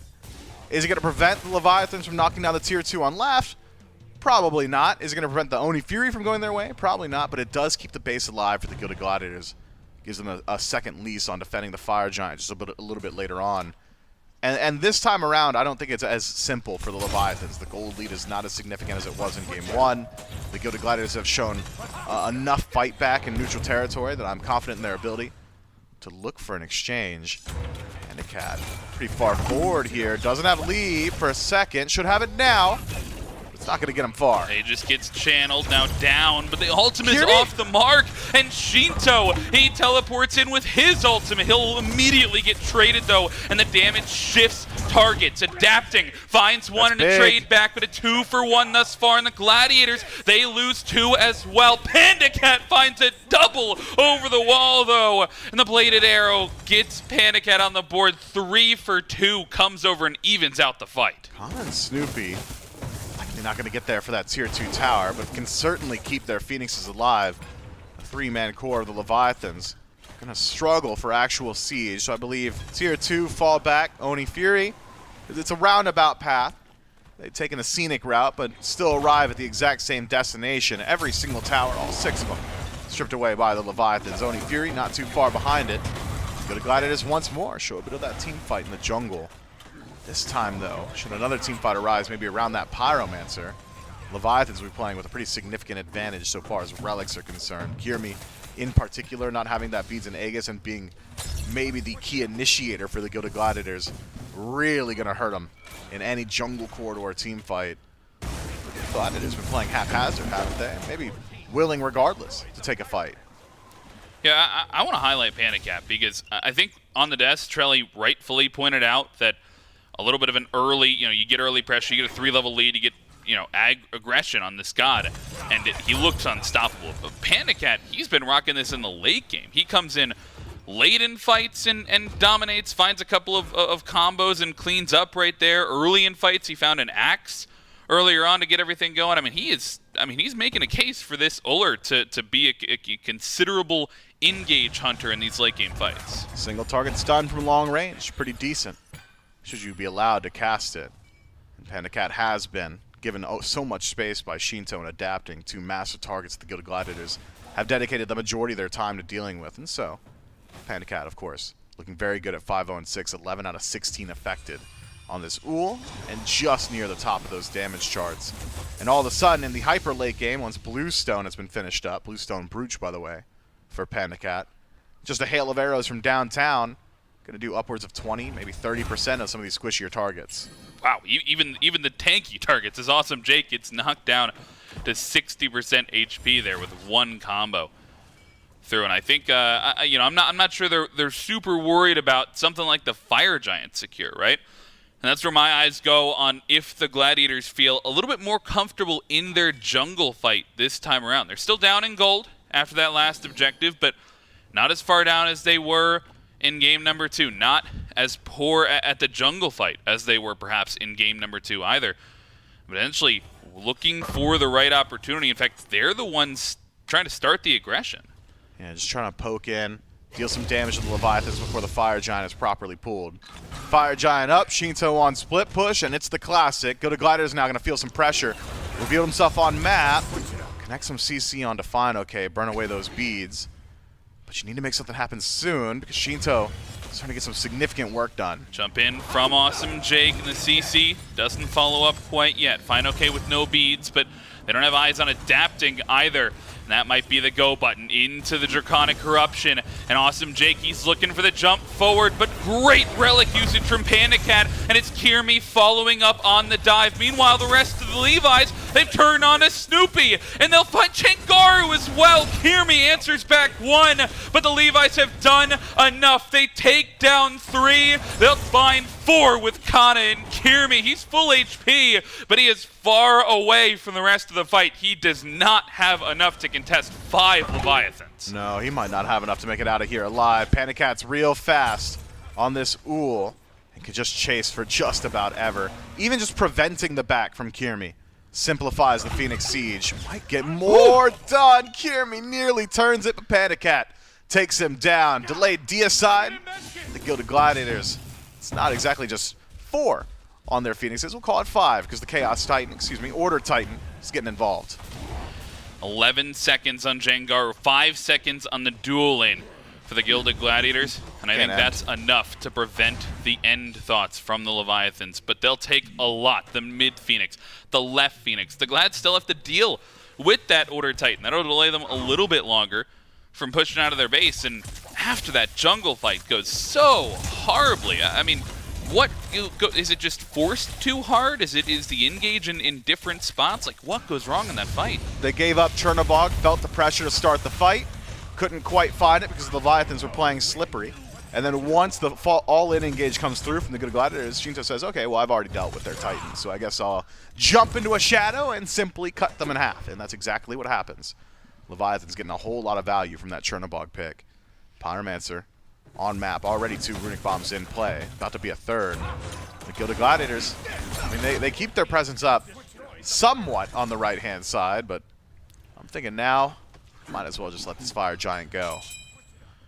The last couple times you've stepped up to a jungle fight, you've lost about 4,000 gold after the Leviathans win that fight. And inevitably it's happened, the result has been the same each and every time in these small engagements. Leviathans just continue to find these wins. The Gladiators, I don't know if it's too much forcing when they see Shinto trying to farm up on the left-hand side, but the Leviathans using the macro game, the map pressure of this Chernobog perfectly, and it makes the Gladiators feel like they have to find something or else they'll just get punished. They'll lose their Titan, potentially. Yeah, it's an issue of initiation.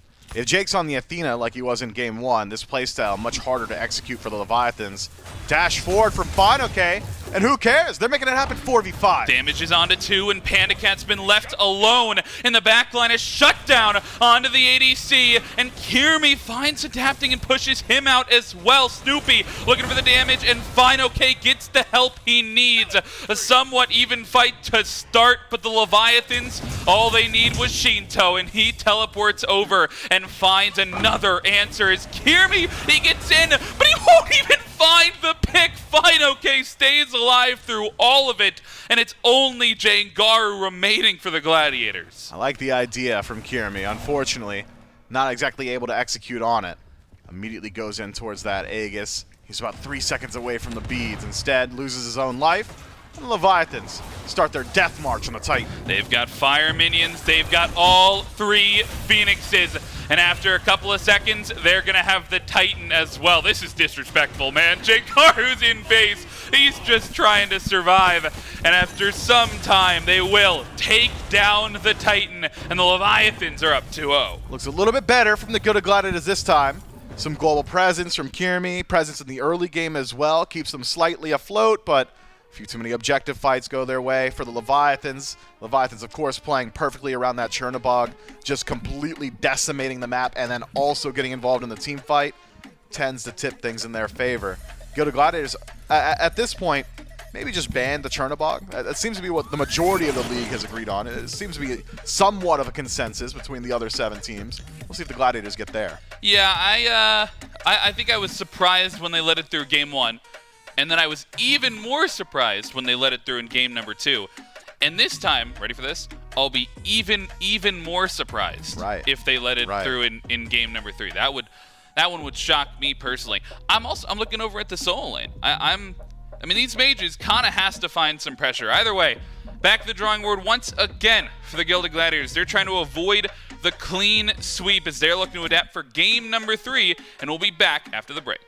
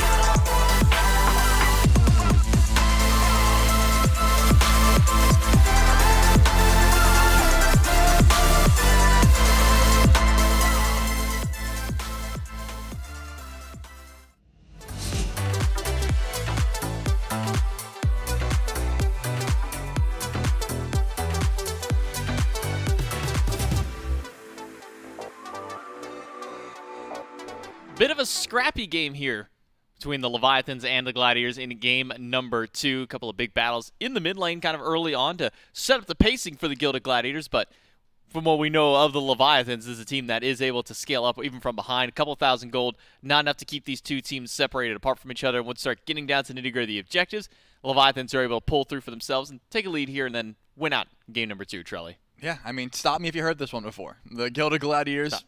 Oh, sorry. That's my bad. Oh, you're just saying their name. Yeah, no, the Gilded Gladiators pull an early lead, or at least get a little bit of action early. They find some kills, they find some Gold Fury, and then they can't translate that into late game. The Leviathans, obviously a team that are very good at translating that early lead, or at least, staying a little bit on top of things into, hey, we're going to group up around objectives, we're going to use our global presence across the map, we're going to just be better in these fights.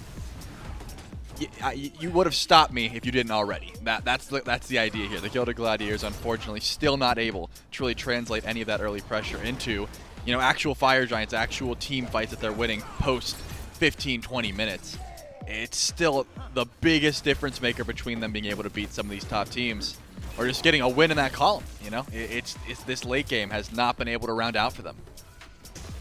Final K on the Raijin, really making his impact known across the map, and I think that's a bit of the difference between these two solo lane mages is where Morgan Le Fay has a lot of really good poke, has some decent CC, a little bit sustained with that ultimate. The extremely low cooldowns afforded to this Raijin just make him such an oppressive solo laner to go against, and just to try and fight whenever it comes down to the late game. Not to mention, by the way, Panic Cat able to free cast in some of these fights on the Uller with some of his recent buffs of starting to show a bit of his mark there. But I think ultimately for me it boils down to the Gilded Gladiators need to stop giving over such strong picks to the Leviathans. It's hard to do. It's hard to just say stop giving them good picks because there's so many out there right now. But I think the number one that has to change, it was the change that you'll see behind me on the screen where the Gilded Gladiators are going into that first pick slot. This is the time where I want to see them take the Chernobog if it's left open, and Leviathans, if they're not going to ban that one away, has to be picked up because, I mean, Shinto, it was a 7-2 game 1, a 6-2 game number 2.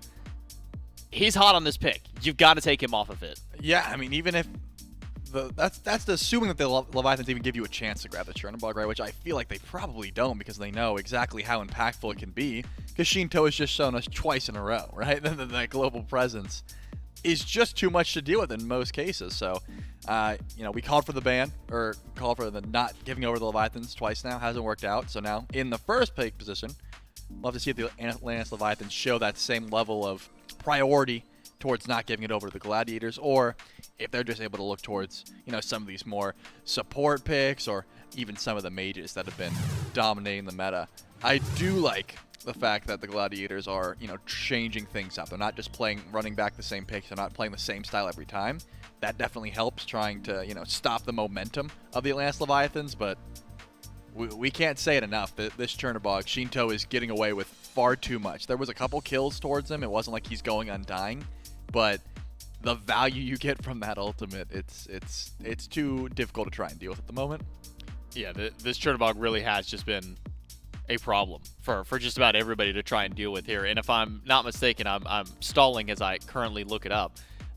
99% ban rate across the entire phase, pick ban rate across the entire phase on the Chernobog might be a good indication of how good this god is that all except for probably a single game, teams have been prioritizing this pick. So, I mean, at this point, it's essentially a must-pick, must-ban. If you're in that first pick slot and it's open, you need to take it for yourself. If you're in second pick, you probably want to ban that one away. We'll see if the Chernobog makes its way through for the Gladiators to be able to pick up.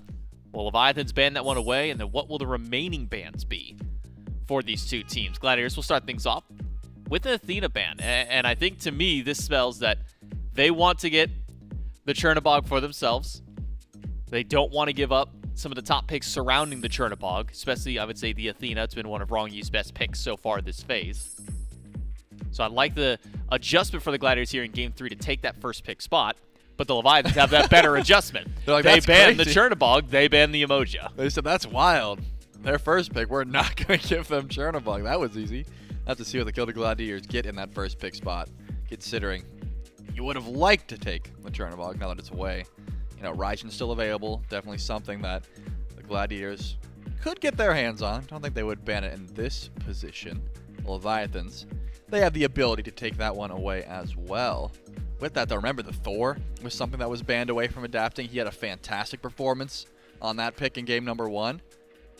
So do the Gilded Gladiators ban that instead? And that is exactly what they'll do. They said, hey, the Thor's too much. We're not going to try and grab it. We don't have anyone that really loves playing it. And there's no way we're giving it over towards adapting, especially if Raijin gets left open, and then you're sort of forced into it. So I like that call. Make sure that adapting doesn't get the same presence that he had. Not like the Ao Kuang didn't look fantastic as well, but Thor, a little bit more oppressive to deal with. So the Gladiators should be able to grab their Raijin here if they want it, but the Soul, I was going to say, the Soul has also been a priority pick for them. Didn't get the same amount of value, but they don't want it going over to Panda Cat either. Panda Cat had a great showing on it game 1. It's not going to make sure to give him a pick that he's been very comfortable on over the course of this phase. The Ratatoskr banned by the Leviathans just to show a sign of respect towards Kirmi and his presence in that second game. But the one pick that has been consistently taken away over the course of the first 2 games was the Amaterasu.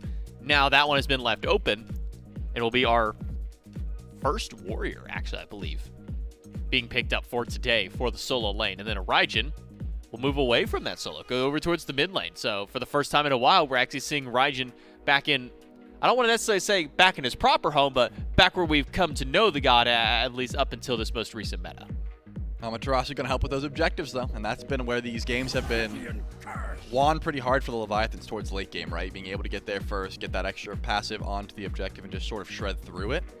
Charon, another contested pick this set.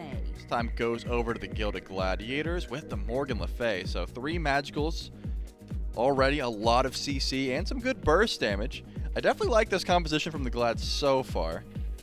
They are going to need a bit of physical damage later on in the draft, but so far they've got, you know, just about everything you would want from a top 3, whereas Leviathans, they almost never pick Adapting's pick here. They usually save that towards later in the draft. If the Thor is not open, not something they're going to prioritize. So I would assume we see an ADC pick here. You also have the option to try and grab a support before the next wave of bans, which isn't a bad call, considering Charon's already gone. But you got good team fight presence with the Raijin. You got that objective shred we were talking about, and they will grab that ADC. This time around, Panda Cat looked pretty solid on the Uller. I was asking, you know, is this a pick that's going to be, you know, back in the meta? Is it going to be strong? Didn't see just super oppressive damage, but, you know, once Uller gets online, once you get 2-3 items, really 3 or 4 items, honestly, that's when he can start roaming freely and just half-healthing just about everyone he runs into. So we do have Uller, Raijin, Ama as the top 3 for the Leviathans. Gladiators, Sol, Charon, and Morgan Le Fay. Flexibility options with the Morgan. We have seen it already this set go to the Soul lane. Do know that Jengaru also likes to play that god in the mid lane, so keep our eyes where the Gladiators go with these selections. But into the next round of bans with no pick for Kirmi just yet. We'll see a little bit more target thrown his way. It was already the Ratatoskr before. Thor was a ban by the Gladiators, but can be taken out of Kirmi's god pool. But Erlong, Shen, and Daji. And Daji, I think, a sneaky one here, up against what you're already going with. You have Ama and Raijin both have CC meeting their ultimates. The Uller would get punished pretty heavily by the Daji if those beads were down. And plus the Daji, I think they have been a bit of a sleeper pick in the jungle as of recent. We've kind of seen like shades of players going towards the Daji, but hasn't really kind of brought her back into meta just yet. But the few players who have gotten her hands on it have made this god look really strong. Yeah, I mean, she's always going to have good damage, but she was just a counter pick for a bit. Starting to see more of her, but still not going to be that god you want to pick into just about every draft. You still have to watch out for some of these cleanses or just, you know, CC immunity in general. Daji and Erlong taken away. The Atlas is the hover here for the Leviathans. Was going to be a little bit more damage. You are still looking towards that support pick. Maybe you let Adapting sort of counter what Kirmi tries to go to. But no, they switch it up. Just grab the Mercury here and now. Going to be some great damage late game. You don't have to worry about double dipping into crit, assuming that Uller just goes for the full burst build, which is usually the call. Leviathans, crazy objective shred as well with the Amaterasu, the Merc. You got the extra Raijin damage with the Uller in the back. That is going to be hard to deal with. We talked about burst. Uller also has a pretty good bit of burst, as long as you're, you know, near him when he's got, you know, that extra burst damage online. Not going to outburst Supernova, but if you can CC Soul and keep her away, Not going to be a bad look. Just trying to go for Fire Giants and things like that. Maybe a bit of an interesting pivot here for the Gilded Gladiators, Trelly. Morgan Le Fay, Charon, and Horus, along with the Circuit now for Jungle into Kirmi. It's one of the picks he falls back to. But it means that we might not be seeing this mage go over to the soul lane this time. So between the Charon and the Horus would be what I imagine kind of flexing over towards that soul lane or in the support role. Which of those would you rather see in Jake's hand, and which of them would you prefer for Kana over to the opposite side? That is a good question. As far as solo lane goes, you're up against an Ama, so both Horus and Charon can exist there. It's not going to be, you're not going to be getting out pressured. Ama really is not picked because she gets insane pressure over in that lane. But I think I prefer Awesome Jake on the Charon just because he likes to get aggressive on that pick. It can get in, it can get out. Sometimes Jake overextends, and Charon is one of the more survivable Guardians you have. Of course, Horus can do the same, but it's a little bit better clear. He's going to be able to trade decently well into Ama. It's a toss-up, but I think I would prefer throwing Charon in Awesome Jake's hands just by the fact that he's played it a fair bit. Ganesh now hovered for the Leviathans. We haven't seen very much Ganesh as of recent.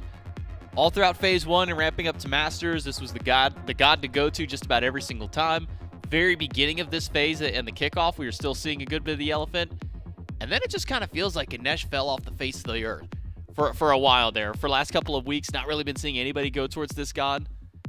How do you kind of feel about the Ganesh with the rest of the composition Leviathans have? I know that he did just eat a nerf as well with this most recent patch. I believe his ultimate getting a bit of damage taken away from it, or a bit of that prot shred removed from it, and then also kind of toning down the slow a bit. Do you think that those are enough to really hurt this god, or are those nerfs not really that big of a deal to him? It's a bit annoying, but the real reason you're grabbing Ganesh here is to counter things like the Horus, like the Circuit, that want to blink to the backline, that want to try and die for your team, and they just get owned, right? The Circuit's job gets so much more difficult trying to use channeled abilities like Deathbane into a composition like this where, yeah, Raijin is going to have a rough time, right? You have so much CC to try and cancel Thunder Crash, but what happens when you're near Ganesh during all that? You don't get it off. You have to have your beads up. You have to have something like a Magi's. And that is very annoying to try and deal with. So that's probably the call here for the Leviathan. Sure, it's going to be another level of shred towards an objective. You can just use Dharmic Pillars offensively as well. But it's more so for the CC, for the peel for the team, and just to try and deal with a little bit of the dive that the Gilded Gladiators have. It's a pretty solid pick to get in that 10th pick slot as well. You know, you wait to see what the Gladiators have. You see them pick things like the Circuit, and you go, oh, all right, you know, maybe I was going to pick something else, but now this Ganesh just looks a lot better. Well, we've been seeing, at least as of recent, a lot of the solo Raijin, so we've kind of been seeing this mixed style of build. How does that kind of change now moving over from the soul lane into the mid lane? Is this now kind of slanting more towards that full damage? Are you still building a little bit of defense? How does the build now kind of change back for the Raijin, pivoting over towards a mid roll? I would imagine it changes just a little bit. You're probably still getting the breastplate just because everyone's building breastplate at the moment. It's still very strong, but I don't imagine you go into like the Genjis and like the 2 or 3 damage I heard 10 times. It's probably just the breastplate and then full damage after that. You get punished a little bit more, you do more damage, your positioning, you have to watch out a bit more. The playstyle is similar, you just can't get as aggressive, and you still have that big burst opportunity as well if you're hitting Raiju and Taiko drums and, chaining all your abilities together. Yeah, not as tanky, but maybe hitting just a little bit harder for that god, so be fun to see what the Raijin more damage style does now. I've started to grow accustomed as to what he can do over the soul lane, so it's almost a breath of fresh air bringing him back over to the mid-roll, seeing the Amaterasu kind of slot herself back into this one, and then really for the Gilded Gladiators, seeing what they can do with their double magic damage dealers here. They have the Soul and the Morgan Le Fay to try and answer back here up against this Leviathan's composition. I think the dual lane has kind of been where the strength has been lying with the Gladiators in the last couple of fights and these last couple of matchups. So we'll have to see if the Gladiators can pull things back and get a win for themselves in game number 3, or is this going to be a sweep for the Leviathan? Let's jump right into game 3. Gladiators with their backs up against the wall here. They've got to pull off a reverse sweep if they want to find the win in this one. You've got Frog, you've got Mifflin, still Doug taking us through the map. and some composition differences to be sure in the pick and ban phase for game number 3. One thing I was a fan of, we said that they had to ban away the Chernobog. They put themselves in first pick, so they make the Leviathans ban away the Chernobog, which is, it's fine. It was banned. That was the important bit, is that it was taken away from somebody.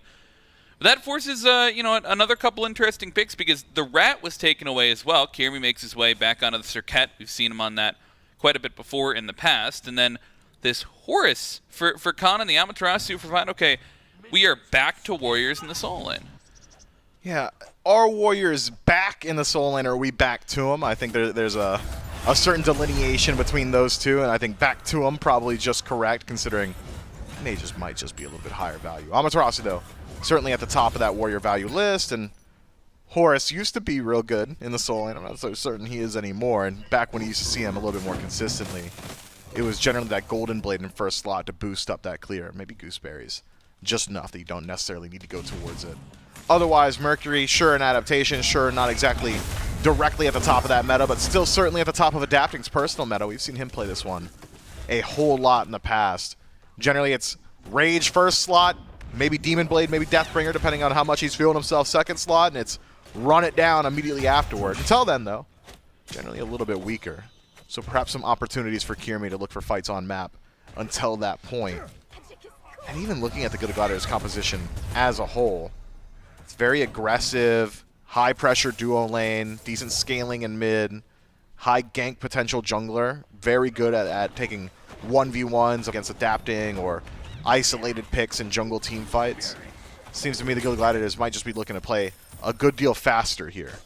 This mid 2v2 is one where we've seen some sparks in the last couple of games, but we'll be hard-pressed to find any real aggression, especially on that Mercury.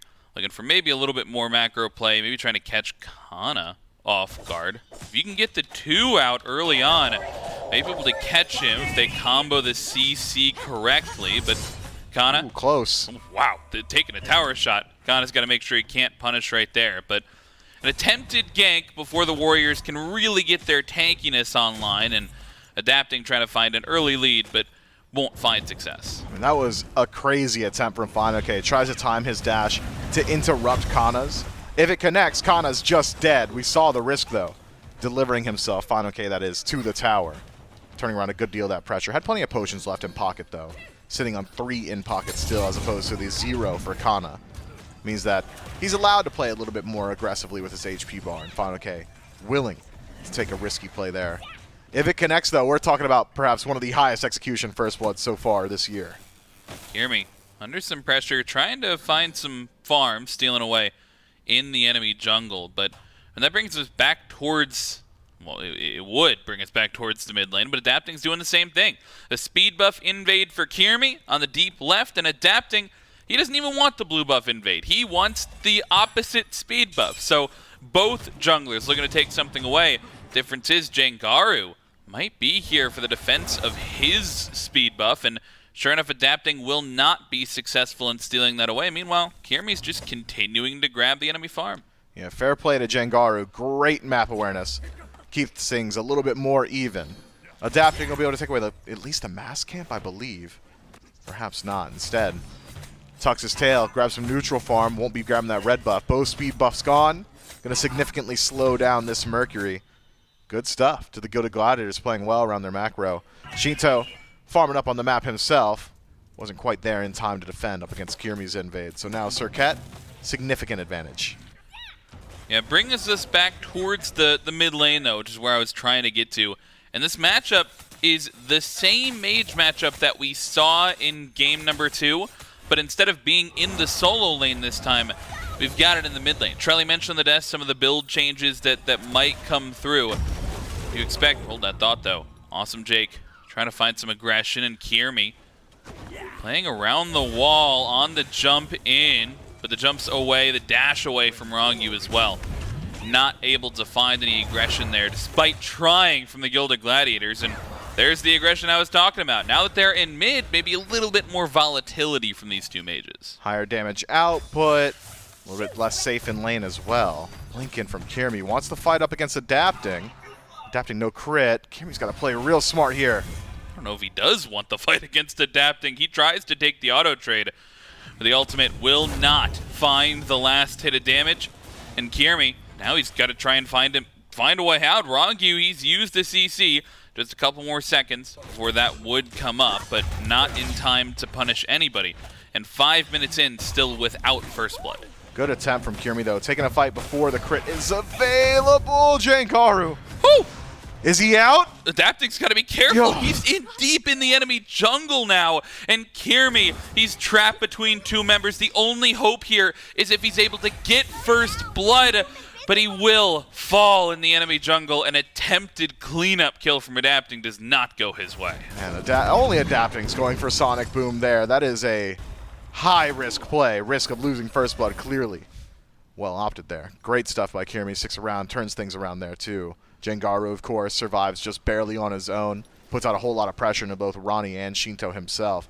Jangaru's making an argument for best on team right now for the Gilded Gladiators, which is wild to say, considering he has just made the move from the SCC. I've been massively impressed by their mid laner so far, and he continues to do so here. I mean, he's taking the 1v1s up against Shinto. We saw him force the Aegis just a few moments ago, holding his own. Yeah, attempted purple buff invade. You're absolutely right, though. Jangaru, I mean, when he initially joined this team, was bringing a lot of pressure, not only on the picks, but I think he brings a force to the comms as well. Calling plays, forcing engagements, being one to know his damage and what he can output in the middle of a team fight. Really going to benefit you on those close calls. And that's where the Gilded Gladiators have struggled, right? Around these mid-game fights. The wishy-washy, you catch 4 people in the jungle, you have small 4v4s, 3v3s. And that's where they've got to look to improve because, I mean, we're already a little bit early on into game number 3. And once again, the Gilded Gladiators not as big of a lead as in game 2, but I mean, they're certainly holding on to a little bit more pressure and control in this one. Yeah, a lot of that neutral farm, a lot of it coming off the back of that double speed buff invade as well. Just severely outpacing Adapting in the jungle right now is Kiermi. Adapting now with Rage does pose at least a bit of a threat in the fight. If he gets lucky, could just turn things around entirely. Has to play cautiously here. Kiermi, good blink. Blink in, and the damage might be too much. Timed perfectly for Jangaru and Kiermi, and they grab Adapting again. The only 2 deaths on the Leviathans, and they're all onto Adapting, although that might change as death could have come the way of Kana, and it might actually still. Look at this rotation from the mid laner. Shinto on this right-hand side of the map, so Kana has to be careful, but I think he's aware of it, playing a little bit safe. He is. I mean, he's going to play safe regardless just because he doesn't want to take the fight up against Fanoke anymore. Doesn't exactly have that safety. But good eyes from Shinto, realizing if Kana gets into Taiko drum range, would have just been his life. Instead, Fanoke just gets to benefit and enjoy a little bit of pressure over in that soul lane. Your eyes on Kiermi. Ahead of the rotation once more, but once they're in the tower, should just about seal that gank. So instead, it's a reset back to neutral. You really want to continue controlling Adapting. Adapting is going to be an issue eventually. This game does have the potential to go a bit longer. I'm not seeing the same level of objective control from either team, which means we're not probably going to see a 10-minute Gold Fury. We're not going to see the double Pyromancer Gold Fury trade on cooldown. Should slow down the overall pace of this game, and if that's the case, Adapting given a little bit more time to farm will become that massive threat on map. So, stick to him. Don't allow him to stack up that rage. Don't allow him to collect as much as he can in the jungle. Serket's got a pretty significant advantage at this point in the game in particular in that 1v1. Attempted purple buff invade successful for the Gilded Gladiators, and they'll keep up that pressure on the left-hand side of the map. Adapting doing what he can to stay in this game. Trying to steal away a little bit of enemy farm, gets the blue buff, I think, successfully, but I mean, Kiermi is doing his best to mirror it on the other side of the map. I think he's stolen the enemy back left speed buff like 3 times in a row now, which as a jungler can be the most infuriating thing, to just constantly come back to a speed buff that is not there. But there are 2 in the game, so Adapting at least maintains the ability to pick up the other one that he's been securing. But I mean, Kiermi still maintaining that lead, and he's the one forcing a lot of these engagements. Look at this positioning from PandaCat. He is so far up on the map, And as an Ullr, Kyrmi's here, he's got the blink in, and just a little bit of damage needed, but the peel is there. Not enough though. Kyrmi finds Panda Cat for being up so far on the map. Yeah, Panda getting a bit over-aggressive there. Not even exactly playing around his power spikes. Hasn't stacked up the Transcendence. Hasn't got that Hydras just yet either. Does at least hold on to the beads, realizing, all right, well, maybe I could walk a little bit further away, but that's all it would get me, considering what it was available to him. And so holds on to the Relic. Next rotation from Kyrmi won't be as easy. But this is a concerning trend, considering how much control the Gilded Gladiators have had in PvP. You'd expect this lead to be a bit more significant. Just very effective farm splitting, I think, from the Leviathans up until this point. In particular, I think Adapting really doing a good job of being present for the neutrals, or at least threatening the backs, as you said. He's kept himself in a pretty decent position. And with all that said, though, the dual lane now for the Gilded Gladiators being so far ahead might begin to open the door for Gold Fury plays.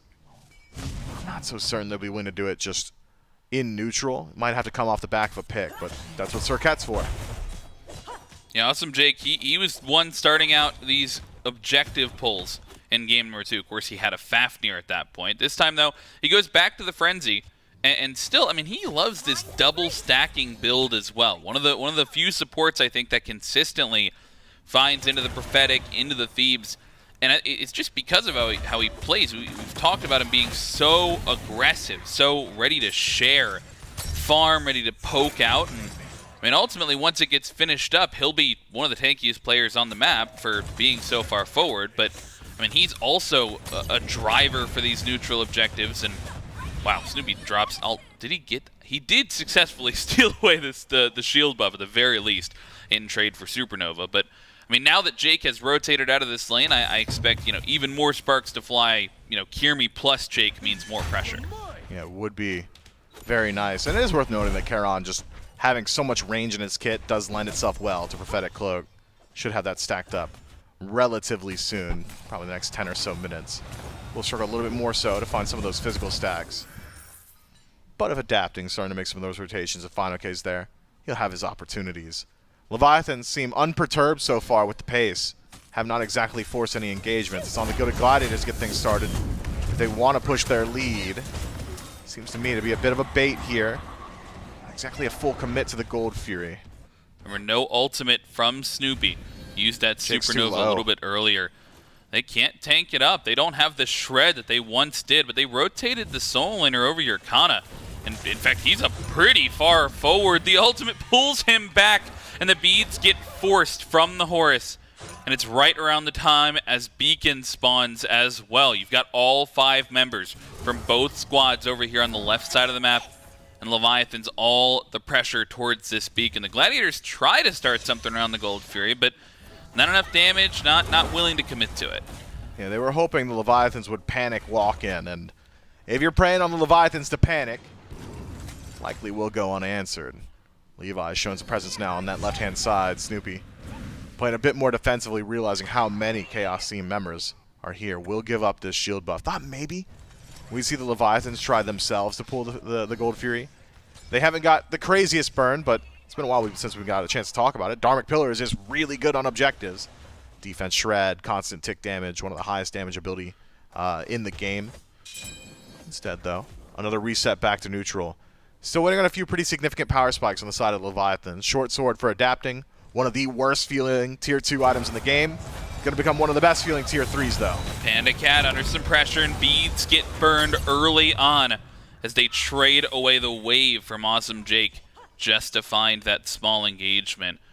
The mid laners back towards mid, and Kyrmi trying to wait for somebody to step up as they still are looking to bait this Gold Fury, trying to force the Leviathans into a bad position, but with not enough people over here to try and find it, they won't. Shinto instead finds a solo kill onto Jangaru, who they try to bait the Gold Fury. They let Jangaru go back alone to mid.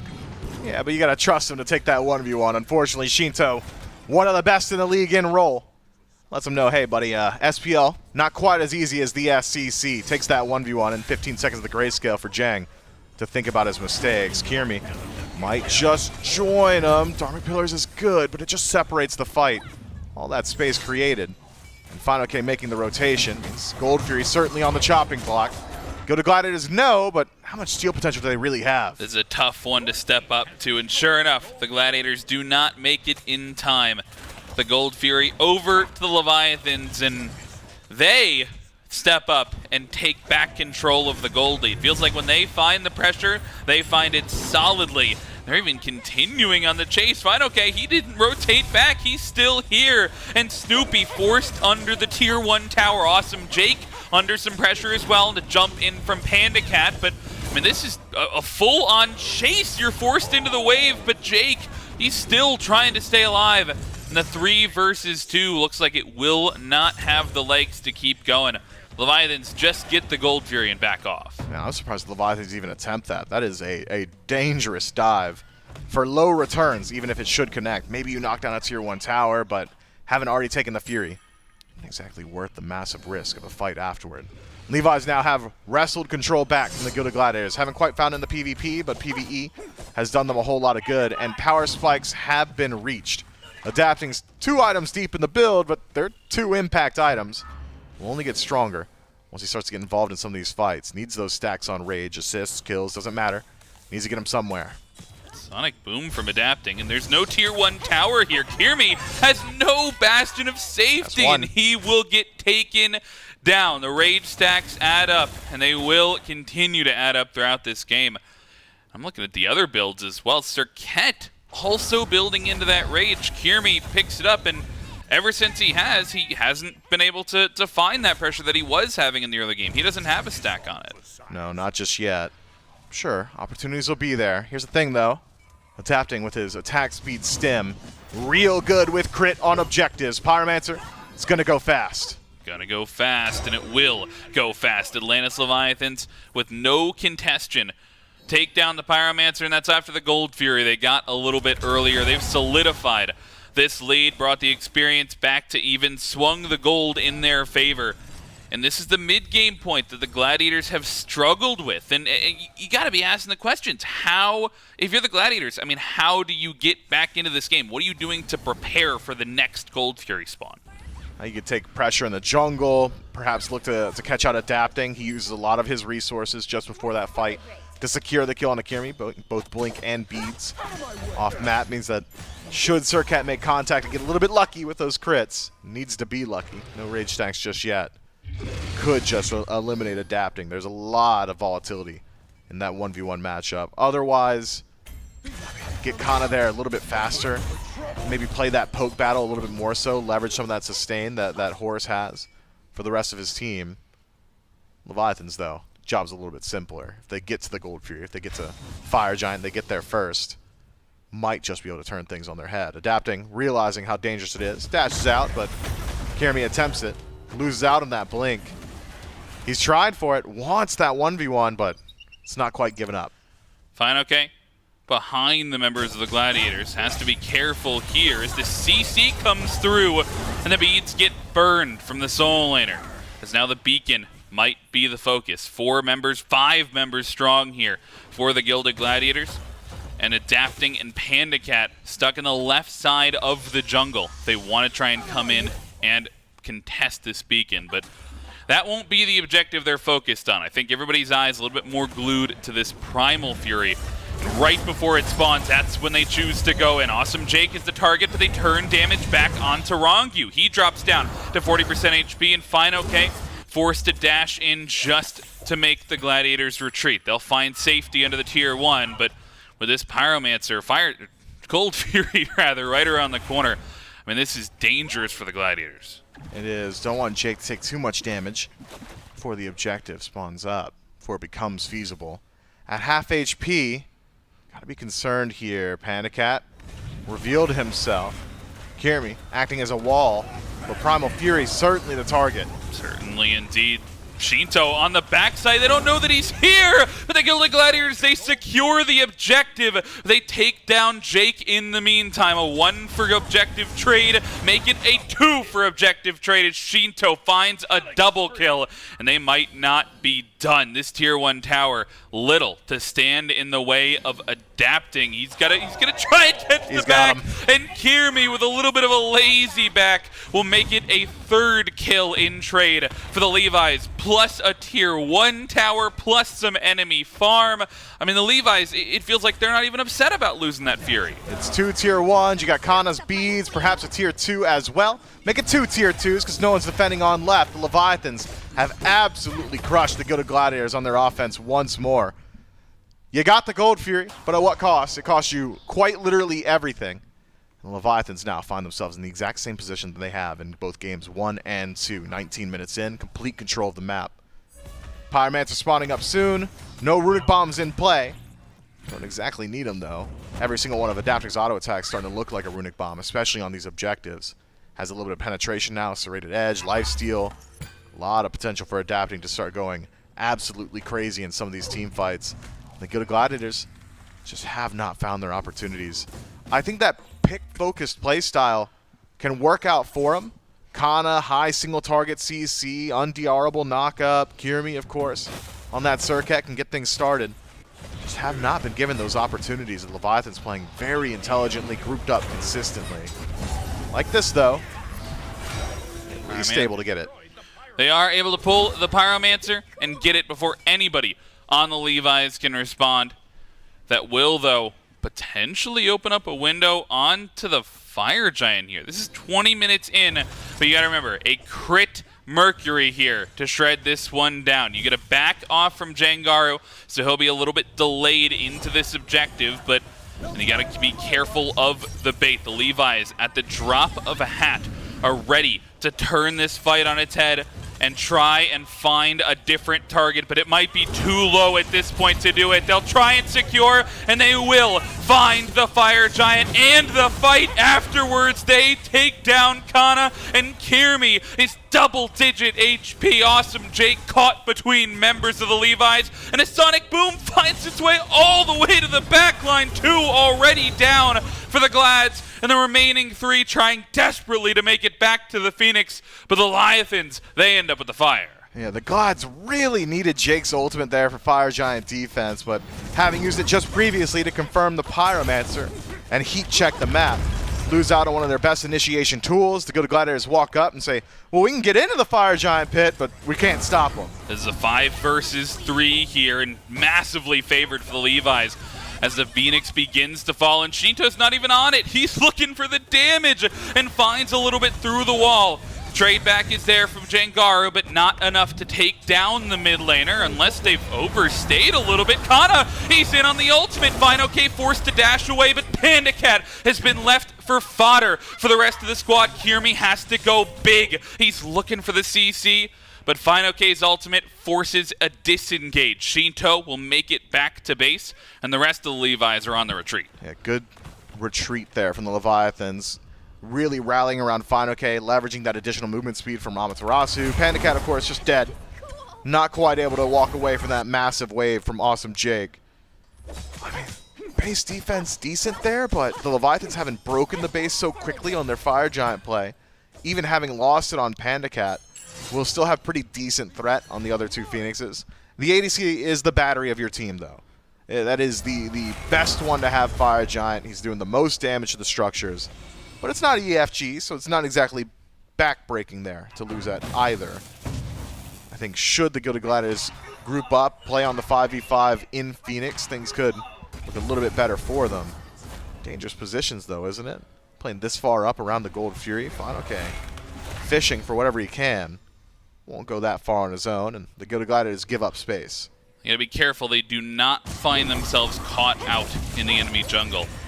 The Levi's, though, this feels like a very similar position as they've been in the last couple of games. They find a first Fire Giant, they use it to push out a little bit, they grab all the tier 2s. In this case, they grab all the tier 2s and a Phoenix.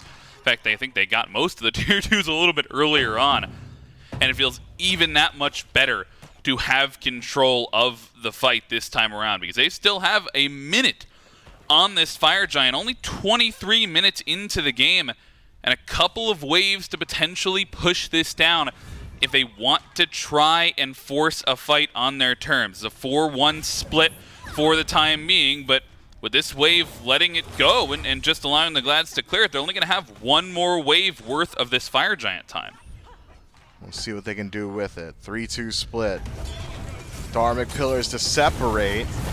The Phoenix is taking no damage. Yeah, they're on the engage, but I mean, they're focused on the damage way more than the Phoenix. Kirmi gets the ultimate away and adapting, looking for the Sonic Boom, but will not find it. The left Phoenix down a little bit low, and the mid Phoenix, it's only Kana here to defend.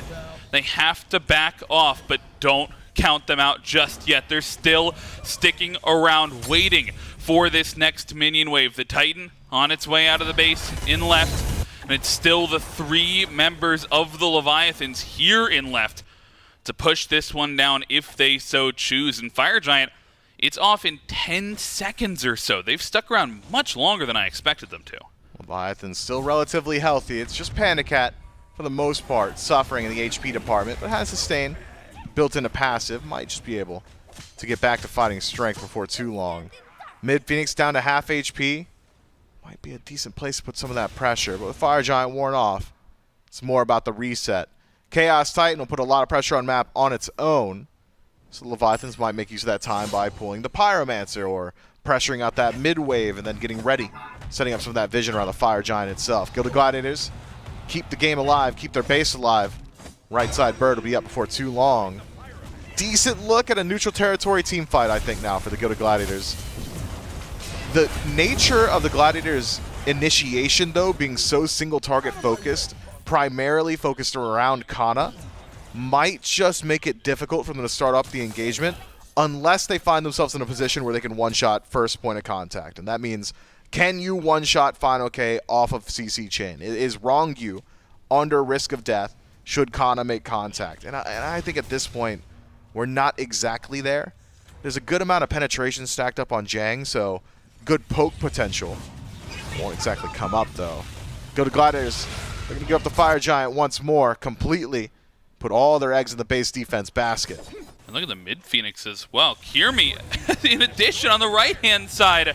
Oh, Shinto finds the Rampage, and Kirmi loses his life just for trying to find the pick onto the mid laner. Fine, okay, gets a little bit of that damage in mid, but other than that, it's a free Fire Giant for the Leviathans. Let's go into a listening as they look to push down this bird. No beats, 25 on me. I have ult. I can trap the Morgan here. I'm gonna go for a flank. I'll tank. Okay. I don't know where's Morgan here. I saw Morgan there. I'm in a flank. You can just play slowly and get right Phoenix too, boys. Let's go right. Careful here. I can tank again. They get the Phoenix, and I thought the Glads might have fought back, but without Kirmi, they have to pick their spots perfectly, and this may be it. The Dharmic Pillars drop, and the Phoenix down to 20% HP, but adapting, he's made his way into the back line and is getting punished for it. Jengaru finds a huge pick, and Shinto, he may fall down as well. A double kill for the mid laner, and the Gladiators push forward. A defense for the left Phoenix. They'll lose the bird, but they'll get a couple of picks, might make it a third, as Jengaru does it all for the Gladiators, continuing to push forward. They might even be on the chase. So the skies only takes them to mid, so the tanky front line of the Leviathans get to maintain their lives this time. But you're right, Jengaru comes up massive. Takes the 1v1 up against Adapting, and it is a 1v1, completely isolated in the Titan room. Adapting eats Dragonflight, takes too much damage immediately afterward. From there, Jengaru transitions to the team fight, utilizing the last few shots of his ultimate, and secures a good deal of damage into both Panda Cat and Shinto. Great stuff from the Good Gladiators from the brink, but the Leviathans had already done so much up until that point that best the Good Gladiators could hope for is a few towers and maybe desperately clawing at that gold lead to drag it back within a 4-digit range. Not there yet, still in the 5-digit. Yeah, this is rough. I mean, they're still so far behind.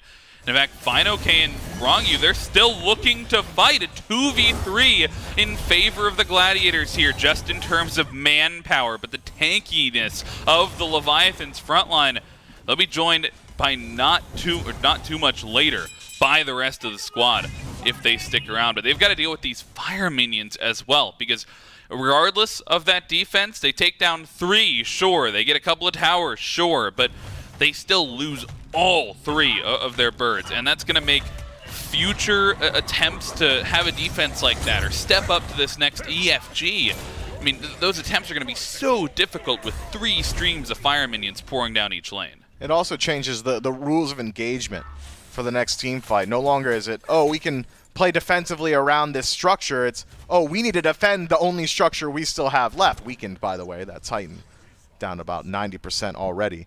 So now the Gilded Gladiators need to figure out where they draw the line in the sand, and I think it's essentially right outside the base. Should the Leviathans be allowed into the Titan room? Dharmic Pillars separates, CC immunity from Shinto and Final K going to be pouring in damage. All the while, Panda Cat from downtown can snipe out the Titan itself. Gilded Gladiators, if they want to keep the game alive, they're going to have to take the fight outside of their fountain room, outside of the throne room. All the while, the Leviathan's going to be benefiting from just superior minion waves, starting to work their way all the way across the map. Right side pushed up significantly, left side not too far behind it. A little while on the Fire Giant respawn, about a minute and a half, 80 seconds to play with here. I don't think the Leviathan's necessarily needed. If they can find a pick on map, or if the Gilded Gladiators reveal themselves on that left-hand side. Kirmi just now knocking down that shield buff. Could have been an opportunity to walk in. But the Levi's have never once been accused of panic ending. That's just not their MO. Might just wait out this next minute on fire. Do the Gilded Gladiators step into neutral territory? I just can't think that's the case. Any fight that happens there is just going to look like a Leviathan's win. I almost feel like they have to, though, right? I mean, this is enhanced Fire Giant, and Leviathans have looked good with regular Fire Giant. They've looked great without any Fire Giant. And I feel like if you let them get close to your base, like you said, you've got Dharmic Pillars, you've got CC immune ults, you've got the ability to just walk into the Titan room. I don't know that they can stand out front of these Phoenixes and fight an EFG-empowered Leviathans that's already 15k ahead. Yeah, but backdoor protections being the biggest thing on EFG, your Phoenixes are already weakened, you're not defending them anyway. I don't think it's a massive deal. The only thing that's really changing up is the Leviathans will be a bit stronger, but the strength of this Gilded Gladiator's composition at keeping those minion waves at bay can slow things down pretty significantly. And walking in, even losing one person on a Fire Giant defense, even assuming a steal, let's say the Gilded Gladiators walk up, steal it away, one person dies, that's GG. The Leviathan's just going to walk in. So I think all in on defending as 5 while you still have at least some semblance of safety. All 3 Phoenixes back up now for the Gilded Gladiators. Probably just their best look. 32 minutes in, and neither Rage has been stacked up yet for these junglers. Adapting's the closest. He's got 4 stacks, and if this is a 1 fight for the Leviathans, expect him to finish that off. But Kirmi, he's only been able to have 1 single stack onto that Rage, maybe slowing down the aggression there from this crit Circuit, but is maybe where the EFG starts to come into play. That left Phoenix, no challenge for FinoK. Just walks in, and now he is positioning behind the entirety of the Gladiators. Does. Will make it really difficult to hold that mid Phoenix. Threat of dazzling offensive, just preventing any bit of aggression from Kirmi. Will walk himself in. Kirmi doesn't have the damage to stop him, and mid Phoenix gone now too. Gotta draw that line in the sand somewhere. Gladiators take too much poke on right. It's all going to come down to the last fight. All 3 Phoenixes now fallen for the Gladiators. Reset. And it's a full-on reset. You're right, for the Leviathans. They want to get some small power spikes, maybe get that elixir of power for Shinto, so he's going to have that extra boost. They still have a Runic Bomb in pocket for Rangyu. And I mean, this is so difficult to stop, because if you are on the Leviathans in this position, if you just press W through anywhere, I don't know how the Gladiators defend it unless they find you even outside of their Phoenix zone. I mean, the Gladiators have a lot of damage to play with. Yes, the win condition for the Leviathans is getting into the Titan room, but if it were that simple, just W through, they would have done it already. They have to be concerned about Jengaru. We already saw what he was able to do on last defense. So much damage coming from him. This is dangerous, though. Neutral territory fight. Snoopy's too far away to follow up. It's a dash in from Kirmi, and he takes half of his HP already. Shinto in on the damage, and Kana will not make it out alive. FinoK finds Jengaru, and everything falls apart for the Gilded Gladiators. 4 down, make it 4 with this Snoopy kill. It is only Kirmi left on the map, and he will not be able to do enough to defend against 5. Finishing is all but a formality at this point, as still 4 versus 1 here. A Runic Bomb ultimate's available. Kirmi will do what he can, but it will be the Leviathans in a 3-0 sweep. Yeah, that fight was really ugly there. Kirmi jumps the gun on initiation, says, all right, we got to catch him in the jungle. We're going to kill the first guy. First dude I see, he's dead. Sees someone completely surrounded by their own teammates and says, well, going up anyway. They're probably not going to want to do that in the future. Snoopy was all the way on the left side of the map. Jengaru was too far away to follow up. Fight separated immediately afterward by adapting. Sonic Boom right through that back line. No follow-up for Kirmi, and everything falls apart. Tough stuff for the Gilded Gladiators. Just could not find their footing in this set. Yeah, I got to admit, for all the Gilded Gladiators' faults, I'm still liking a lot what I'm seeing from Jengaru. I still think he's a bright spot on this team. A triple kill on a base defense, and they look very bright in spots. They've got a base defense to put up. Their early game is solid. They found themselves off to a couple of leads, but ultimately the Leviathans stand a little bit too tall for the Gladiators to fight back. They find the successful mid-game fights, great plays around the neutral objectives. I mean, this team is where they belong, top 3 of the league. Hailed as top 3 and proven it every single step of the way. The Leviathans clearly have got their game plans. They execute well on it. Can even get a little bit off kilter with the selections, but still play their exact game identity. Love everything I saw from the Leviathans. I really have no notes. Yeah, no, I mean, they should be feeling good after that 3-0 sweep as well, I'm sure. That'll do it for me and Mifflin on the cast, though. We'll throw it back to J-Mac and Trelly on the desk. That's right, a 3-0 sweep for the Leviathans knocks himself a much-needed victory because there still is contention for them to jump up into that very top seed towards the end of the phase here. And getting these wins are the most important ones against the seeds that are a little bit lower. And I have to say, a clean 3-0 here for the Leviathans. You know, game number 2 starts off a little bit rough against the Gladiators. Game number 3, kind of similar, but not to the same degree. The team fighting and the sieging, I think, is where a little bit of the struggles came from the Leviathans. We saw that echoed in a few of these games here, Trelly. And even in this last game here, the base defense by the Gladiators, great around left side Phoenix. It's just the other spots, you know, these scattered team fights these Glads are taking, just keep all these question marks lying around this team. Yeah, I mean, a bit split as well. The Gilded Gladiators couldn't decide if they wanted to, you know, look for some free farms, sort of split push, try and defend, just try and keep the base alive, or if they were looking for, you know, some flanks in the jungle, trying to set up some ambushes, things like that. But the Leviathans, I mean, have been looking very solid to Myth's point. I do think that they've been getting these massive leads, and the Gilded Gladiators have been able to defend. You know, you were saying their base defense was decent. They were able to, you know, just keep the base alive, sort of drag this game out. But even with stalling as much as possible, some gold leads are just so insurmountable, right? You just can't come back for them no matter how much you try and defend.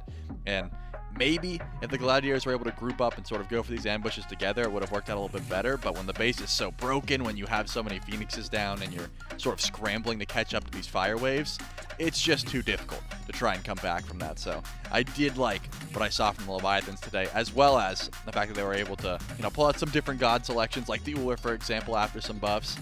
I was impressed. I like what I saw. Yeah, I think the Leviathans have just had some very clean play, and even in the sets that they've lost over this phase, it's still been very close matchups to theirs. So I think the Leviathans finding wins here, especially in essentially kind of the, not necessarily the gimme style of games, but those must wins against these lower seeded teams. Looking clean throughout this one, a 3-0 for themselves, 5-2 for Shinto on the Raijin, topping the damage charts for his team at 29,000.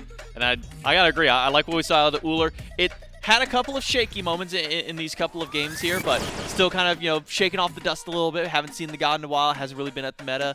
Now having some of the changes to it, so trying to relearn how to kind of weave in all your stuff with it, like we've been seeing out of the Atlantis Leviathans. And we do have Adapting standing by. He's going to be here for our post-game interview.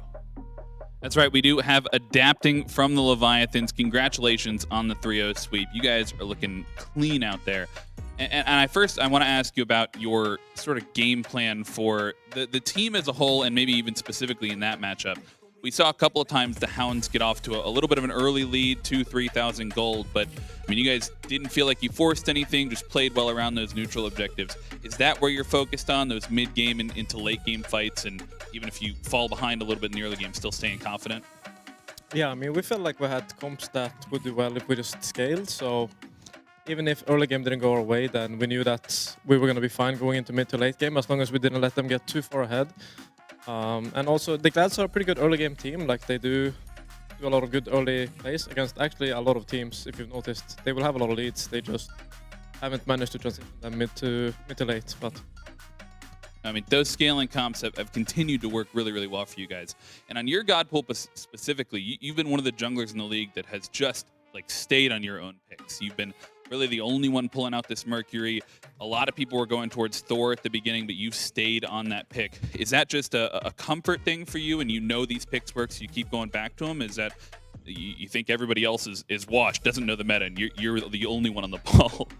no, it's not that I think everyone else is washed. It's just gods I'm good at. Like, I've always been good at these gods, and like Mercury, AO, like all this is kind of my specialty.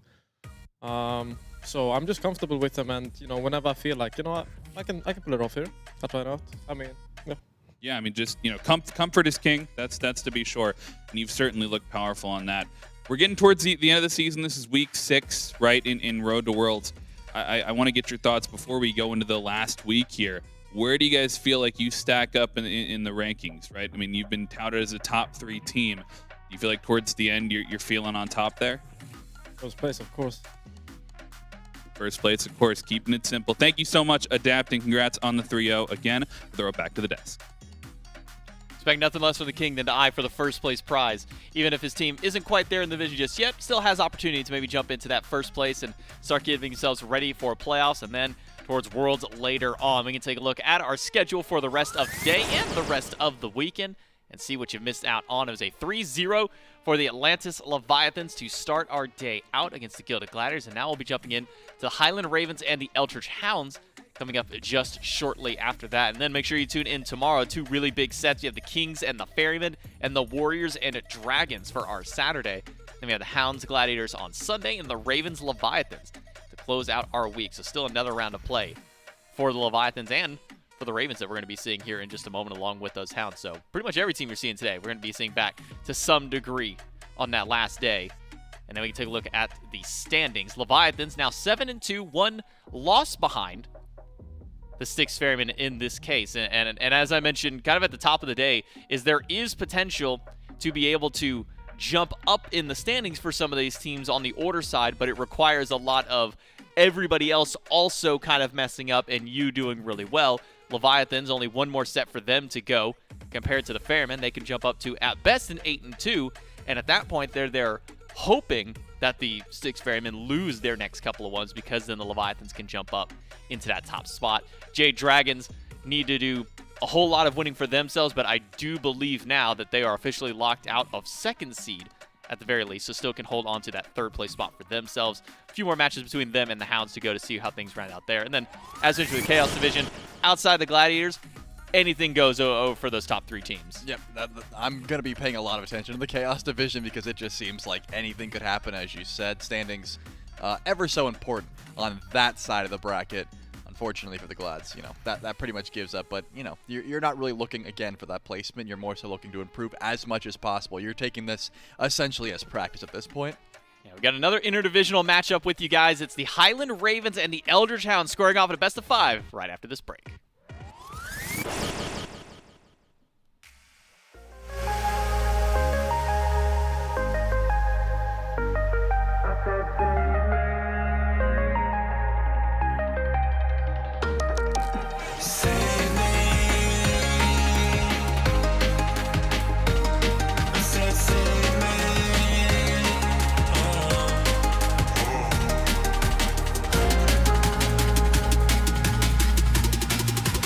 One, two, three, let's go.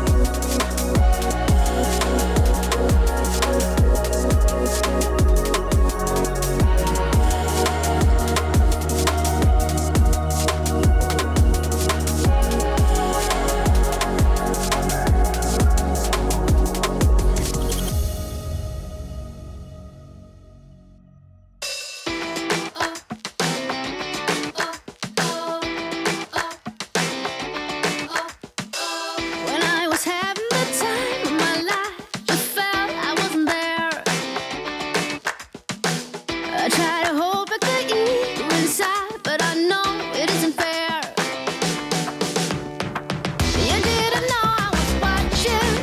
I didn't mean to sneak around.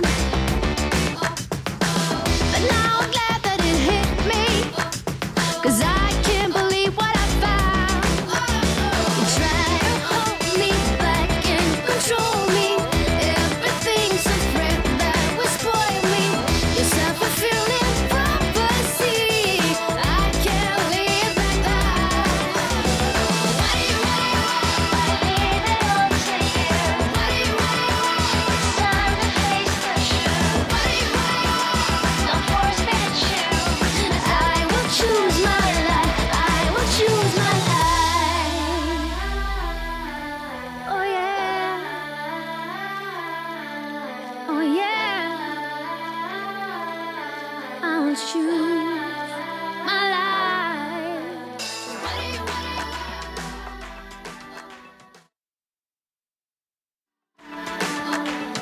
What do you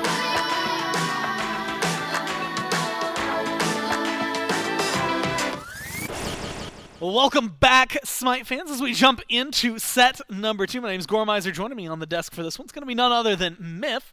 And Myth, we just watched the Gladiators fall down 3-0 to the Leviathans. Now, we get to see what the Hounds have to offer us as they take on the Ravens. One that I think is really exciting, again, because of some, again, potential standings shifts. Specifically, if you're looking towards the Hounds, you're just trying to fight as much and as best as you can out of that bottom spot to give you a better shot at qualifying to Worlds as soon as possible. So their goal right now is win out on everything. And unfortunately for them on this one, the Ravens are the ones standing in their way. But this is a matchup, again, I think it's really interesting to watch because the Hounds have always been this team that is way scrappier than you would think, just based on standings, based on where they've been. And even after roster changes, they're someone who I think to be a little bit scrappier, not just here against the Ravens, a little bit later this week. They're going to be taking on the Gladiators, which is going to be a very interesting matchup between those two teams. For the Gladiators especially, trying to find just a win in this phase. As we go forward on the road to Worlds, but the big thing right now for the Hounds is first and most maybe important hurdle for them is taking over the Ravens, trying to catch up to the Dragons who are right above them. Yeah, I think this set has the makings of one that could go the absolute distance. And when I say that, I don't mean just 5 games. I'm talking 5 potentially long games. That's not to say that maybe the Ravens come out absolutely swinging or the Hounds have something crazy cooked up. But if we're just go off history alone, I feel like these two teams could be pretty evenly matched in output, assuming both come in on a good day. The Ravens, I mean, look, they've been a team, phase 1, you go look at them, and they were the dominant at that time of the Order division.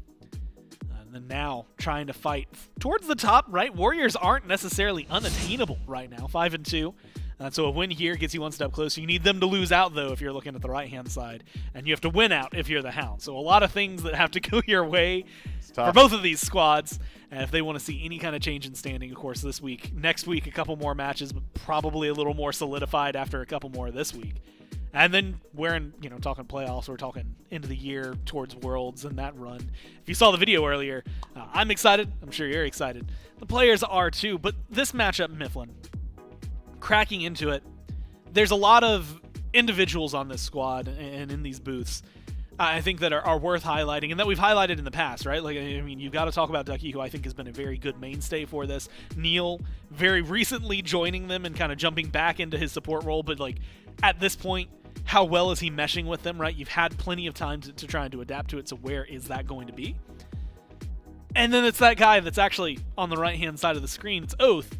A huge, huge progenitor of, I think, the team's success is whether or not Oath gets off to a running start or not.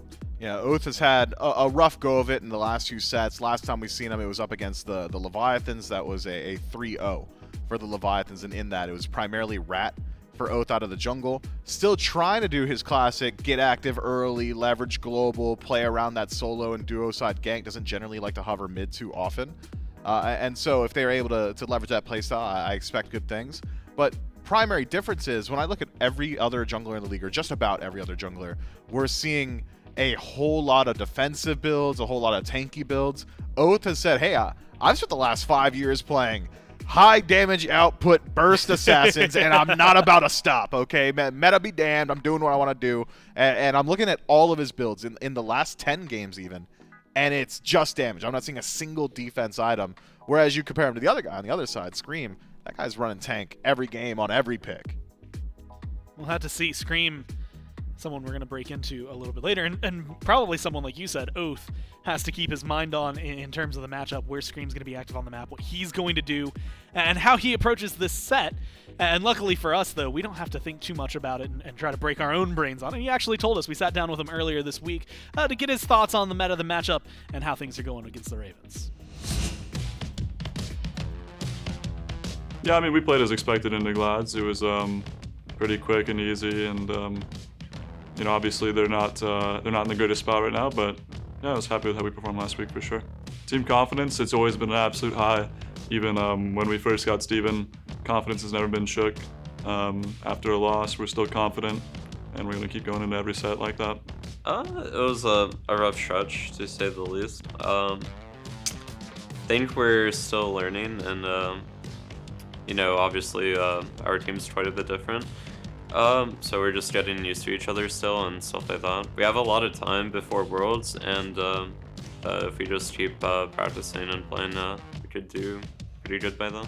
I'd say like the morale's like pretty fine, pretty good. The Hounds, since they got Neilma, I would say they've been a bit shaky, but I think they still have the same potential previously that they had with Quig, where they can just come up and they can play a clean game. We saw that with one of their sets against the Ferryman. They still have the potential to come in and beat a top team, even though they're not considered a top team. The Ravens have been pretty good for sure. I don't know if they've been like one of the top tier teams per se, but they're definitely a really good team. And as a team, we're feeling pretty confident. We've had a really tough schedule recently, and I think we're learning a lot from that. And I think against the Ravens, we could do a bit better. I mean, we still feel confident going into the Hounds. We feel confident going into every team. Anyone that's considered a top team or a bad team, we're going to be confident going into any of them. I would expect first game might be rough.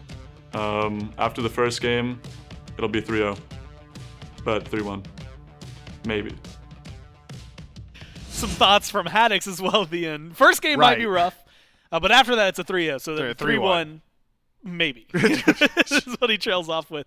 I do like it, though, because you get to see, I think, two sides of the same coin, right? Oath pretty much saying, like, you know, we still have a lot to work on. Like, we still got a lot to try and get to the trajectory that we would, or at least I was saying they were at. You go back into Masters. After the guffaw, kerfuffle, whatever you want to call it, that was the Warriors roster swap transition. Yep. That fumble. They were essentially the best team besides the Ferryman. They took them all the way to 5. And so after those changes, it's kind of been chasing that and trying to get to that point again. And I think Oath is aware of that. As we heard, Haddix also very much aware of that, right? Confident going into this matchup. Who knows what the first game's going to expect. I think that they are, as we saw last week, prone to pick some more eclectic god choices and interesting roles like a Geb jungle.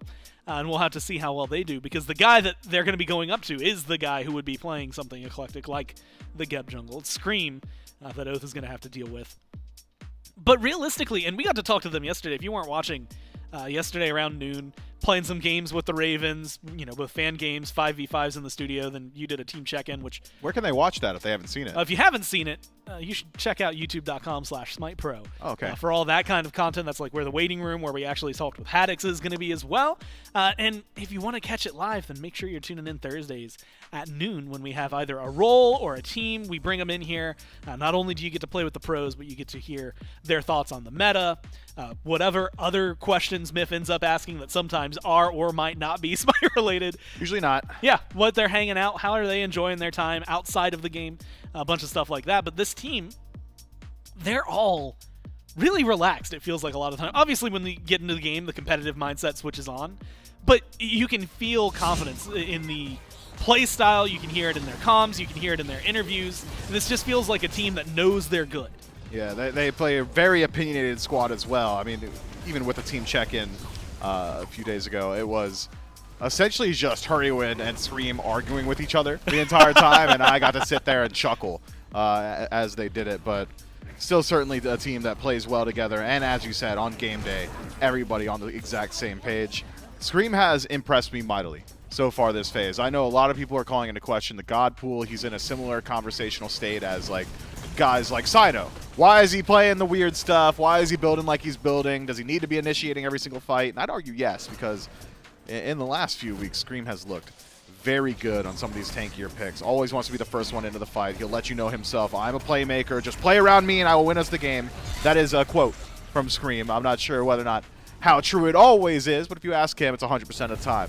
And having that confidence on your team, always just a really good place to be. Having someone that is always saying, hey, look, I'll do it for us. It just simplifies the game. It makes you so much more relaxed. That confidence is infectious. And I think maybe that could be the biggest difference between the Ravens and the Hounds. Even in that conversation, we hear, yeah, I mean, the team's like pretty confident, I think, maybe in our matchup. Like, you know, the Ravens aren't like a top team. And then we go to Haddix and it's, yeah, I mean, we're going to 3-0, maybe 3-1. Yep. You feel it, right? And like you said, contagious, I think, is the true key. You can feel it. And that's what, you know, when we talk about like mental fortitude, especially through a best of 5, like that's where that really comes into the equation. Is if you're confident, the way that we heard, as you had mentioned, Haddix, you can go down 2-0 and you're still probably in that, right? You're still like, okay, cool, now we just have to win 3. That's the only mentality that you can really afford. Have to see how well that either affects or, I guess, the negative version of effect, if there is a version. Also effect. Yeah, effect for the Hounds. But it is Scream. The one that's really interesting, and this brings up a conversation we had when we were talking to Haddix yesterday on Waiting Room, is that because meta has shifted in favor of mages in solo right now, and not so much that they are the dominant only thing you can pick, but hey, you're probably going to go for that as much as you can. Yeah. It feels like that's enabled Scream to play, first off, the Naja, right? More setup to just let him fall down. But then, like, yeah, your Surters. I don't think I'm going to throw Geb on the list, but I'll say picks kind of like Geb. The setup, the tankier, that I'm going to be the one, like you said, initiating to try and balance out the fact that you've got this other squishy dude on the other side lane. Yeah, and Scream has leveraged that playstyle so well, Gore. I mean, he is starting off so many of these fights. In the last 6 games, it's 5 tank games, but only 4 of which were actual tanks, or excuse me, 4 of which were assassins, only 1 of which was an actual tank. Yeah. It's just the itemization might trick you. He's going in on the Naja every single time, just burning beads. I'm remembering that match up against the Gladiators. I believe it was game 1, where it's just Sash. He's going to win Fire Wheels this time, right? No, I'm going to hold on to it. I got his beads. I got the next guy's beads, the next guy. Always that first point of contact in the team fight has made it even easier for guys like Hurrywin, who is still relatively new in role and support, to find some of that initiation. And it's something they'd actually talked about in the waiting room. It was a really interesting conversation point where Hurry's like, yeah, I don't want to start off every fight. If Scream's getting dunked by Thor, he's a tank anyway, and now I've got an easy way to initiate on a Thor, or I've got an easy way to go past him and make things happen. And that diversity in their team fight and how they want to get things started, I think has made it very difficult to lock down the Ravens. It opens them up to a different kind of style, and sometimes that's very difficult to try to adapt to. Hounds, as we jump into game 1, they're going to be the first pick team. So the Ravens are going to have to try and figure out how to counter pick them. This has been a huge thing I've been paying attention to so far this year. It's evened out between first and second pick. Their bans so far, Opwash, Ratatosker, and the very last one, someone that's not been uncommon, the Baba Yaga. She belongs there. Yeah, I don't want anybody on the Raven. I don't want anybody playing her, actually. Agreed. I think I just maybe hard cut on that. The other side, Athena Yamoja, which both of those, specifically the Athena, has definitely been more on the rise. It feels like people have kind of recognized that global rotation kind of hurts when you don't have something to match it. Look, I believe it was PBM that said it at the beginning of the phase, and Athena's a crutch pick. A lot of these support players are crutch picking Athena. You know, it's so simple, dash taunt. How hard can it be?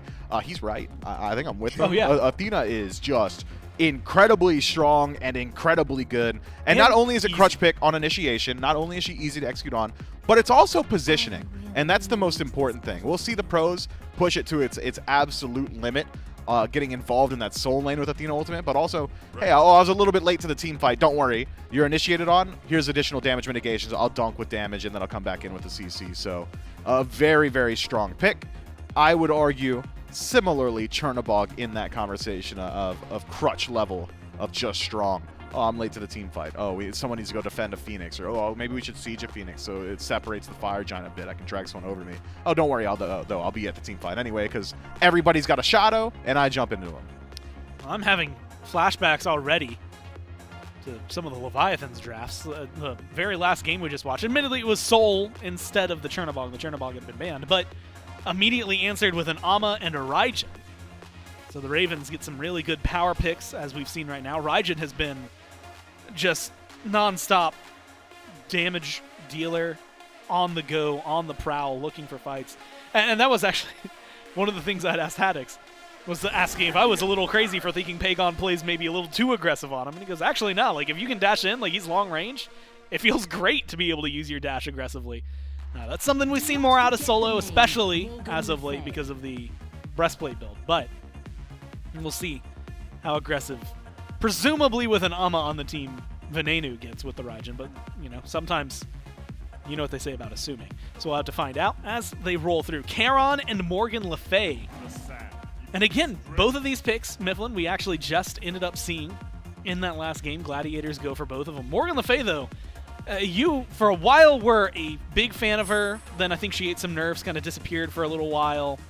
Where do you think she stands in, like, the grand scheme right now? I think of the standard mages in mid lane, she is in the conversation of still certainly very, very viable. Her poke potential is really good. She leverages the items that are popular right now very, very well. I really like her utility in teamfight. We've been seeing a little bit more so pros lean in towards the slow in the Sigil Mastery, and it is ridiculous how much that could separate a jungle engagement.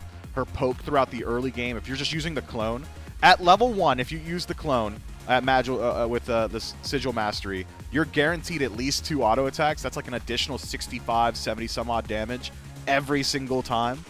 She hits deceptively hard, and she is incredibly hard to dive onto because of how quickly Dragonflight comes out. She has CC immunity in kit. I'm a massive Morgan Le Fay fan, and even looking at the composition as it stands, we don't necessarily know where this Morgan Le Fay is going just yet, and her flexibility has only made her even more potent. And beforehand, it was Morgan Le Fay's locked in, we're going mid, unless it's Scream, and then we might be going jungle. Now it's Morgan Le Fay's locked in, we're going mid, we might go solo, or we're going jungle maybe if it Screams on maybe if it's Scream. Yeah. Luckily for us, Scream's not on the Hounds, so we can at least eliminate one of those. But mid or solo, and you can see that actually affects the Ravens. They lock in the on her right afterward, which technically we've also seen played support so far this year. But they're bans, right? You have to figure out where you're going to go, what you're going to try and control. You get Thor and Sun Wukong from the Ravens. Meanwhile, it's Aphrodite and Naja on the other side. They lock in the Fafnir, which given the auto attackers on their squad feels good, but we're a little more interested in the Hera lock-in that the Hounds go for alongside this Hunbats. Yeah, very immobile against a dive composition already starting to present itself on the side of the Ravens, even ignoring the Lancelot, which is even further dive. Amaterasu going to run you down. On her is going to be there with long-range Desert's Fury. Fafnir's in your face the entire time, and Raijin is in that conversation too. So I was surprised to see such a volatile low peel god locked in for the mid lane. Hera, of course, does have good damage, does round out the team fight pretty well, and has decent threat on beads. And when you have a Charon on your team, this is something I talked about in Charon's first few weeks of release when you're seeing him a little bit more consistently. Seems like he's on the rise right now, by the way. You are lacking for consistent hard CC. Your ultimate's great, phenomenal at starting a team fight, great in those objective engagements, and even better on Phoenix fights because you essentially lock down the entire lane. But all of your CC essentially being tied to ultimate makes it a little bit harder on these longer engagements. So having Polymorph and Fear No Evil now to round out the draft for the Eldritch Hounds alleviates some of those concerns for me. Now you've got the Beads Burn, and I can see who's making use of the Beads Burn too. Luckily for the Ravens as well. Yesterday they got some good practice against a Charon. Admittedly, it was on the arena map with 80% cooldown, and it was Trelly playing it, but they still had to play him, right? And so, play against him, I should say. But this matchup, Mifflin, and specifically, like you said, having some of that extra CC coming from Hera, coming from the Hunbats, I'm going to throw Morgan Le Fay in there just because, like you said, when you dive on her, she's a little better at handling it. She's faster. She's got unreactable CC. She's so good at dealing with dive. Feels pretty good. Do you like, I guess, Hera or Morgan Le Fay in this case, knowing that those kind of matchups into, I guess, one into Raijin, one into Ama? Where would you rather send them? Man, if I could have chose 2 Morgan Le Fays, I would have. Yeah. I think she's You better would in just rather both have another roles. one. But up against Amaterasu, you just really don't want Hera over there. There's just no response to the, hey, I got dashed on, and she's tankier, and she's about to hit me with all of her auto attacks. So I think just fine to go ahead and put the Morgan Le Fay over in the soul lane and then have Hera lock it down in mid. And you know what? I anticipate that seems, for some reason, it feels more natural, right? Fits like a glove for what we've been seeing for him. We got to look at the other side, though, because there's a few things that we've been seeing and have been doing well.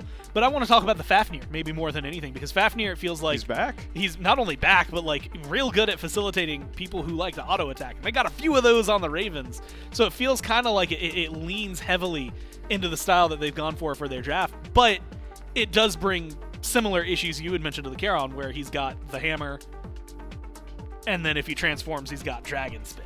And yeah. There you go. That's his CC, and it hits the one dude, and that's it.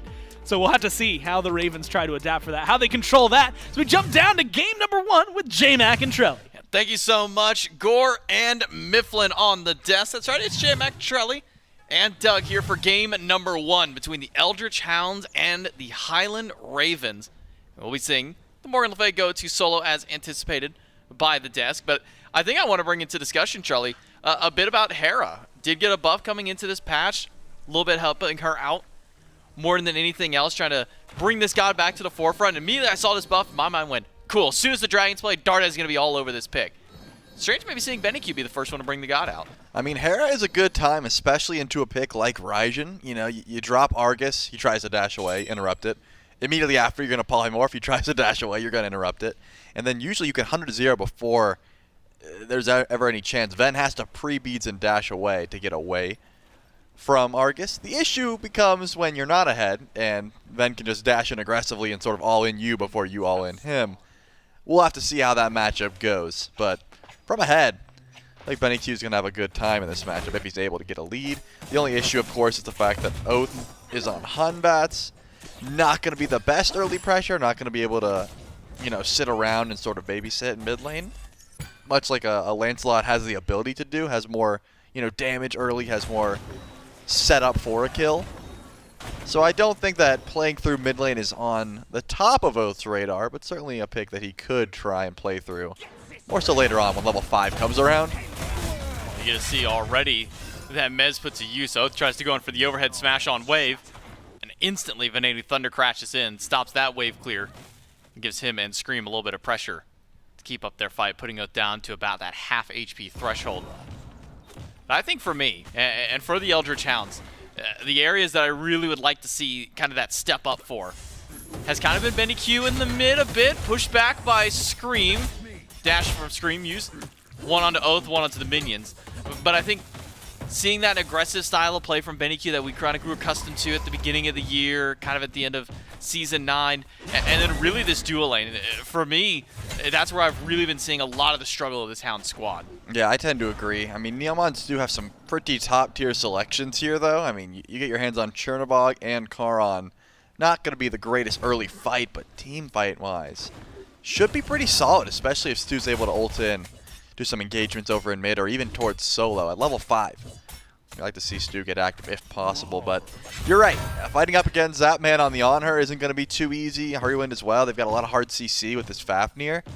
So, it doesn't really bode well for an aggressive start to the match, but once you're looking towards these team fights, once you look towards rotations, that's where Neomon Stu are really going to shine. That's where they have the ability to try and fight. But if you look, the Highland Ravens, I mean, Hurrywind shows his hand very early with the Frenzy. Obviously, when you pick Fafnir, Objective Shred's going to be on your mind. But when you go Fafnir and start Frenzy, you almost don't care about lane. You're looking to go for Gold Fury pretty much immediately. You're kind of holding up a giant sign that just says, Objectives, Gold Fury, Pyromancer. Like, that's where we want to go. That's the idea when you see this early of selection. Ducky pushing Haddock toward the tower, but now it's a gank onto Ducky. Pops the beads early during the fight. It's already the dash by Scream. And the follow damage is in there. And now with Oath on the way, not level 5 for the bots just yet, so no access to ultimate, but the dash is back up for Scream. That gets him under tower. Oath just a little too late to try and get a kill for himself. And not enough damage there from Haddix, but Oath still wants this blue buff invade. All you can really do is pull it under your tower and hope there's no steal potential. Looks like there wasn't. The Sacred Monkey Toss not going to be enough. I like the attempt, though. I mean, you get a little bit of aggression there. You pull the blink from Oath, and you also get just a little bit of relics over in the solo lane. Ducky losing his beads as well means another gank could be successful. The issue is, Ducky's on Morgan Le Fay. He's going to have plenty of sustain trying to poke him down. Not very easy for Haddix. This Ama definitely loses a good portion of this lane, if not pretty much all of the lane. You're not picking Ama to, you know, dominate these mage solos. You're picking her to rotate out and provide that passive towards objectives. Frenzy used by Hurrywin to confirm shield buff, of all things. Not even to try and get pressure inside the wave, just for those last couple of hits on the buff. They guarantee it, so it's not a wasted relic used by Hurrywin.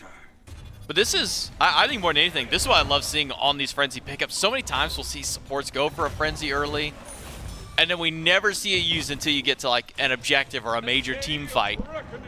Hurrywin goes into the ultimate early, just to help clear out the wave, but seeing these Frenzies just used almost essentially on cooldown just to get faster wave clear, faster buffs, love seeing this relic usage. Yeah, Hurrywin does ult because Scream's nearby. Like, there is a Lancelot in the jungle, but it doesn't seem like a tower dive is the best call. Lose that Draconic transformation, you lose your fight attempt over on the left side of the map. And Stuart and Neil are playing it just like you should. The second you see that dragon, you back up. You don't fight into it, you wait it out. Not that long of a transformation at level 5. Once you put more points in that ability, it gets longer and longer until you're a dragon for a full minute. But right now, you can just back up and sort of wait out that transformation just to make sure there's no more kill potential, or you're not losing your beads on the Stu, who I don't think he's even used a potion. Yeah, he probably used one potion and has just been sitting back just to show how passive Stuart has been playing. It looks like he just left base besides his gooseberry stacks. He has not taken any sort of poke, just been sitting underneath that tower. And this is sort of the issue we've been having with some of the Hounds players, is how much they want to go towards this passive play. It's not like you want to get aggressive towards on her, but shield buff has been going pretty much uncontested towards the Highland Ravens. Decides a little bit of steal attempt from Neilma. But now you can tell Oath comes over the left side of the map, and it looks like that might be enough just to grab that buff for himself.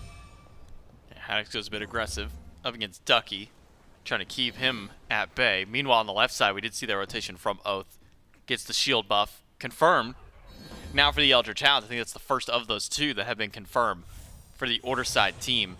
It's been very quiet from our junglers so far this game, outside of the initial mid 2v2 skirmish, Scream and Oath's rotation over to the right side of the map that end up netting in nothing so far. It's been quiet from our junglers. Scream still trying to play a bit active. Goes with a blue buff, loses out on a Fear No Evil from Oath, but Scream's got an ultimate. As soon as he gets back to safety, immediately able to utilize that Grand Joust, gets himself back to the safety of Tier 1. Yeah, but EQ is close by as well. Any longer and may have been caught out there, but Scream plays it well. Even though he was lazy backing a bit, does end up just Grand Jousting out. Didn't want to gamble with any more of Oath's damage. Slow start to the early game, as you highlighted, but I tend to think around 12 minutes is when most of these games start to pick up anyways. I mean, you look towards mid lane, Book of Thoth picked up. That means stacking up, trying to get that extra flat pen online as quickly as possible is going to be the call. Same with Oath, going for Transcendence. It's not like you have to play back, but you'd rather just get those items stacked up, get the evolved form of them before you tend to get aggressive. The only place I can see getting active is, of course, the solo lane ganks that we've seen attempted, not really come anything from it except for pulling Ducky's beads, or this shield buff, which has been pretty active so far. A lot of rotations towards it, but not too much fighting. It's actually just 50-50 the buff. This time around, the Highland Ravens pick it up, and they just decide to leave afterwards. It doesn't really, you don't really see the ultimates come through. It's just, hey, we're going to 50-50 the buff and leave. That's all that's been happening. Alright, win. Find the hammer against Stu. Full ultimate channeled from Zapman. And Stu sitting underneath the tower. A jump away by Oath, but a crash in from the mid, and the jungle ultimate's used, and Venenu will strike first blood with the Taiko drum. Stewart up to the sky, though. Where's the collapse in? It's on top of Scream. He may just be sacrificed for the rest of his squad. Can't get out this time. and it's BennyQ to return the favor, a kill each for the mid laners. I mean, definitely a fight the Highland Ravens forced. You didn't have to dive tower there, but with the rotation in, you're okay with the first blood. Just a little unfortunate that Scream ends up falling there. Didn't hate the dive, though. You know, it seems like the Highland Ravens are like, you know what, we picked Fafnir. We are using this Draconic Transformation no matter what. They're able to grab the first kill onto Oath there. But you trade out, and both mid laners are able to pick it up. But giving first blood to Venanu is a big deal. This Raijin can have so much just damage across the map, especially with how much fighting has been going on. Highland Ravens haven't even left yet. They're still getting aggressive, and here comes Oath. Fear No Evil's up. Who's he going to go on, though? He's got Blink. Sacred Monkey tosses off. That man is going to hold on to his relics and everything after that one. You want to go for the ult, but Oath isn't able to force the same engagement that was just forced onto him. Scream gonna take a lap through the jungle, see what farm is available. The answer is, well, nothing, really. A single roaming Harpy. Felt like we'd taken maybe a blue buff invade that's being drug through the tower. Scream trying to steal this one, and he does! Oh no, unless the tower was the one that confirmed that one, I think that Haddox was actually able to get that for himself. So Ducky gonna miss out on that XP. Did everything he could to pull that one away. Dragged it all the way under tower, all the way to the opposite side. Still wasn't enough. Scream and Haddox dive in, take that one away. But Ducky's still getting aggressive inside the jungle. Scream's all by himself. He's got ultimate and will have to use it to get away, but he's got to be careful because Neil Ma's nearby. Does have the ultimate, or does not have the ultimate on the Charon. Does have some decent He's CC. going to stop his back? He might just do so. Okay, no, Scream will be able to get back into tier 1. So he's fine for now, but Scream, his pathing in this jungle has been very aggressive, and he's been punished for it nearly every time. Yep, cannot be caught out in the enemy jungle. BennyQ makes those half rotations as well just to make sure that there's some form of punishment for Scream stepping that far forward. I mean, if you're gonna attempt a blue buff steal from behind the enemy tower at 9 minutes in, I would hope there's at least one rotation over, right? Especially if that's my blue buff. If I'm Ducky, I'm pinging him. Going, he's right here, he's right here, he's right here, hasn't left yet. Come on, guys. And that's actually what happens. Everyone rotates over and at least forces the grand joust out of Scream. But with Hurrywin playing so aggressive, you'd think Gold Fury is on the minds of the Highland Ravens. It's just not easy with Stewart being able to fly in at any moment, even if he gets poked out, which he's not, but even if he was. He's never gone for too long. Oath is matching the rotation of Scream this time. I do want to see a Blink Fear No Evil just to try and force something. Oath has been very passive so far on this Hunbats. Doesn't need to, though. The Highland Ravens, they decide to give this one up and retreat, so no need to force that ultimate at that point. Beads are nice, but might as well just retreat and take your free buff. Aggressive dash by Neil once again. Now, force Hurrywin to rotate over. Give a little bit of support over to Zapman in the dual lane, but I'm liking to see. I'm loving the more aggressive nature out of the Eldritch Hounds now. For the last couple of sets, it's really felt like they've just been kind of playing the game, letting things happen around them. Stu's just been sitting passively inside the lane, not getting a whole lot. Neil's just been rotating wherever he's needed, but the biggest problem I've noticed with Neil Mon in some of the recent sets was that he's just losing out on so much farm comparatively to some of the other supports in the league. So I like that, seeing that not only is Neil staying aggressive, but he's also maintaining at least even an XP. Take a look at Zapman's build. He's telegraphing exactly what he wants, right? Not even going for like a fail nod or attempting to go for some sort of pen early and switching into the crit. Just first item, or after the dev gauntlet, is going right into the crit chance. Wants it as early as possible, trying to box up against Stu. Isn't fearful that Ducky's going to build into the Spectral, because most of these mage solos, their builds are pretty linear, right? You're going to need a Genji's, you're going to need a Typhon's. The last item is really the only one you want to switch up, and a lot of time, these solo laners like to go for more damage. So if Ducky is forced into the Spectral, sure, he's going to have a lot better time up against Zapman. But Scream, Haddox, Ven, they don't really care too much about the Spectral armor. So I don't hate this call. It's just a little bit more of an expensive build path than usual, and it doesn't give you that many meaningful stats early. Possibly the Demon Blade, that was picked up or buffed a little bit ago, and it will be. So Demon Blade finished as we see a little bit of a scrap for the beacon. Neil and Benny nearby, dash away by Neil, but he'll hold on to the point along with Hurrywin. It's majority capped for the Highland Ravens. They're going to try and keep the Eldritch Hounds off it. I think just the chip damage that Venenu has on the Raijin was enough to keep the Hounds at bay, and the Highland Ravens will cap the first beacon. But as is the nature of any Fafnir comp in a rotation from solo.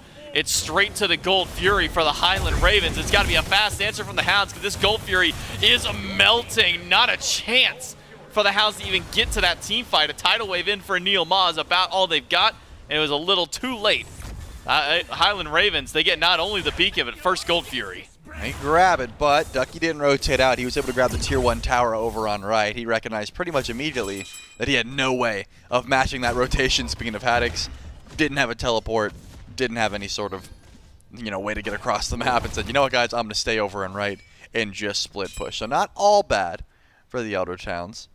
Surely not great to lose that much gold all in one swing, but still relatively close in the fact that you could still fight in if you need to. But that just goes to show. I mean, when you have everything falling into place with the double Shoguns, the Draconic Transformation, the Frenzy, and the rotation in from Haddix, that's going to be a big deal. That Gold Fury gets absolutely melted, and that can happen to just about any objective. Now that we know that Zapman's building crit as well, this Fire Giant later on is going to absolutely melt. So I got my eyes on the ward coverage around the map, just to make sure that from now on, the Elder Towns know when an objective is being pulled, or at least when it can be pulled. But it's the Ravens who have their vision on the Pyromancer already. I don't think you send Zapman over here this early on. He actually fell a level behind. So we see an ultimate on to Haddix. Shouldn't take too much damage here, and I believe was able to steal away the blue buff as well. That's unlucky. Ducky really did not like that. He tried to chase as far as possible, but too little too late. So now with Haddix getting out of that one, stealing a buff. Didn't even need to use ultimate. Nope. Doesn't have beads. He took the full duration of Fear No Evil and every bit of damage, but he's just a bit too tanky.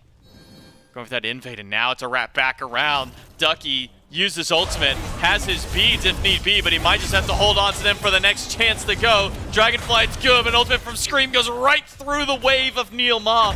And Haddix and Hurrywin are going forward. Hurrywin transforms into the Draconic form and is now going in for a fight up against the rest of them. Oath has found his way into the fight, and Stu has even joined the mix. Hurrywin might be the one who goes down here. No jump, no life left. Stu picks up the kill, the second one for the Elder Towns. Yeah, that's the benefit of Stewart being able to fly over. That should be a Pyromancer pull here for the Eldritch Hounds. All the while, Scream and Oath taking a 1v1. Scream doesn't quite have the chase down potential, but the blink is available. Are you really going to go for the tower dive? Of course he is. It's Scream. Gets the dash up onto the horse to absorb most of it with the shield.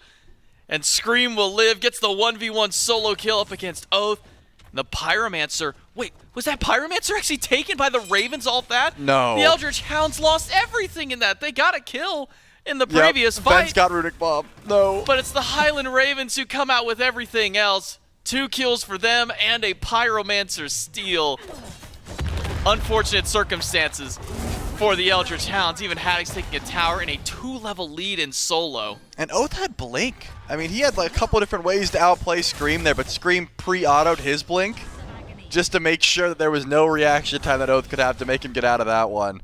And Haddix takes a tier 1 tower. Oh, big swing in favor of the Highland Ravens on top of an already extremely aggressive play. And I love that from Stewart, right? Him flying over, using the Chernobog ult to their advantage. That's a good play. Sure, Zapman gets some free farm. You lose a tier 1 tower over on left, but your team really does need that extra pressure from the Chernobog early on.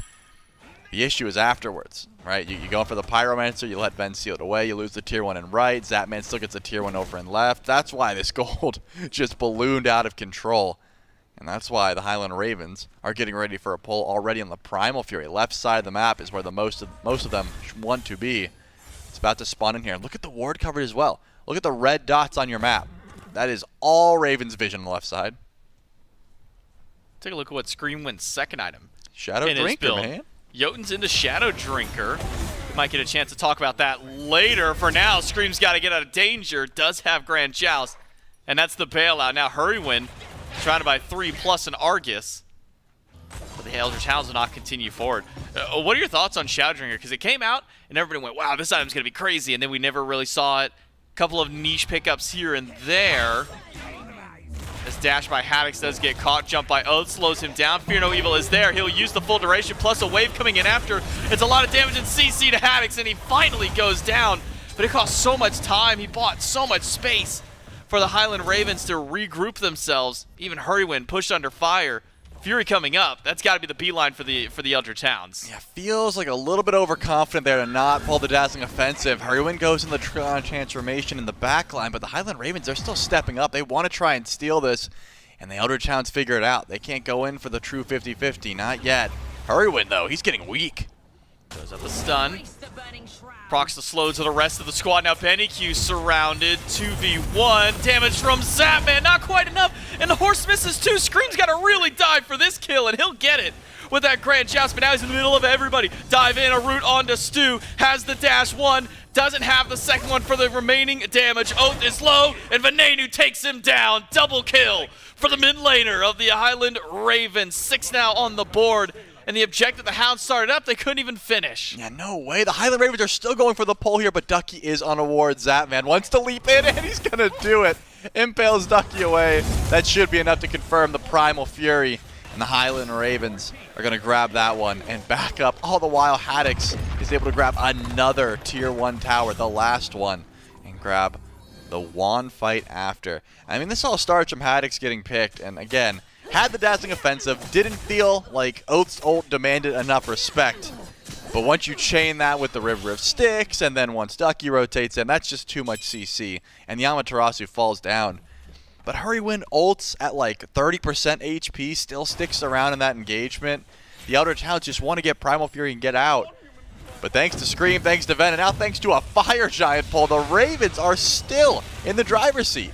Frenzy popped by Haddix, crash in by Venenu. Ducky's health bar melting and gone. Venenu gets one in the fight, and now Stu is joined in. Scream's in danger, has to use the joust to get out as Haddix continues to zone. Hurrywin has dove in, doesn't have the Dragon form, but doesn't need it because Haddix and Zapman have so much damage. A full Desert's Fury, a leap in by Zap, nets him a kill.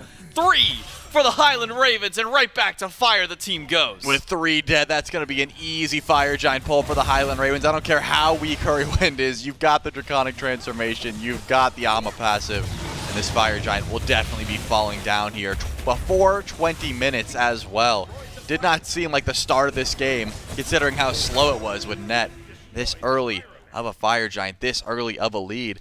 I mean, but take a look at Ven's build in particular. Just double flat pen into Obshard. He is building just to kill. Like, this is not survivability. This is not, you know, for the actual CC that Raijin can provide. This is just, I want damage. I haven't seen him taunt or fear with Taiko drums once. This is just, I want as much DPS as possible.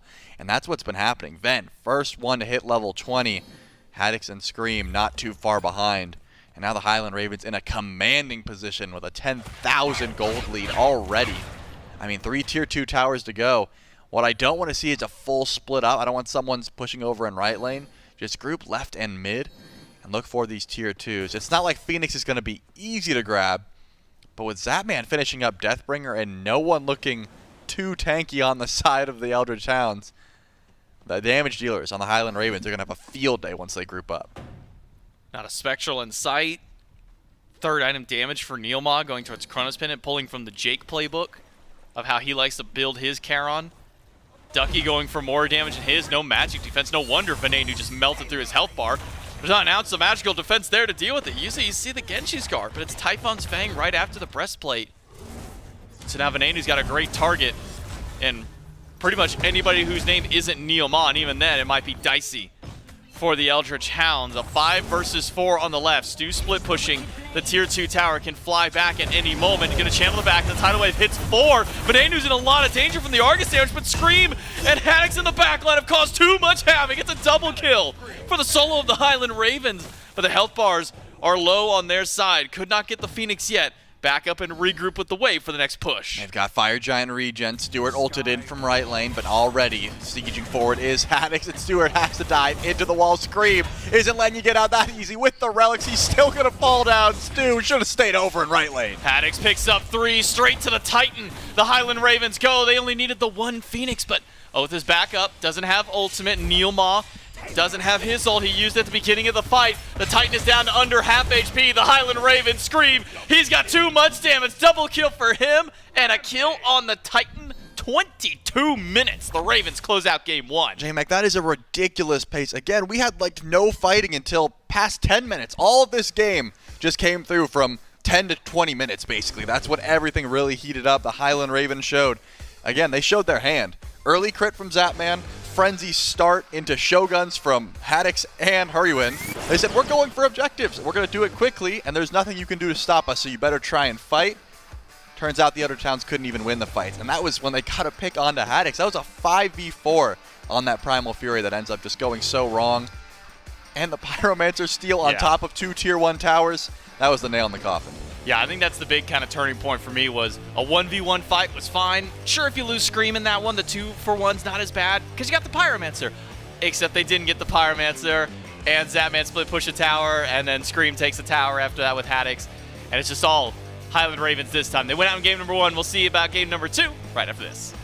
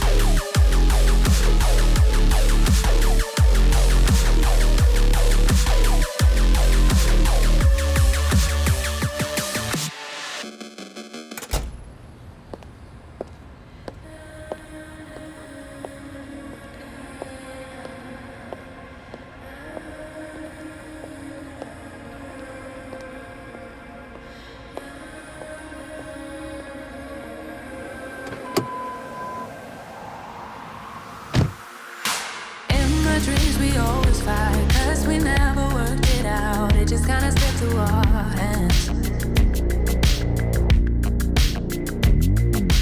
And I never really said that you hurt me, no, instead I just try to understand. It was so exhausting, so I lost it, had to make it stop. Didn't really feel like giving you the chance to make it up. You asked me what's the problem, to be honest, it was you. That's the truth.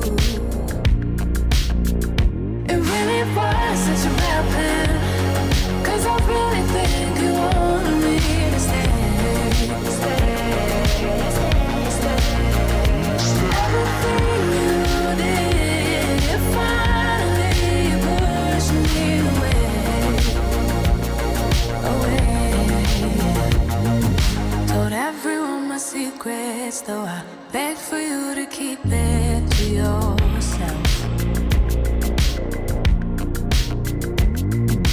Thought that you could buy my love, but I don't want that at all. You know I don't care about that. It was so exhausting, so I lasted, had to make it stop. Didn't really feel like giving you the chance to make it up. You asked me what's the problem, to be honest, it was you. That's the truth. It really was such a bad plan, 'cause I really think you wanted me to stay. Everything you did finally pushed me.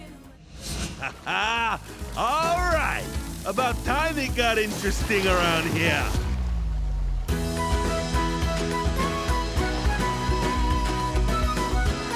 It's okay to be impressed. Wiki wiki. Don't worry, I gotcha.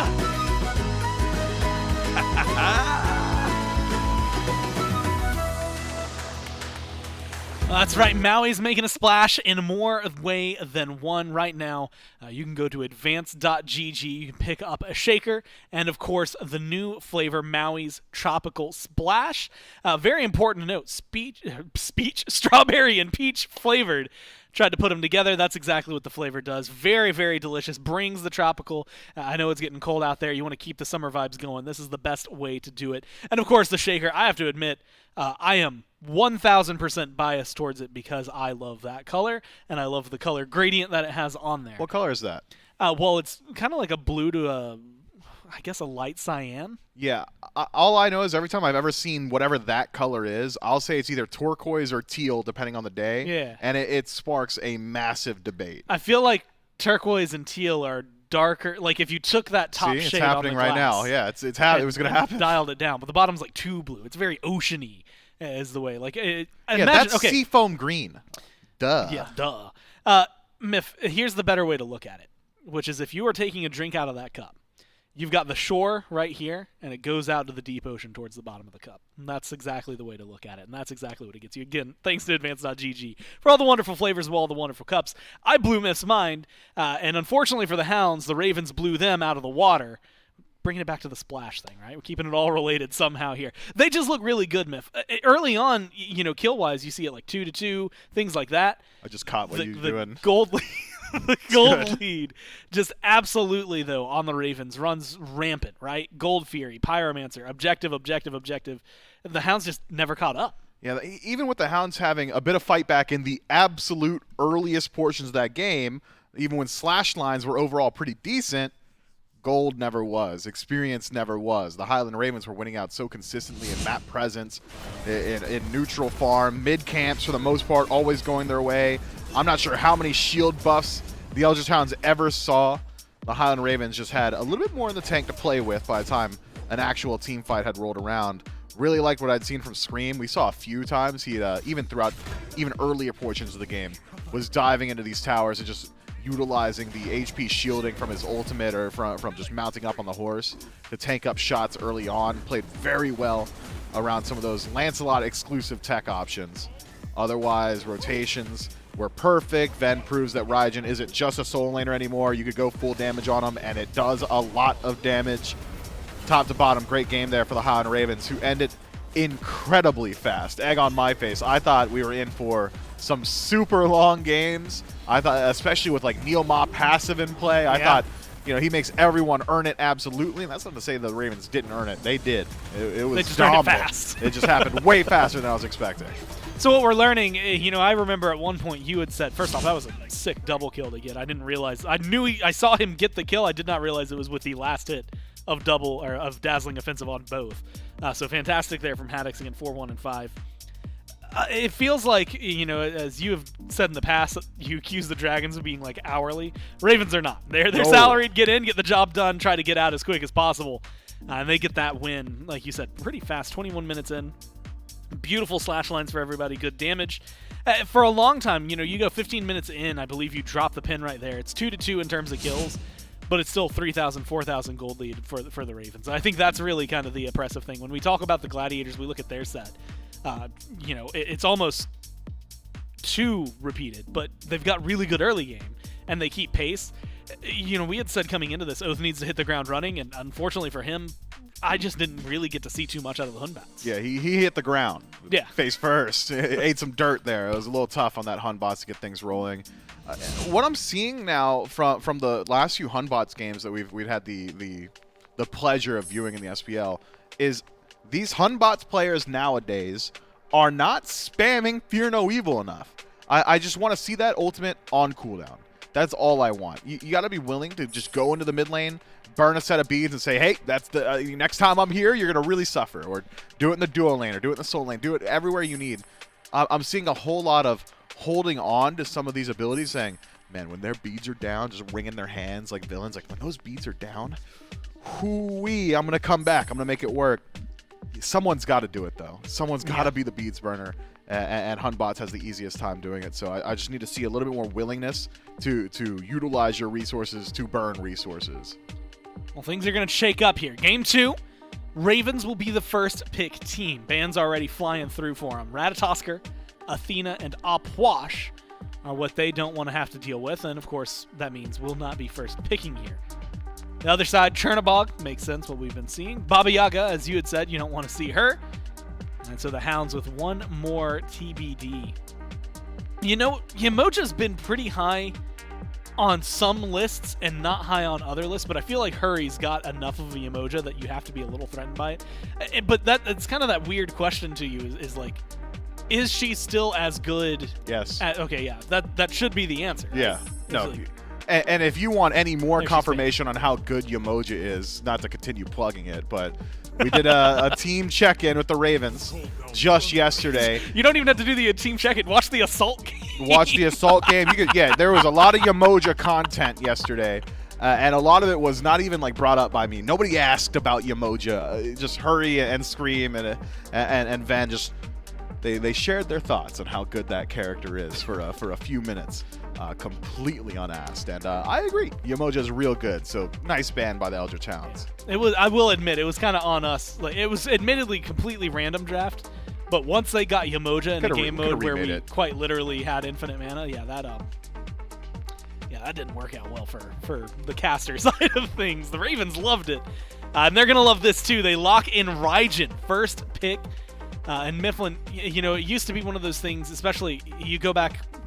2 years ago at this point, right? We're in Season 10. In Season 8. Around this time of year, it was the pick for Shinto more than anybody. But not a lot of people were running Raijin. You always knew where he was going to go. Right now, though, that's a mid laner. That's a solo laner. He's going to be anywhere. And so it gives some versatility to the Ravens. Morgan Le Fay, Soul get locked in beyond that. And Soul has been in that conversation as well. We've seen a lot more magical carries kind of entering this conversation. Do you think it makes sense for her to be this high up, though, in priority? I think when you lock in Soul, whatever lane she finds herself in, and it's likely ADC here, is just about guaranteed pressure. Yeah. And guaranteed pressure in Smite, to me, is just one of the absolute best things you can have. You knock down the Bastions early, you can control the neutral farm. Duo lane is the most important lane for the first 12 to 13 minutes of the game. So having one god that essentially guarantees your ability to play through that lane is incredibly valuable. So I agree. Soul pick, high up, do it every single time unless Chernobog, Raijin, or Athena, or Yamoja. If one of those four is available, get them first. If not, Soul's great. And luckily for the Hounds, or maybe I guess for the Ravens, Soul was the one that falls through. And it forces a change-up. Kuzenbo is locked in. Someone who we've been seeing slowly but surely on the rise the last couple of weeks. You think it's a jungle? No. Oh. Okay. So, wait, what? No. I lied. What are you going to do about it? Oh, I genuinely don't know. I don't think I have any power to do anything about it. Yeah, okay. Maybe it's jungle, maybe it's not. Probably not. Rom gets locked in the side. We have seen Kuzenbo in solo lane, though, right? And I guess there was, maybe he could be somebody in the jungle conversations with you as of right now, but do you feel like he has a place that he stands maybe the tallest? Anywhere you could build full tank feels pretty decent on Kuzumbo. It is very difficult lot of roles for, right now. for mages to deal with them. It's really difficult for hunters. Just pop your 2, stand in front of them, remove them from the game. So when I see Kuzumbo, I look at the other 4 members of the team and think to myself, are they self-sufficient in the team fight? Because Kuzumbo is not exactly there to facilitate. He's not the squad. helping you out. He's not there to help you. I mean, he'll push one guy into a wall, and he'd really like it if you were also hitting that guy, but he didn't think about it like that. He said, I just want to push him into the wall. The best Kuzumbo can do in a team fight to help out his own team is Watery Grave in the back line, disrupt the dive on the other side.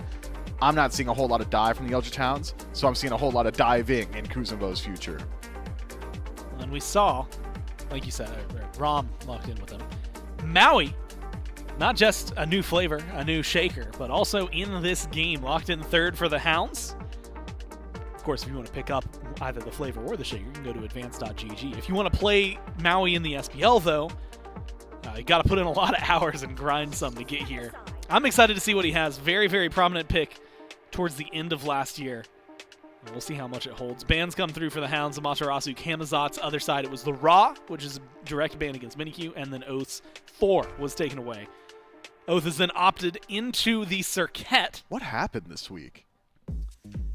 Well, I'll tell you a couple of them.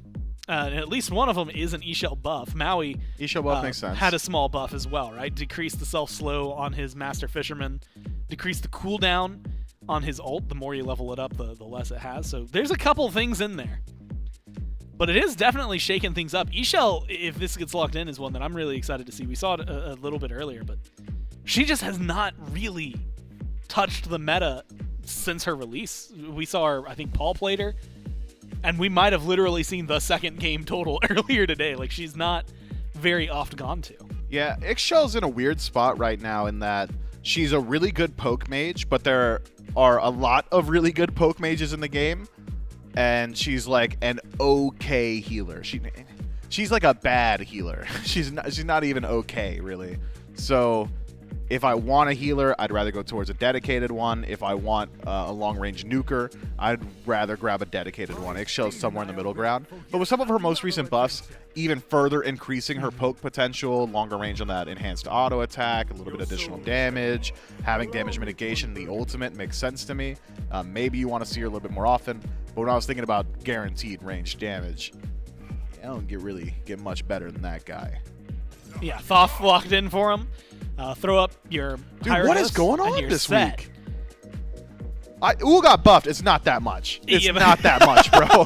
Like, he was universally agreed on by every hunter that I've spoken to be like worst hunter, like straight up just worst. And now he's got like 10 more power just about, like, and he's back, I guess. I don't super agree. I mean, 6-item upgraded Bluestone, like, he hits hard, but 5% damage scaling on his thrown axe, though. Oh yeah, man, like, that's big. That's big. Do you think because these were, I guess, swapped overall, having the buff in your long range, your bow form, be the attack speed buff versus like now the physical power being on the axis, like, does that change too much? They lasted, like, it was swapped not too long ago that the buff lasted when you swapped anyway. Yeah, you can, so does you it can make get that both huge at the of a same difference? time. I mean, it helps out a little bit. It's really a quality of life thing for the most part, I'd say. You don't have to just keep swapping back and forth to keep the buffs up. Get it a little bit more easily, but it is still a relatively weak laning phase. And when I compare ability-based hunters, the conversation used to be, how does he stack up against the other ability hunters? When Uul was on the verge of the meta, that was back when AMC was really good and he was dominating with Bluestone too. Now, in a magical hunter meta, you compare Uul to the magical hunters because they're the ones that box really well and also have mage abilities, so their poke's really good. And I'm just not so certain he stacks up entirely, but does give over a lot of aggression, makes it pretty easy to follow up on jungles. Hail of Arrows, Bladed Arrow, really good ranged follow-up tool. So when you've got something like Circuit on your side who's going to lock down a target for a full like 2 seconds at least, well, you've at least got guaranteed follow-up coming from your Uul. Now the real question, I guess, lands we've seen him, he's mana hungry. And we have seen Ull threaten positions over towards the solo lane, but a lot of the time it feels like he finds his home always in mid. But you've got Sol, you've got Morgan Le Fay, you've got Ull. Is there a preferred stack of those three gods that you'd rather have? He's putting on his thinking brain. Oh, man. Morgan Le Fay, solo. Okay. Soul ADC, Ull mid. I think that is the only way it can be. In fact, I know it's the only way it can be. And we've heard your feedback, fans. This is not a guarantee from production. This is me staking my pride as an analyst. That is the only way it can go down.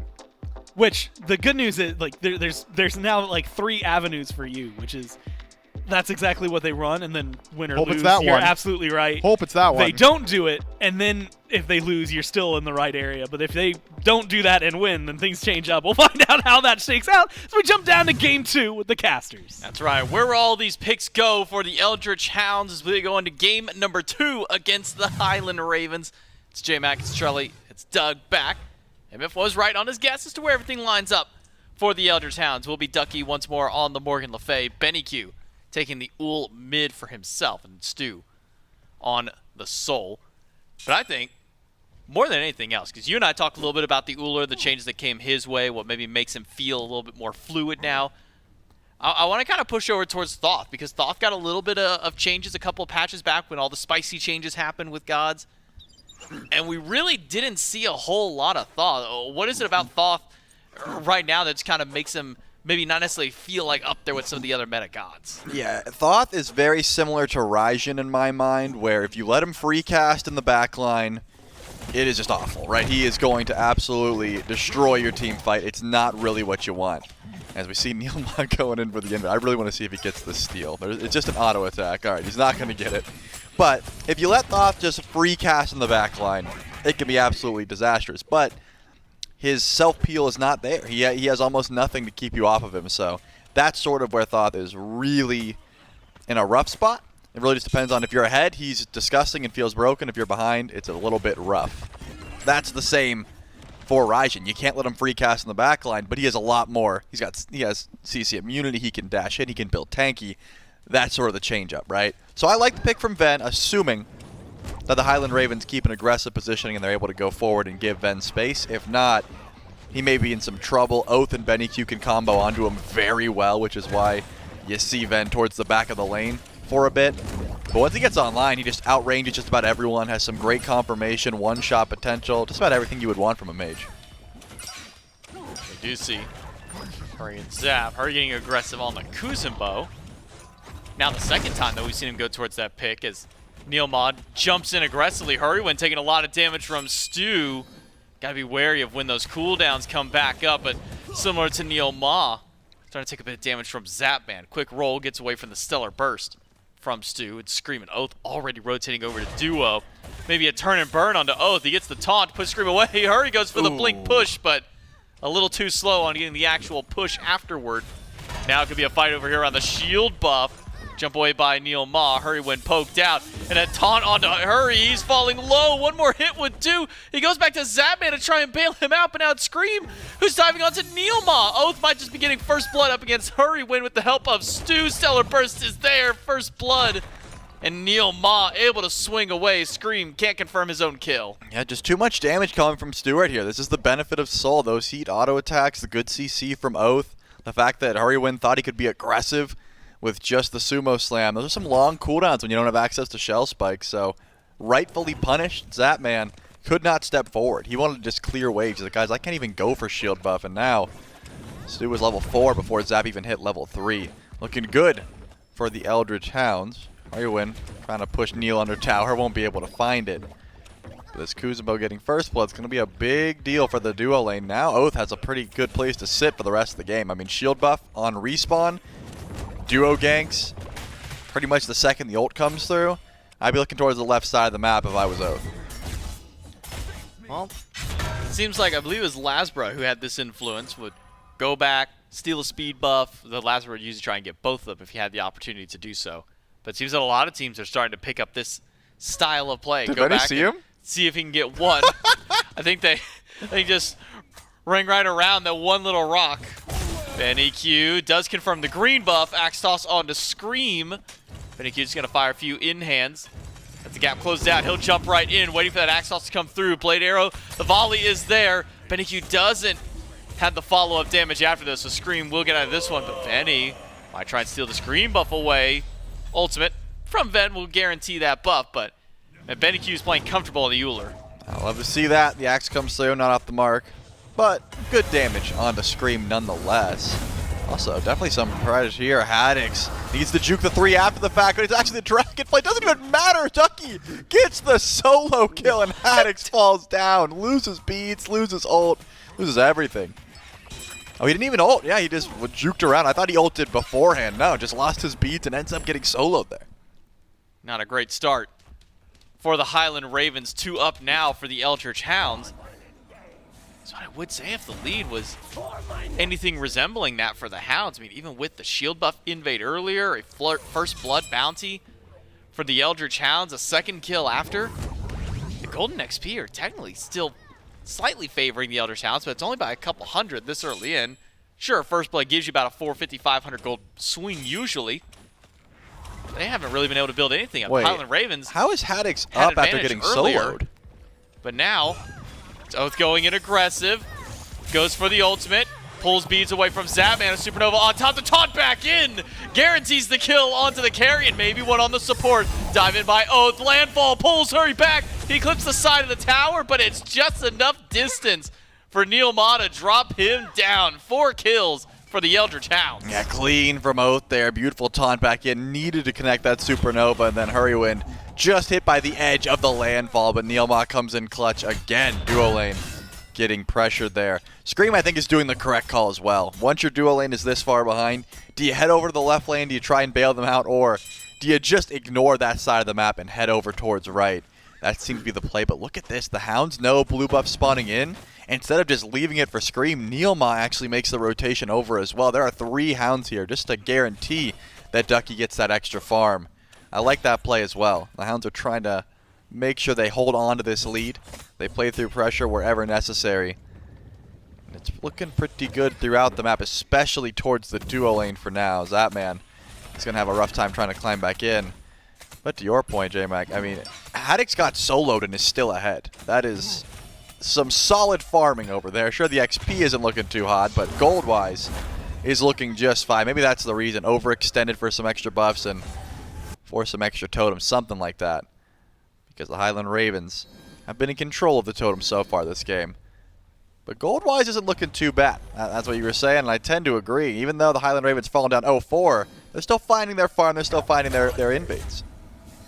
Starting to stack up items for both of the mid laners. Scream maintaining pace, maybe even slightly ahead of Oath on the 1-0-2 Circuit.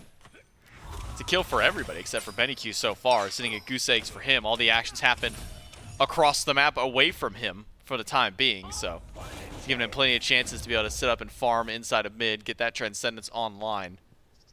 As Oath, let's go for a pick on Haddix. Not sure if Haddix recognizes he's there. Does turn around, spot Oath out. Thunder Crash, not going to get much of beads to try and use the ultimate out, Smart. but don't think that dot damage is quite enough for Haddix. One more tick may have done it, but not quite enough this time. Gets out of that fight, but costing him both beads and ultimate this time. Yeah, smart by Haddix. Immediately goes into the ult and says, I'm going to fear you away if you try and go for me here. No ult from Oath, but Scream doesn't want to try and Grand Joust to look for the 1v1. Or does he? Hiding behind the wall. Ducky's nearby. I don't think it's the greatest idea, but it looks like he's going for it anyways. Dragonflight there. The fear after has to use the ultimate, but this time it's defensively. Ducky, he's got the swipes.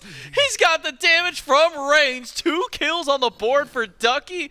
The Morgan Le Fay solo coming in strong here in game 2 for the Hounds. Wow, I'm amazed. I think Scream wanted to hold on to the horse. The shield was gone, though. I felt like he could have jumped over that shot, definitely to survive. Didn't end up going for it. Got baited by the 1v1 from Oath that was never really a 1v1. And now that gold lead is starting to climb here for the Eldritch Hounds off of a fantastic performance from Ducky so far. This Morgan Le Fay solo is doing big damage numbers and creating a lot of space on the right side of the map. I mean, both Haddix and Scream are feeling the brunt of it now. The Eldritch Hounds starting to get a little bit more wind under their sails, getting a bit more confident in their play, though. do have to give credit to Hurrywin, going down 0-2 so far. Ahead of Neilma in XP, level 8 versus 7. And even Hurrywin staying ahead in stacks on the Gauntlet of Thebes, too. Neilma has just not been able to get that same level of farm as Hurrywin has been able to, but has been able to keep himself impactful on the map with the Maui. Invade towards purple buff. Most likely Zapman gonna have to give this one away. Even the chest camp not ready to spawn in just yet, but had it done so, Neilma and Oath already ready to take those ones away. Stu is doing a lot of damage to his tower. Use the supernova taunt after. Oath is gonna try and dive onto Zapman, will be successful. Last breath is just there to guarantee the kill at that point, but Oath is taking up the tower, and Zapman gets the trade-off kill after. And Hurrywin will just get a hold on to the lane here. Maybe a bit of miscommunication on the tower aggro juggling. Yeah, the meditation came through from Neil, but it was not enough healing, not enough to keep Oath alive. And that doesn't end up being worth it, right? Sure, you lose the beads on Zap, but he gets the kill and the revenge. That's a big swing in favor of the Highland Ravens there. They're okay with losing Zapman, especially if Hurry keeps the waves alive, which seems like they're not going to be pushed under tower anytime soon. So that helps out Zapman try to get towards late game, but once again, going in for the early crit chance as Hurrywin attempts to steal away the shield buff, ends up taking a lot of damage. That's out of the map though. That is where the Elder Towns have been playing. Oath spends a lot of time over here. That purple buff doesn't belong to Zap anymore. He took away a speed from Scream just to try and stay ahead, but I don't think you're saving this tier 1 Zapman. Definitely going to have to run away from this one. The Hounds are pushing their lead, and I love to see that. They're not just sitting in lane. Remember, this is what we've been asking for from Stewart. Step forward, get aggressive, play your lead. Sure, you're not finding the solo kill. You have Oath come over, but at least you're stepping forward and grabbing that extra tower. Now what I want to see from the Hounds, a Gold Fury pull before Beacon, sometime soon. Haddix is 2 levels behind. Stu has got to level up. There's no tower. You've got good burst. I want to see this Gold Fury pulled very soon. Neil and Hurry are already kind of posturing that direction. Trying to maybe see if they can get some wards out there. Spot out the enemy. Venenu now finishing up his Book of Thoth and has the Divine Rune online, so some good range damage available to the mid laner of the Ravens. Similar to how Benikyu, the Finish Transcendence, and the Hydra's Lament. Strong follow-up and poke damage from both of these mid laners now. But not really grouping around the Gold Fury. It's Oath trying to wrap around to the bottom side of this team fight. Meanwhile, Scream wrapping around from the top end of the mid lane. The beacon's not even up, yet teams already starting to group up and start up some scrapping for it. Oath will keep his eyes over towards purple buff, and that gives Scream the option to now rotate in through mid. And Zap forced into the ultimate, knows this purple buff's under fire. Here comes the rest of the Ravens. I don't think they're going to get here in time for the buff, but can they get here in time for the fight? It's actually the Hounds that are running away. Zapman used the snipes onto Oath and put a lot of damage to him. Neilma will swing away, lands down. Has that landfall accessible to him, will block off one path. Hurrywin can't get out, and Scream is caught, just barely able to wrap around the island.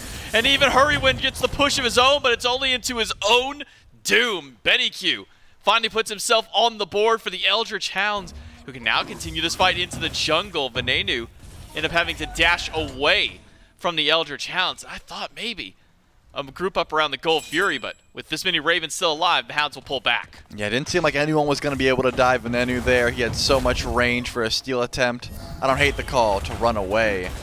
You see Haddix not taking good trades versus Ducky. Kind of have a solo kill opportunity, especially if someone walks over. The beach is still available, though. Haddix really just wants to sustain up with Pythags and stay alive here. All the while, the other Hounds are grabbing the beacon, or at least attempting to. Ven actually able to grab some farm in his favor.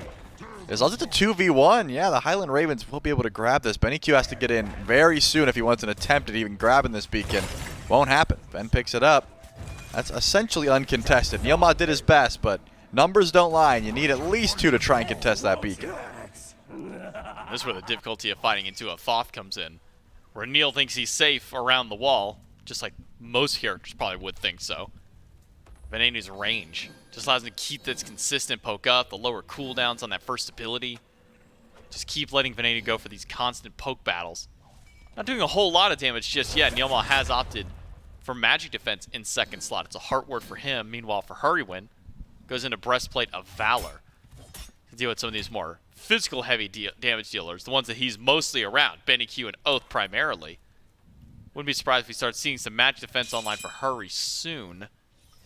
As the Gold Fury gets started up by the Eldritch Hounds. Half health on it already, but with Hurrywin walking up, Eldritch Hounds once more will pull away from objective. They don't want to go in for the 50-50. They like their burst attempts, but they don't love it, especially when you don't have eyes on the Thoth. Hieroglyphic Assault can really poke you down, and of course, Final Judgment could steal away that Fury in an instant. It's really Oath's job. He's the only one I can see diving Venenu consistently, and with his build, he would get pretty poked out. Everyone actually pushes Oath back, forced into the watery grave. Defensively, Scream, look how far up he is. Your support just got poked out. Why are you so close?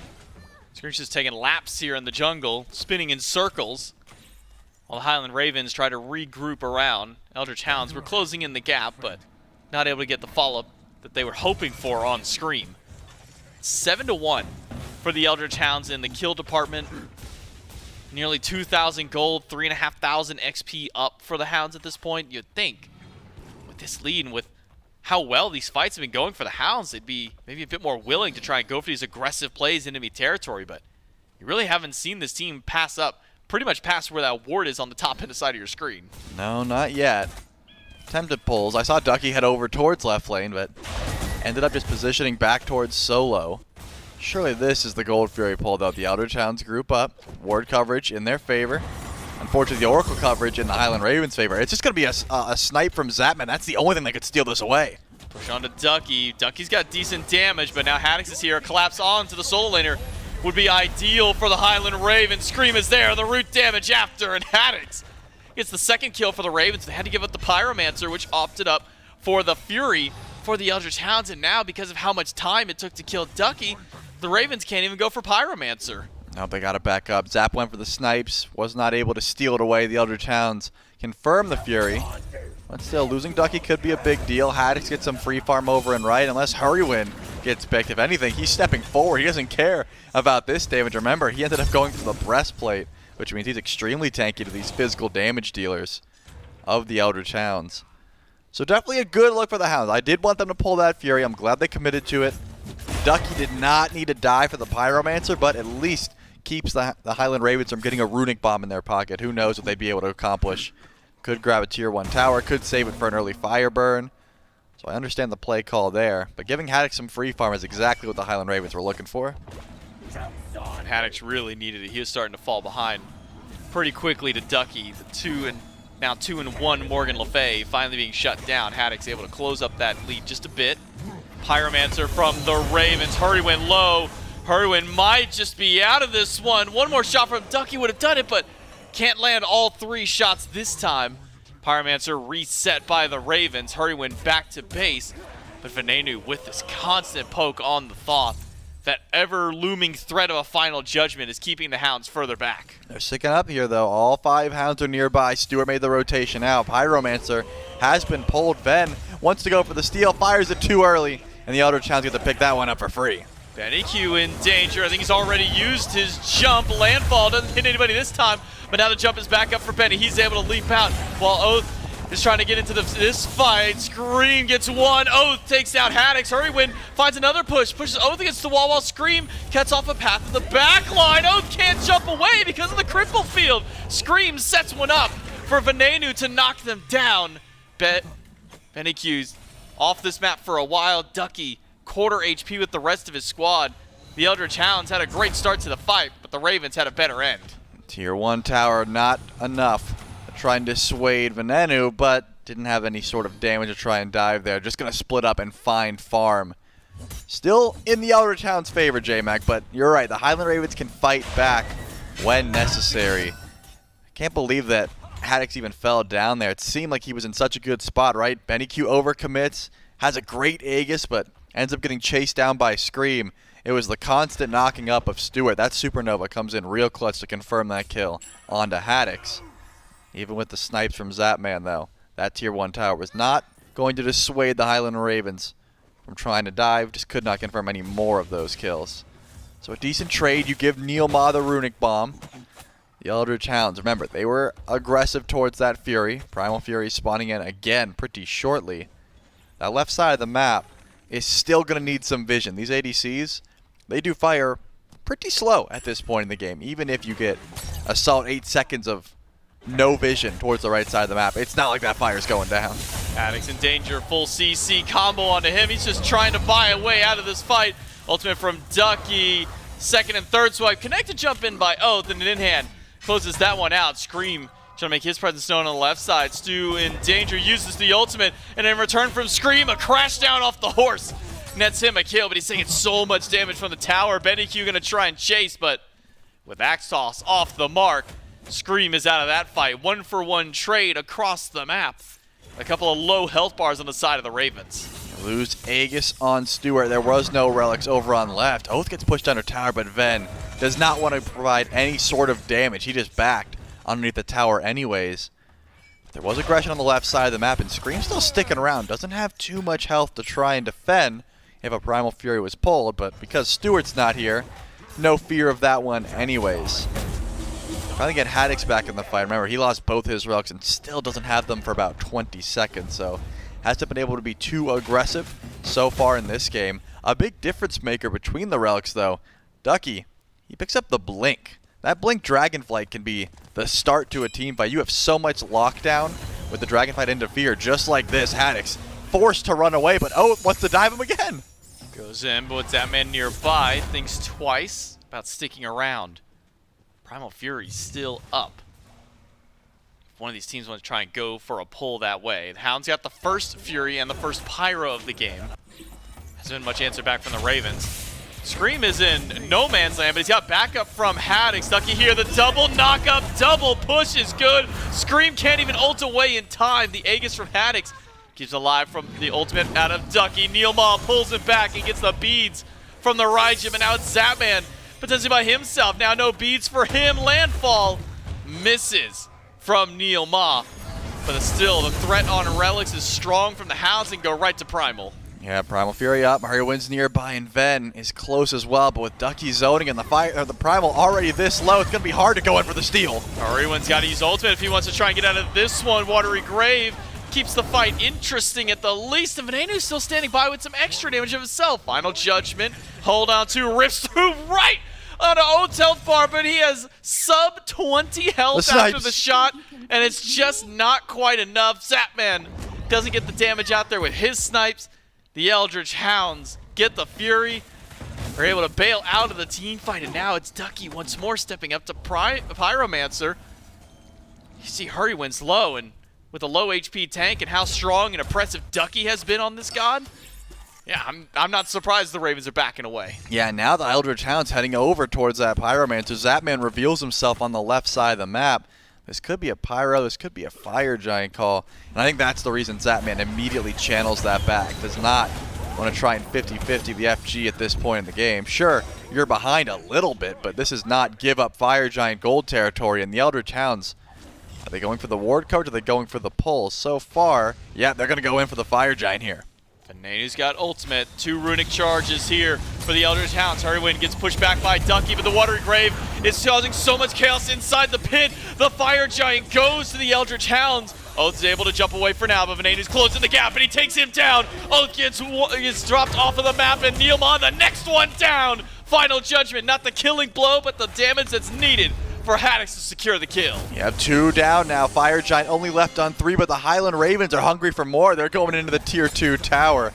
They've got minions. No way you go in for the Phoenix here. I think too much damage on the side of the Hounds, but a free tier 2 tower, they'll definitely take that one. And it looks like they might go in for one more. Hounds have to try and step up here. There's no way you give this up for free, right? Ruin stands in. The glyph down from Venenu. The ranged auto attacker is getting an extra little bit of damage from all 3 of them. And that tier 2 tower goes down for free. The Eldritch Hounds are too slow to get there, but now Ducky trying to close up because BennyQ is wrapping around. Zapman is low, uses the Aegis against the damage, jukes out a bit, but just has to stand his ground and fight, and Stu is the one to knock him down. The Highland Ravens, they get a couple of towers, but they end up losing Zapman at the end. Yeah, I think trading Zap for 2 tier 2s is fine in that spot. You have 3 Fire Giants to worry about. The Eldritch Hounds haven't even mounted their push yet. And at the very least, you're stalling out this Fire Giant. Didn't hate the play call for the Hounds to go in for the FG, But the fact that they stood on it, I'm guessing it was just confidence in, hey, we've got 2 runic bombs. The burst is going to be absurd. We're going to get the Fire Giant guaranteed, which they did. It was just the chase down after the fact that, I mean, Oath going down first was a big deal. He's one of the more slippery characters in the game. And since he fell, chase down onto Neilma was relatively easy. But now the Elder Towns have their chance to push forward. This tier 2 tower they step up towards. And Zapman just now spawned in. Still have fire on Stewart. He's going to be the one leading the charge on the structure damage. BennyQ as well. Having that fire means you got both of your range in-hand damage dealers to deal with these structures. Neil Ma going to take up the tower, which doesn't have much health already. Half HP just from a few shots from the double hunter comp of the Eldritch Hounds. There's that threat again with Venenu. Charges up the ultimate. Every one of the Eldritch Hounds players takes a step back just because they don't want to get hit by 900 damage from Ben. Haddix gets taunts onto Ducky, but he got clipped on the side of the wall. Landfall just off the mark from Neil Ma, but it does get the beads from Haddix. And Venenu charging up that ultimate. It does hit Neil Ma, but Neil Ma only. Stu pushed back, but into the Zap Ray gets him out for the time being. Zapman steps forward, but has to roll back at the fight. Oath is the one who needs to get to the backline. He has the easiest engage here, and the Highland Ravens are looking low. You gotta just give up this tier 2 tower. I mean, Ben's doing plenty of damage, but you don't want to lose your life for it. And that is going to be the call. All the while, Scream heads towards the left side of the map. He's right next to Primal Fury, which is where the Eldritch Hounds are heading. Well, they figure him out, though. Doesn't seem like it.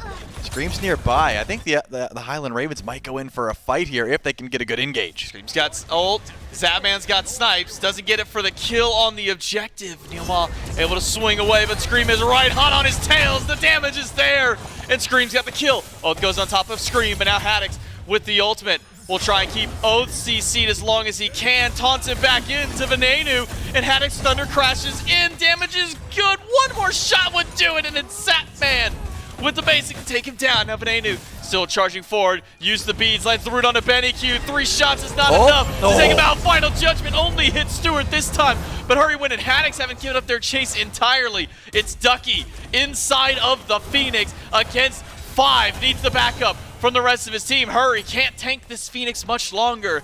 They're Island Ravens. They got 2 kills. They've got to get out of the fight. Yeah, Titans were pushing up right lane. If it was over and left, maybe the Highland Ravens have a chance to push forward, but they did not have the Titans in their favor. And the Eldritch Hounds are able to grab even more gold at the end of the day. It's not like the Highland Ravens have shown they can't fight. They certainly can. They just need to protect Venenu. They need him to land a crucial ultimate, and someone has to deal with Ducky. That's the big change up, right? This Morgan Le Fay is getting way too much value out of the poke, out of the CC, out of the survivability. Ducky has been putting on a show on the side of the Eldritch Hounds. Only dying once, a part of a majority of the kills. I'm not sure who's going to be able to make that change, because if Oath gets to the backline in that tier 2 siege, that could have been a Phoenix. It was just the fact that Oath was getting zoned out by Scream the whole time.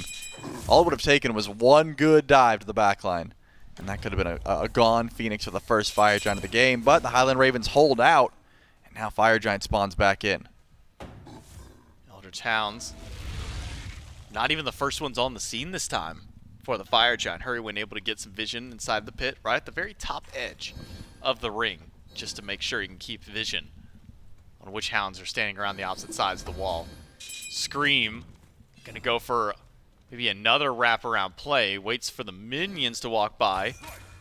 He's gonna use the wall just to keep his momentum up. Zapman has already rolled in. Knockback onto BennyQ, who's already jumped, and Hurrywin with the ult disrupts it all. Zapman takes down BennyQ. Neil Ma pushed back in danger. Use the landfall, but it hits nothing. It's a double for Zapman, and it's now the Ravens who can go to fire. That was a sick play by Scream. Just ride into the wall and wait for someone to show up. I think he was waiting for a Fire Giant pull, but BennyQ has no survivability relics and just goes in towards the wave. Now there's no one on the side of the Hounds that's even close for a steal attempt. Fire Giant goes down to 5 on the Ravens off of a great dive attempt, and that's the thing. Wasn't just Scream. Of course, Hurrywin's there to blink immediately for the disruption. That watery grave just makes sure no one is able to get out. You lose BennyQ and Neil for 15 seconds. You might be losing more than just the tier 2 tower because they're not done. We'll be pushing forward 8 seconds on Neil, 10 on BennyQ. The Hounds have to make a 3v5 defense, but that's getting tough for them to do so. Stu already poked out in the back line. They can't even step up to defend their own Phoenix. The Highland Ravens, just with the sheer numbers advantage, have manhandled their way through a Phoenix and have now closed up this gold lead. The Eldritch Hounds were sitting in a 4 nearly 5,000 gold lead earlier on, now down to just 500. Separating these two teams, level 20 is already up, so XP really does not matter at this point. The Highland Ravens, they have found their way back in this fight, and it's off one small little play by Scream in mid. Picks off BennyQ to set up for Fire. And that's the thing. It's not like the Fire Giant from before was that beneficial for the Hounds either. Sure, they make out a little bit ahead, but remember, they immediately lose 2 and 2 tier 2 towers to start their Fire Giant push. That was, I think, the big issue. And BennyQ stepping forward without having any relics up, and Scream was able to take full advantage of that one. Now relics are available for everyone but Hurrywind. And all the tier 2s are gone off the map for the Highland Ravens, that is. They've got Fire on 5. They have Oni Fury in hand. And Fire minions pushing up right. A fantastic position to be in. You're the Highland Ravens. Oni minions are going to be a big deal, and they're able to play this one slow. And remember, it's so difficult to sit forward underneath a Phoenix when a Thoth is in play, when Zapman is critting as hard as he has. Especially if Scream is able to go for a wraparound like he did previously. It's not easy to be even close to this bird, and that's what the other towns have to do. I mean, Ducky is the only one who's been able to step forward like that. Stewart, BennyQ have to stay in the back. Neilma needs to go for a miracle ultimate, but not going to be easy. They can stall this one out. Time is in the Highland Ravens' favor. As long as those Oni Fire minions push up right, someone's going to have to back and deal with them, but they're just pushing forward anyways.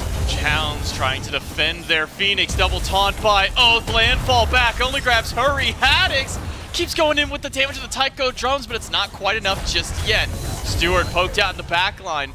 Will have to retreat back to the fountain. The Highland Ravens can grab a Phoenix and once again bounce themselves out of the fight and head over towards mid. They got an Oni minion wave pushing in.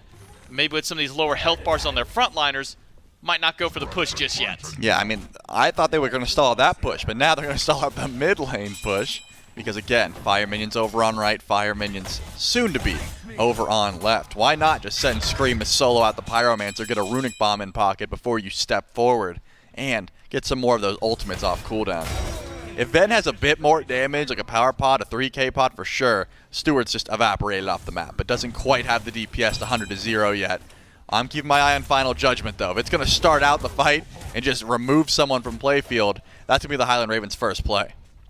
Then going to try and poke around the wall. Scream using the wall to keep himself from going too far forward. Well, Vanadu keeps this chip damage up.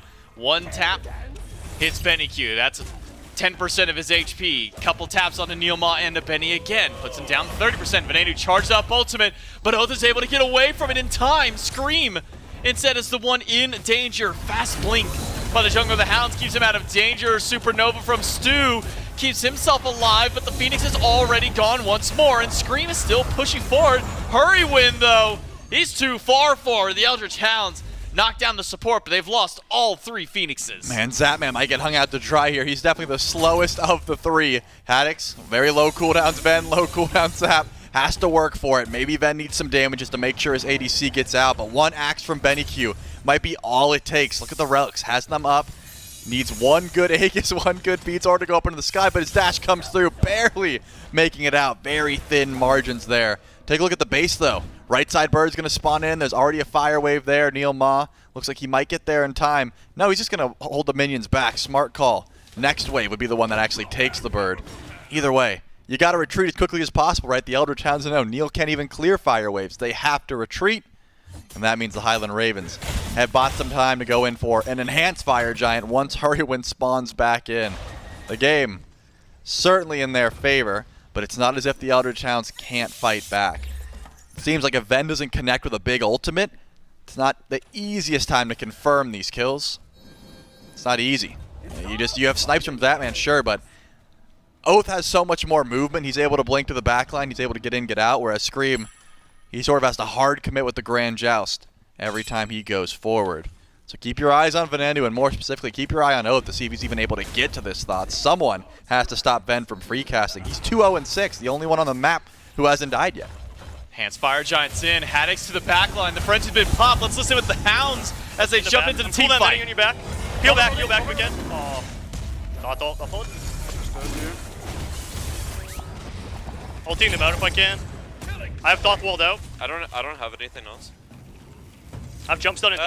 I could help you, Benny. Doth dash. I gave you 2, Benny. That's just 1. Not sure if you can ever. Nice. Radiant's gonna have dash. Okay. Right Phoenix soon. You win that trade. I'm away to you. That Rama beads. Their backline's super low. Right Phoenix soon, okay? I should be okay. We can get Phoenix. Back and forth team fight from the Eldritch Hounds and the Ravens here. It ends up going a 3-for-3 at the end of that all. But listening to just the calls there from Oath saying, you're going to win this trade, don't worry about it. Benny Q stands his ground against Haddix. And the burst damage he had against Scream, he nearly 2-tapped him. Yeah, he almost 100-0'd Scream. If he had any bit of crusher damage on the end of that one, would have been able to find the kill, but just didn't get one more tick. Oath has to confirm that kill. Gonna be big, though. I mean, that wasn't Haddix diving the backline. That was Oath catching Raijin out, right? Haddix had to use both relics. Tried to survive here. Benny Q's near, though. His 3 doesn't have one-shot potential, but a second ability might do it. Let's see if he has the chase-down potential. Does he even go over the wall? No. He's going to respect Ven's damage for now. But still, you got time to get your Phoenixes back up. That was the call from the Hounds. They have their mid-Phoenix spawning in here shortly. Right and left are already back at this point. You're in Enhanced Fire Giant territory. You can't be stepping too far up without the team. Haddix is tanky, but not tanky enough to be near 5 members of the Hounds and CC'd by Oath and still make it out scot-free. Now the Highland Ravens get the step forward. Not going to deal with the minions pushing up mid, so eventually those fire waves will build up, but for now, it seems like the Eldritch Hounds have taken care of them. Just to stall out and try and go in for a defense here. The Highland Ravens still in the driver's seat for now. Starting up near the Fire Giant. Pyromancer going to be started up, and well, the crit's online for Zapman. He'll take those down quickly. Does pop a potion now for Venenu as he steps forward. Neoma going to be hit by some good poke damage from Venenu once more. This Thoth is just getting so much free damage to the backline. Even coming out of that last fight, Venenu was still getting so much free damage up against the Hounds. They can't even really step up for this Fire Giant. Haddix crashes back with the team. The Fire Giant down to a quarter. Haddix used the ultimate to keep alive as Scream dives into Benny Q. He said, you took the 1v1 last time, I'll win it this time. Big one for Scream, and now Ducky in the middle of everybody. Scorching Blink used, but he's already down. Haddix gets one while Stu gets another, but Stu's got a lot of damage. But the disruption from Hurrywin is keeping this one interesting. Zapman takes one down, picks up the double, deicide for the Highland Ravens in game number 2. You cannot take that trade. Benny Q's got a lot of damage, but Scream, make sure to take the 1v1, start this one out. Still gets the Scorching Blink off to make sure the Ducky falls down, and the Highland Ravens make out on top. 4 still alive. This Titan will be dropping down. Then goes undying this game. There was pressure put onto the Thoth. I saw him pop a 3K. Both relics go down. He was essentially 1 HP, but they just couldn't finish that kill. And when you can't finish the Thoth, he's going to be just trickling through damage for the rest of the team fight, and that was a wand fight. You got to be able to finish that kill. Unfortunate, and Ven's positioning, top tier. And that's what you need on your Thoth. Stay as far back as you can, but just close enough you can keep getting that damage out there. Try and lure one of those backliners in as far as they can. Try and drag Oath out of position and bait anything forward. Scream, I think, starting off that fight, probably the big highlight for that match. Oh, yeah. Getting the 1v1 kill up against Benny Q and giving his team that advantage. Yeah, forcing him to jump into lane as opposed to back towards his team is also a big deal. If he has help near Neil, if he has help near Ducky, maybe Scream gets killed first, right? He dives into the enemy team, but because he goes towards lane, Scream's uncontested. He can win that 1v1, then join his team out of combat and still get a Scorching Blink off. And true damage onto Ducky's a big deal because he was extremely tanky that game. One thing I was going to point before the fight was win or lose, this is one of the best Hounds games that we've seen from them so far this phase. Love what we're seeing from this team. Love the aggression that we're getting out of this duo lane now. Benny Q on this Uller.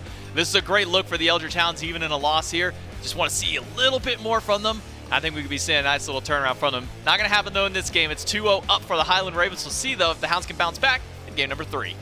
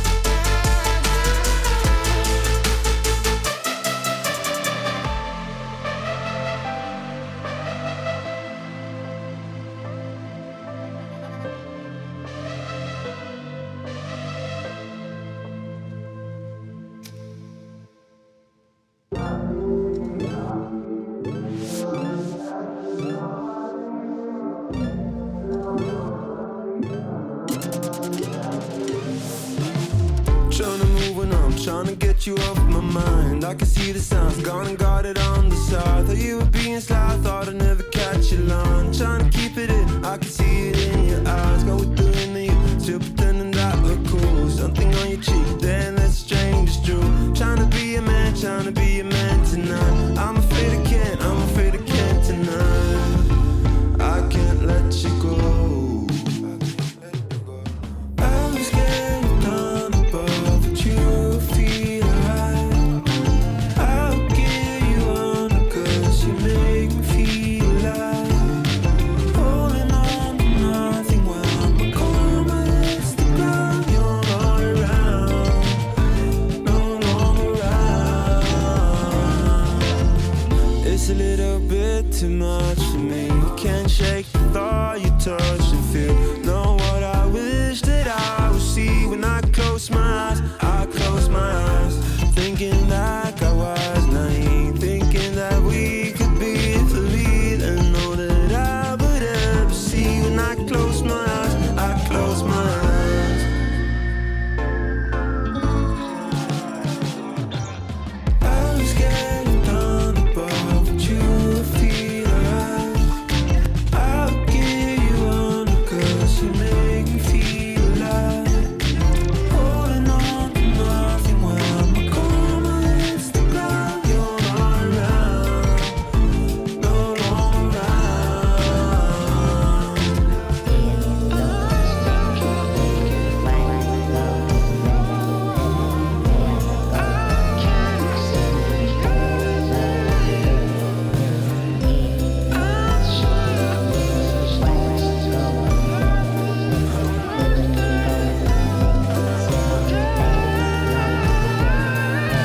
I'm scared of none above, but you feel alright. I'll give you on, 'cause you make me feel alive. Holding on to nothing while my karma hits the ground. You're not around, no longer around.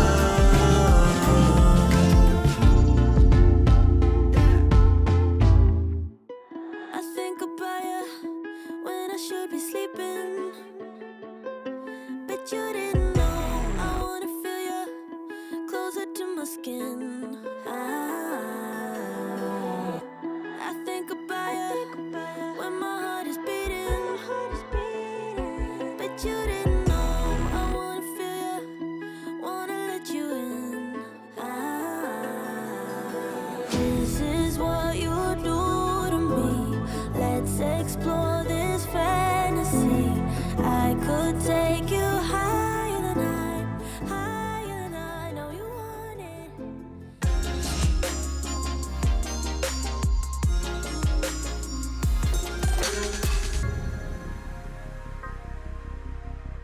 Well, it's a 2-0 lead here for the Ravens.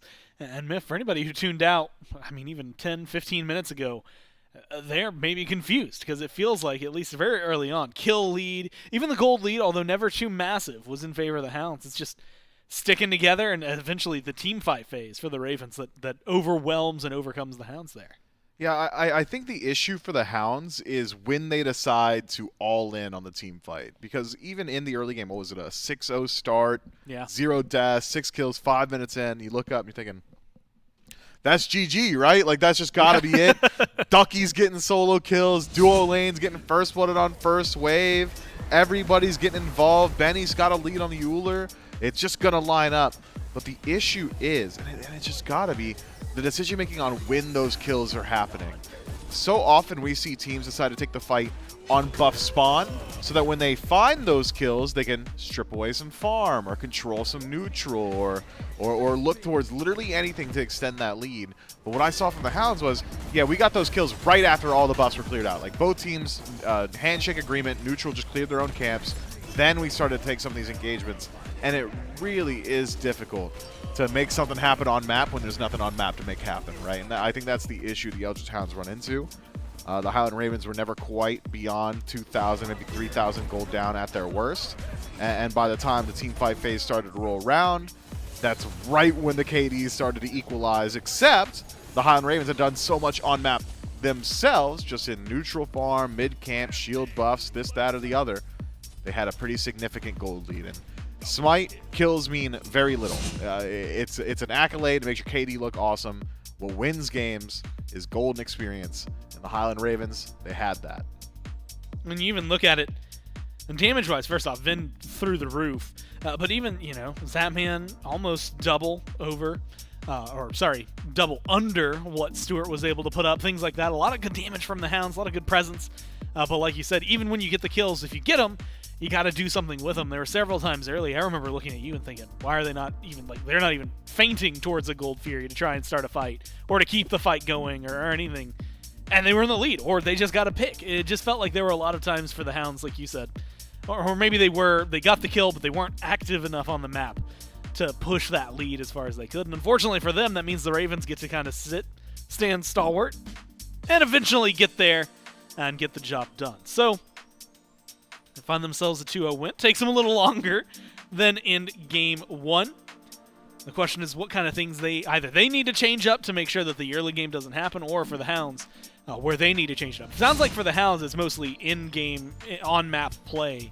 For the Ravens, how do you stop that kind of oppressive early game, at least kill-wise, from the Hounds? I mean, you could just draft some more early game, right? It's Good not point. as if the Ravens had, let's run it down at level 1. That wasn't exactly what their composition was built for. So maybe if you want to lean a little bit more into that play style, sure. I think that's something that could work out well for the Ravens. But with that said, being up 2-0, it's not really on them. The onus isn't really on the Ravens to make changes. It's do or die time for the Eldritch Hounds. They need to figure out what needs to change. Maybe if you want to go for an early game composition, you can at least draft like Double Hunter, something like that, so you can at least roll through those objectives a little bit more easily. There are options and opportunities. It's timing of aggression. For me, I mean, it would feel a little strange to say, Ravens need to switch this up, because they're kind of owning. Yeah, and winning, right? Yep. When you're up 2-0, you don't have to change too much. We'll see if they keep that true as we get into Game 3. Hounds are going to be first pick, and their backs are against the wall. They need to win not just this one, but the next one and the one after that, assuming that they're able to make it and try to win this set. So, all starts with this game. All the pressure lies here. Unsurprising, first ban for them, Hounds. Get rid of the Baba Yaga, but they also are the team that bans the Chernobog, as opposed to letting the Ravens deal with it, which is what we have seen more often as the second pick, having to get rid of that one. So Baba Yaga and Chernobog into what has been Athena for the Ravens so far, and then the Ratatoskr.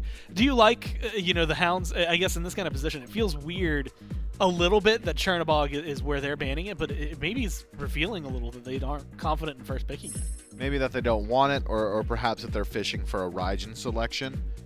In this position, Ravens need to make a decision. Do we give up Raijin or Yamoja? Decision made quickly. Wasn't exactly a vote over there. They knew exactly what they wanted. Yamoja banned out, and that does leave the Eldritch Hounds in a position now to just go ahead and take the Raijin for themselves. You can see Ducky pantomiming it. Hits the drums on the air, says, oh, well, guess this one's going for me. Unfortunately for him, or at least for the Hounds. Don't necessarily know exactly which one of the two between Benny and Ducky will be piloting the God. Just know that someone's going to be slamming on some bongos, and we'll probably see some bananas splatting against totems. That's in the Soul Lane. I'm guessing it's Soul Lane. It's guessing Soul Lane. And you know what? I'd be willing to believe you. We've seen him more over in solo than we have in any other role so far. Ducky, even for a long time on the Morgan Le Fay, had a pretty wide advantage. He was like 2 levels up, had a lot of gold. Yeah, he was running the lane. So I'm excited to see, probably, but potentially still, what he's going to do on the Raijin. While we're still so far up, I do want to ask just about like some of the gods that got buffs this most recent update. The one that stands out to me, and maybe this is like personal bias coming through of a god that we haven't seen in a while, and I typically can enjoy. Hachi was not the one I was going to. I was going to ask you about the Cupid. His healing, now healing him a little bit, and his attack speed, or that passive attack speed going up. I was going to ask if there's a world where we get to see him, but Hachi locked in instead, alongside of Fafnir. How are you feeling about this? I mean, it's a lot of attack speed sharing between Heavenly Banner and Coerce, right? That's going to be pretty dope for the Highland Ravens. Even if they decide to draft like another Magical Hunter, it doesn't really need to. You can get like an auto attack jungler. You don't even need that. I mean, there's so much on the board here. You can play non-auto attackers, and all of a sudden they're just auto attackers. So it is a strong two-man combo. You've got good chain CC potential, decent poke in lane. I don't hate this for the Howland Ravens, but I am surprised to see it prioritized where it is. Fafnir seems to be resurgent. This is not the first time we've seen him this week. We saw him in the previous set as well. So has great ability to threaten objectives, decent single target CC, high survivability, and high mobility. Kind of making up the core of what is Fafnir. Hachiman, though, I mean, you probably could have got him like 10th pick, legitimately. Yeah, not a lot of people are trying to lock him in as of right now. In fact, most people just straight up ignoring him half the time. Feels like something that Zapman is and was playing. And other than that, Barra was really the other guy that kept going to him. Maybe it's a Ravens thing. But like you said, they've got it, and they're going to be going up against a Rom, presumably, with a Terra alongside it. So, duo lane laid out in front of us. Presumably the duo lane laid out in front of us. Which maybe changes everything. Okay, so with this hover myth, yep, I'm actually going to present, because right now, Raijin, Rom, Terra for the Hounds, that's pretty straightforward, right? Raijin is the only one, it's ambiguous. We've been seeing him go to solo lane. Even if he goes mid, his playstyle lands mostly similar. Rom, Terra, we know what to expect of him. They go for the Amma, but there was a hover for a soul. And so I want to ask, do you see Hachi being a Zap has to play this, or is it something they could throw into mid for Vin and pick something up for Zap? Or is there any kind of, I guess, leeway just for shuffling on the Ravens? You could shuffle those 2 picks if it were a soul lock-in, and there still is potential that the Ravens... There's no longer potential that the Ravens go towards that soul, but had it been locked in, I think likely we would have seen Soul ADC Hachiman mid. Now pretty unlikely, barring a catastrophic game failure, that we see that for the Howland Ravens here in game number 3, as the Eldritch have dedicated a ban towards it. Yeah, I think there's a good deal of flexibility there. As far as I'm concerned, though, if you've got Soul, you just want her in duo. That's just, yeah, where she belongs. Yep. Like you said earlier, pressure. Plus, when you're starting to talk attack speed, between her, Fafnir, Hachi, oh my god. Add the Amma. No, that's a good ban from the Hounds. They're going to take out Lancelot alongside it. Thor and Serket banned by the Ravens, trying to stifle Oath as much as possible. Remember, in Game 1, he had played the Hunbats, which is still available. Ratatosker banned out a little earlier. So thin jungle pool, thin jungle margins. A lot of assassins out there. A lot of assassins, and most of them, Oath, turns out, does really enjoy playing as well. And decent warriors available too. I mean, looking at Oath's most recent games, could go towards something like the Susano, could go towards the Alquang, sure hope it isn't the Alquang, could go towards the Susano, we'll lean in on that one a little bit. Has okay ability at chasing down some of these safer picks on the Howland Ravens, pulling Amaterasu as she's running away, chasing down Hachiman through the cavalry. I think a decent option should Oath elect to go down that path. Ixchel hover, though, for the Highland Ravens. A little bit of poke potential, high damage output, CC immunity to deal with Taiko drums, additional damage mitigation. I think that is probably the most significant change to Ixchel in 10-11. Having that 15% damage mitigation while channeling ultimate, so valuable.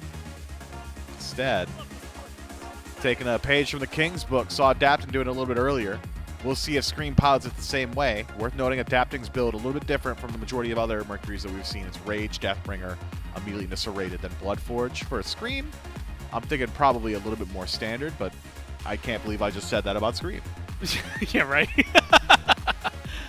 I am blown away. Mercury has played 6 games. Yep. I would want to double check before I lock in on it. I would say it's like all 6 Adapting. But that's exactly what I was thinking. Yeah. All 6 on Adapting. All 6 were wins as well. He has 100% win he'd be rate. winning. And that, to me, is maybe the most impressive. It's not often you can get past 5 games, really, with 100% win rate. So Mercury gonna be put to the test here. Merlin, we hadn't really talked about, honestly, hadn't seen a whole ton of, but is something that Benny Q likes to go back to, and something, Mifflin, you were highlighting, and highlighting heavily. Susano locked in here for Oath. Noted 18 games, 33% win rate means he has the same amount of wins as a Mercury, just way, way, way more games played. Yeah, it's tough. Susano's in an interesting spot right now. The only reason I highlighted is because I was pretty certain Oath would go towards it with his propensity to just lean onto this pick. And it does have decent interaction, of course, as we already broke down in the Highland Ravens draft, but there is another player that I associate closely with Susano, and it's Panatom. When I think of Panatom, I think of Susano, and it's because he goes towards it pretty consistently. Panatom's kind of stopped a bit on that Susano, though. He's really slowed down and gone towards other picks, and I think it's got something to do with Susano not being exactly as good as he once was. So we'll see whether or not Oath can work through that. As Scylla rounds out the draft for the Ravens. High damage output, best secure on map. Really good CC lockdown on the side of the Ravens to make it easy to connect I'm a Monster. Fafnir Hammer, you're getting monstered. Amaterasu, Dazzling Offensive, monstered. Any one of Mercury's CC abilities, here's the thing, she's a monster. So there's a lot of options here for Scylla to not have to aim her own abilities. Must be nice being a mid laner. On the other side, though, as you said, Merlin locked in for Benny. I mean, same conversation as Susano. There was a point in time where everybody was playing the Merlin, and it looked really good. We're talking about how he's got best siege and best siege defense in Mage Pool. Not exactly in that timeline anymore, are we? It's a little bit different. Damage output still pretty decent. High potential to burn objectives, but takes a little while to scale up. Feels like the early game has seen a little bit more action pretty consistently here on the tail end of the year. Merlin doesn't exactly love getting active early on. Now, I know the last time the Ravens played this, I did see, I believe on Twitter, a lot of people talking about how much they love Vin's Scylla.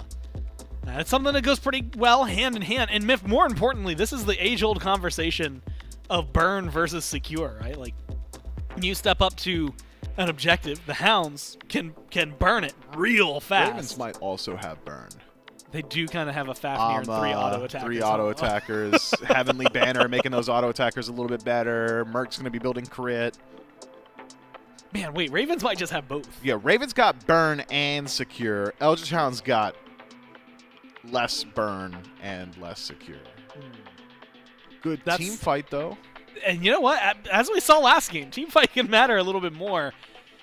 Early game, that maybe is the more important factor here, because what we saw for the Ravens was a very early deficit in kills. Gold they managed to maintain.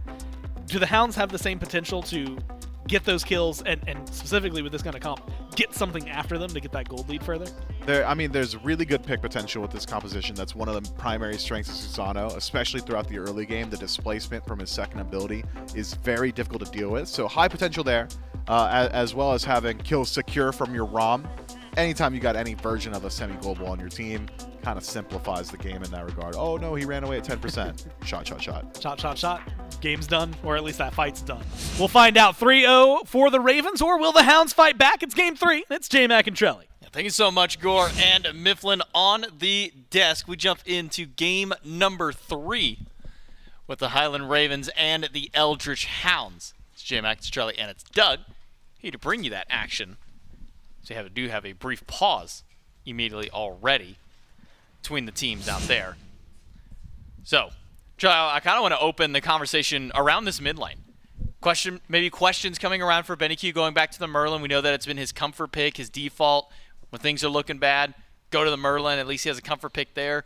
Now you look opposite side for Venenu going to the Scylla. Nobody else is really playing Scylla right now. Did get a buff in this patch. The root, I believe it's the 1.75 seconds at all ranks, as opposed to having to max up into that. So a longer CC duration for that Sikkim. But still quite a bit of burst damage that comes towards this god. Yeah, I mean, I like Benny Q going towards the Merlin. That's never going to be a bad thing. It's not going to have the greatest pressure early on, but you always scale late. It's good on defense. You have decent buff clear early on, so you can get to wave quickly. It's just about, how are you able to get through early game, right? Do you have enough early pressure on your squad to actually get this Merlin online? Same conversation with the Scylla. Not great early. You're playing towards late. How much burst potential do you have toward these objectives? And more specifically, where's your confirmation for I'm a Monster? Not the easiest ability to hit. Number 1, when the enemies know it's coming. And number 2, when you have some sort of setup in Dazzling Offensive, you've got the Merkle, you've got the Fafnir damage. So there is a bit to set up for Ven there, but it's also a pick that you go to when you're confident. When you know you're hidden, you can go towards the Scylla. It's incredibly safe, very hard to punish because of how much movement and CC immunity she has. So as long as Ven's confident on it, then yeah, I tend to think he's got a pretty strong performance coming here. A lot of lockdown potential for the Scylla as well, and pretty nice confirmed targets, and more than anything, good CC to help him be able to confirm these IMO monsters. That's what we always look towards with gods like Scylla, Raw, those big snipe-style ultimates. Is there somebody to hold them in place that way Scylla can get the big, easy damage early? Early game might be able to do it by themselves with the buff that came to the increased root time from that Sikkim. But then you still got the Mercury, you've got Fafnir. If you want to use the Hachiman dash for a stun to try and help on that, sure, you can go there. You're telling me we got some Jitsu set up? We've been seeing some crazy Jitsu plays over the course of this phase. We'll have to see if one of those comes through with the Hachiman. But back over to the opposite end here, the Eldritch Hounds. I think a lot of the conversation that got brought up towards the tail end of the desk was playing around the objectives. You have a huge objective style of team with the Ravens, Fafnir, Amaterasu, plus a few in-hands, and you've got the Secure from Scylla. Opposite side, you don't have that level of Secure. I mean, Typhoon, probably the hardest hitting ability they'll throw on that map. But you do have some decent burn to kind of go alongside that. They certainly do. I think ward coverage is still going to be a pretty big topic of conversation. You know, going for these quick objectives of the Fafnir, Amma, and Mercury means that you need to know exactly when a Gold Fury could be burned. You got to know where the Fafnir is at because, I mean, Hurrywind's been going first item frenzy at times just to make sure that they can burn through these objectives quickly. And you don't want to show up late. I mean, even if you show up on time, you're showing up to fight more often than not. It's either, hey, let's kill Ven before I'm a Monster goes off, or let's try to win the fight after the fact, which is also why Pyromancer is going to be important, right? Runic Bomb, still a big deal.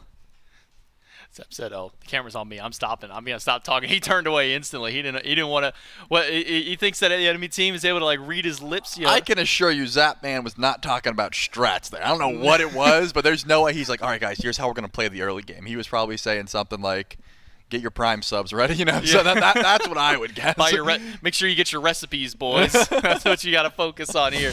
Getting your recipes and get us back into the game. Game number 3 for the Hounds and the Ravens. Now ready to kick off. Once more, it's JMX, Trelly, and Doug here for game number 3 to kick things off and see if the Eldritch Hounds can have that fight back in them. See if they can find themselves a game win, take us to game number 4. Or we're going to have our second 3-0 of the day, courtesy of the Ravens. Twitch chat seems to think this one's going to be slanted over towards the Ravens, 68-32 on the poll this time, which is about what we've been sitting at for a good portion of this little set here. Fans trying to give some of that favoritism over to the Highland Ravens. And I'm interested to see how Scream will pilot the Mercury. We've seen what adapting does. It's double, sometimes triple crit in the build, usually Rage, Deathbringer, get a little bit of extra pen online with stuff like Serrated Edge. So I wonder if we'll see Scream do the same thing. You want to see some ugly clear. I want to watch how slow Ben and Haddix go in for their clear. Yeah, Neil did this last time, wasn't able to steal anything away, but Terra definitely has a better chance than a Maui would. You really just try to take away the purple buff. It doesn't seem like there's going to be too much attempt. It's just going to take such a long time for Haddix and Ben to try and clear. They should be late to lane. But Neilma doesn't seem to care. He's actually eating a lot of damage here. You think there's any kill potential? A hammer from Hurrywin would have to come through, but they're losing the green buff. Zap's got to hit it. He ends up getting it. Losing that leash can be pretty bad. If you let that buff walk all the way back, you are not hitting level 2. They're losing Chester as well, man. This is a bit of a struggle. They lost him. And this is the thing. This is exactly what Neil wanted. He didn't even want to steal. He just wanted to be as annoying as possible. Beads off of Ducky. While there was not a whole lot of action on left side, very slow watching of Neil Ma just staring at the enemy team as they lose out on small buff after small little camp here and there. Even stalling out the wave a bit in dual lane was Stu. Just making sure to minimize the farm. Roll into Zapman. Piercing autos are there for 2, but doesn't have the follow-up damage after Neil Ma. Really stalling out this lane, making it difficult for the Highland Ravens duo, where, as we saw on the opposite side of the map, Ducky out of his beads for another 2 minutes off rotation from Scream. Yeah, and Scream did the right call. He said, listen, I'm not sitting near Ven. Our clear is awful. Our fight is awful. I'm going for the cringe gank over in solo lane. Doesn't pull the beads, and if anything, Ducky's going to sustain back up, so ends up working out better for the Eldritch Hounds because you're just a little bit behind there. Oath is going for the early gank. Pre-beads on the pole. Great call. Even dive in the tower. One more auto, man. Stewart on point, but not enough damage. Pull the beads off of Zapman. Now both side lanes got to play careful. You lost beads on Ducky. Remember, here comes a special delivery. That should confirm the kill. Mirror after, and that's first blood going to Haddox. Highland Ravens on the board in the right side of the map, getting a kill for the solo laner of their team. Just Scream with the back-to-back ganks, goes for one, says, all right, cool, we got the beads. Let me go farm up a little bit, wait till the next option's available. Gets his golden opportunity. Finds that pick onto Ducky and now sets up the Ravens for first blood. The dual lane still struggling a little bit off that early pressure that Neilma afforded for the Eldritch Hounds in the opposite end. But even with the death to Ducky, this is still what I was calling for at the end of game number 2, was this aggressive style of play from the Hounds. Oath getting involved early. Stu, and I guess in this case, Neilma more than anything, just playing up at the enemy tower line the whole time. Could be returned back to Haddox. Thunder Crash in, pull from Oath, and that's the return kill. Now the Eldritch Hound's on the board. Yeah, but that's a much better time to gank because of this right here. The blue buff did spawn in, and Scream is nowhere in sight. The Eldritch Hounds are going to be able to take that one away from Haddox, even with the teleport. Just does not matter. So that's a great gank over there by Oath, just to make sure that Ducky is back into this game, and that gank didn't hurt him too much. Dual lane still should be sitting just fine. If anything, Stewart should be quite a bit ahead because Neilma has been missing farm. Literally at level 2 just ran away. Like, didn't get any farm in the jungle, didn't pick anything up, just dipped out and said, go ahead, you clear the wave. I'd rather be level 2 for a bit. So while Hurrywin's going to be climbing ahead because of that, Stewart is also going to be climbing ahead just by nature of getting that solo farm. If Stu gets aggressive, maybe it'll work out, but Neilma still does have to be the initiator for this team more often than not, so would like to get that Gauntlet of Thebes online as quickly as possible. Nice time to hit level 6 for Ducky off of that wave. Puts him well ahead of Haddock, who just now tipped over to 5 by taking down the wave there.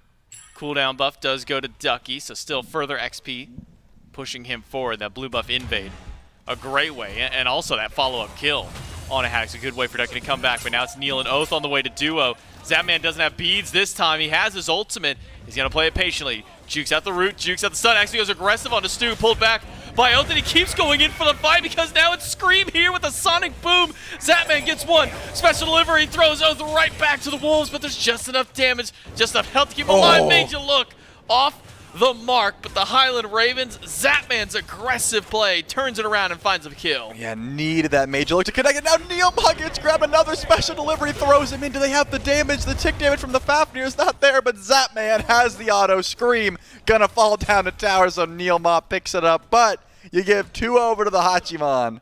And Zapman's gonna make like a bandit after that fight. I really thought Oath would have just killed him and that been done with it. Wasn't paying attention. Gotta be watching that map because Scream sends it down left lane.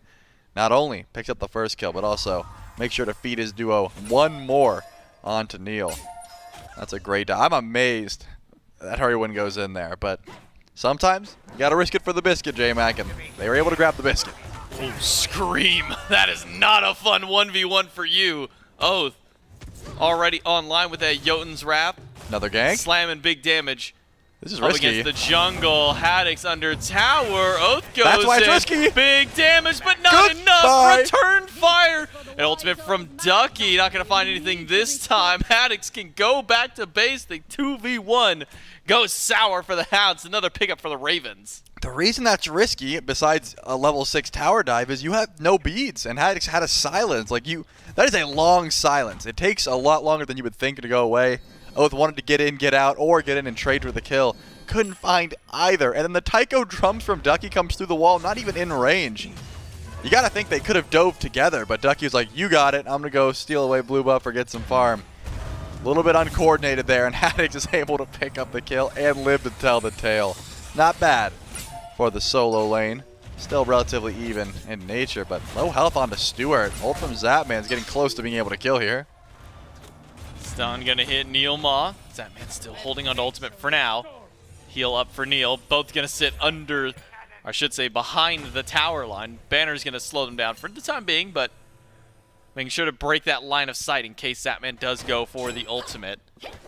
Has that return kill and now puts him up 2-1 to the 1-1 of Ducky. Still behind in XP.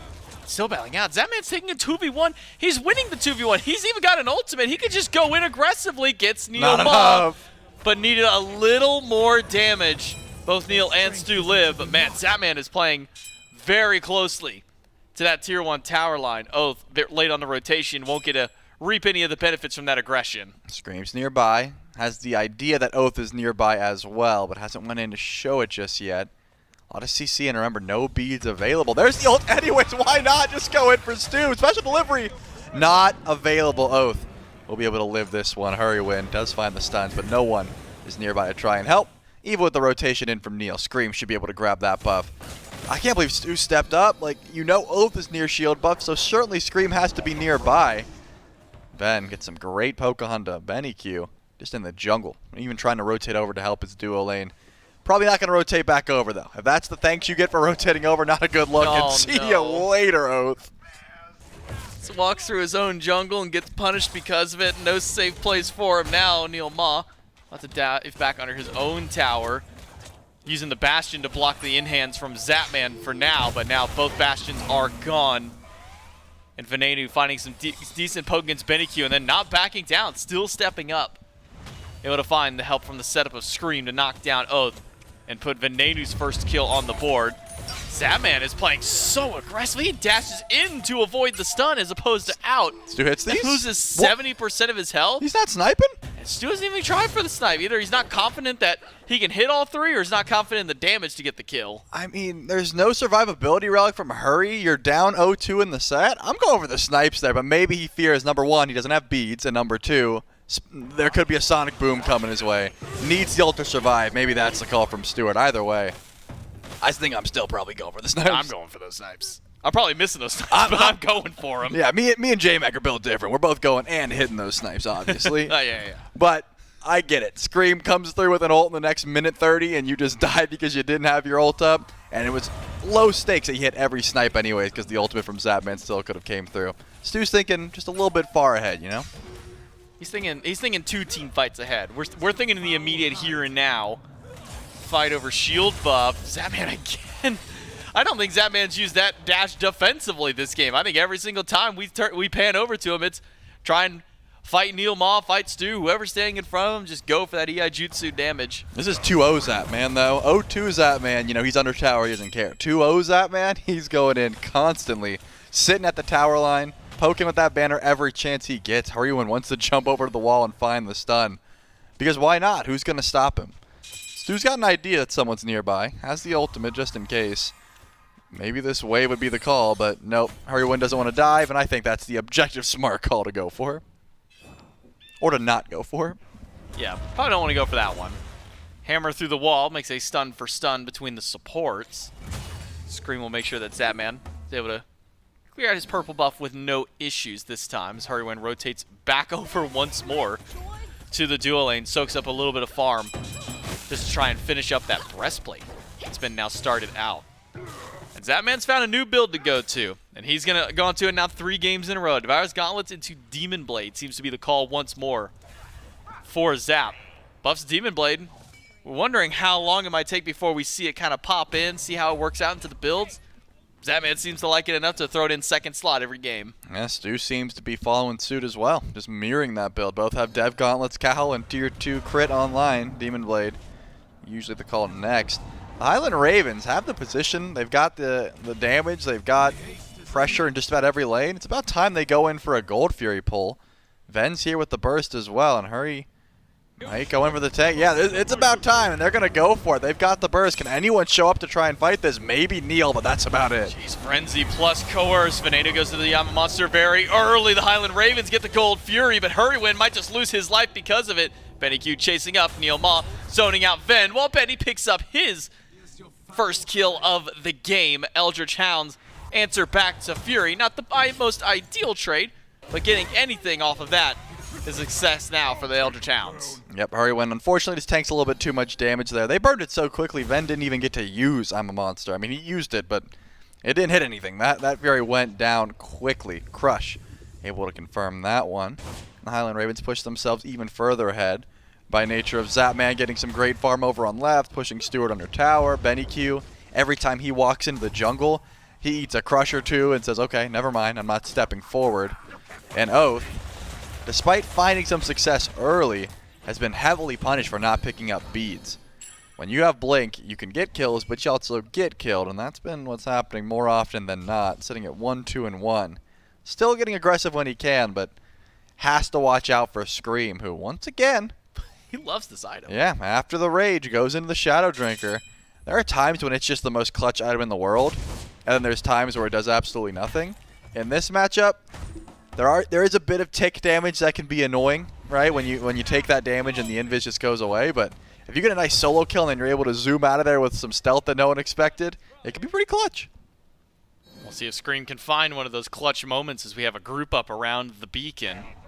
Only Neil Ma standing on the point for now. Hurrywin lands a hammer onto Benny Q. Haddix puts out some good damage for Benny Q's forced to flicker out of this fight, but it's now ducking the Taiko drums and Oath being collapsed on by Zap and Scream. A Made You Look punch takes him down, and Stu stands by as his ally falls. 3 versus 3 in the mid lane, stun off the mark by Hurrywin with a root damage combo from Venenu is good. Hurrywin rooted in place, but he can't get out of this one. Stu puts him down with a setup from Neil Ma, and the beacon still has not been capped yet. With a couple of members of the Highland Ravens falling low, the Eldritch Hounds should be able to pick that one up. Yeah, the Highland Ravens recognized that, number one, they were losing that fight once they lost Hurrywin, and they didn't want to stick around, and number two, they could probably get more for themselves if they just split up anyway. Scream takes away some backhand, Zap pushes down the tier 1 tower. And I think that those plays can only happen because of Hurrywin's build, right? He goes into breastplate, has no sort of magical defense, just now upgraded that breastplate, and Benny Q's level 15, right? When you got a 5-level deficit and a Fafnir jumps next to you as Merlin, you're gonna just switch into your stances and completely try and burn him down. That's exactly what happens, but the Highland Ravens aren't done. They just jump on a Pyromancer and start shredding that through as well. They got 3 stacks on Rage. Why not go over the Pyromancer? Who's gonna walk up in time? Not even Neil. That's gonna be free. Speaking of Benny Q, lost out his beads from Scream, a sonic boom through the jungle. Caught Benny Q, forced out his beads immediately in a quick flicker to get Benny Q out of danger. Now nets the Highland Ravens that opportunity to go for Pyromancer. They drop that one down and keep up their lead. 4,000 gold for the Highland Ravens. 3k XP nearly up for themselves. Most of that coming through the jungle though. And a little bit over from that duo lane. 2 levels between the combo of duo and then the 2 levels for Scream over Oath. The Eldritch Hounds had a great start to this game, but the momentum of the Highland Ravens is getting difficult for them to keep up. So far, have not been able to find too much aggression since that. Beacon's already gone. Primal Fury spawns in here shortly. And remember, Stewart has been stuck underneath this tier 2. He's been able to match the build of Zapman. Just can't quite finish that dominance yet, which means you don't really want to take an auto attack trade. But because Stewart's been pretty far back, he can't step up anywhere near the purple, can't step up towards the Primal Fury. And that means that the Highland Ravens can get forward, get some aggressive ward coverage down. As Ducky goes to proxy farm. Haddix doesn't have the teleport though, so going in for Primal Fury doesn't sound like the smartest call just yet. You want your Amaterasu there, and the second that Ducky shows himself proxying, everyone knows Raijin's not making it to the fight. But Haddix would have to book it on foot the whole way over, which doesn't seem too free, considering that no one on his team is going in just yet. If anything, Scream might be trying to ult Stewart, even though he's nearest tier 2 tower, was running down left lane just to look for some form of engagement. There's no one with beads down, though, besides Benny Q, and he's been playing very safe. Yeah, to play even safer. Took a ton of poke from Venenu as the Ravens once more head towards Primal, but Vision is in the pit for the Hounds. So as soon as they see an ultimate from Hurrywin, the whole team groups up around. Benny Q's got to be careful, half HP, healing up. Thanks to the efforts of Neil Ma, but we're already seeing what Venenu level 16 can do. Sick him into a polyproc plus crush. So that's about 75% of Benny's health. Primal Fury low. Benny Q, no beads, has to use the Aegis. Beads up in 3 seconds. Flickers away from Zapman. Is still in danger. Scream goes in hands aren't enough. Snipes from Stu. He's got to hit this one. Doesn't need it. Oath's got one. But Scream takes down Benny Q in response. Venenu versus Ducky in the backline's not going well for Venenu. Has to use the Aegis against Ducky, but Ducky uses the beads to take him down. A 1-for-2 trade out now for the Eldritch Hounds, and it might just be 3. Haddix able to dash away, but Oath pulls him right back in. Ducky with some decent damage. Set him in a wall from Neil to block him off. It's Ducky with the double kill. The Hounds get 3. Yeah, that was some questionable target selection there from the Highland Ravens. I mean, they've got the aggressive positioning. They immediately poke out Benny Q, but diving to the back line, Zapman sort of insta gets some damage off. Scream ults in to try and find the kill onto Benny Q. you see the little bit of a 50-50. Hurrywin, the only one nearby to even go for a steal, has Runic Bomb. Does drop it down to try and pick up something, but gets destroyed. The Eldritch Hounds pick up that Primal Fury. They'll take that one after their one fight. And then, couldn't get any sort of damage off. Just tried to 1v1 Ducky. Couldn't even land I'm a Monster because there was no setup for it. Not a great look for the Highland Ravens there. They still have their gold because they've been building that lead up pretty much all game. But the Eldritch Hounds, after being down a lot, end up getting everything. Wow. Can they step up to this Fire Giant in time, though? It's just Benny Q. He's got no relics, though. Hurrywin's already transformed. Neilma steps in. Benny Q stunned out. Doesn't have his beads. And the Highland Ravens will get the Fire Giant. A sneaky play by the Ravens. Now nets them a major objective. Pulling that one away from the Eldritch Hounds. Secured by Venenu. That's 600 damage from the Crush that deals that one. Pyromancer might not be as free as the Hounds were hoping, though. Scream standing by. One crit from a Major One will do so, and Scream able to take that one away from the Eldritch Hounds. No objective for them this time through. Both on the right side go to the Ravens. Stewart was spending all of his time on the left side of the map just trying to get some farm for himself, where the rest of the team is just off pushing. Zapman's got a 2-level lead now. Still building into that crit. You don't want a box, right? Look at the build difference. First of all, the only relic for the Hounds that is available is Aegis on Ducky. Second of all, it is just getting scarier and scarier to try and step up over in left lane. Stewart can't buy farm at the moment. Need this Rama online to deal with some of these squishier targets. That's the benefit of crit. You're no longer being like the tank shred guy. You're being the let's delete some of these carries guy. And Zapman can do it from across the map. Scream can do it from literally across the map with his ultimate. And there has not been too much presence towards the tank stats. It's just Neilma who picks up that second item, Spectral. Ducky once again just going more towards that damage. Now to see the Highland Ravens grouping up towards mid, all 5 heading that direction. Hurrywin jumps in against Neilma, and Zapman closing in around side the jungle. Mid tier 1 tower gone. Highland Ravens still sticking around. Could be a fight for tier 2. Ducky not there quite yet. Still over on the right lane. Hasn't joined the rest of his team, but needing a minion wave is the Highland Ravens. It's an early Fire Giant from their team, so their push very dependent on having that minion wave there.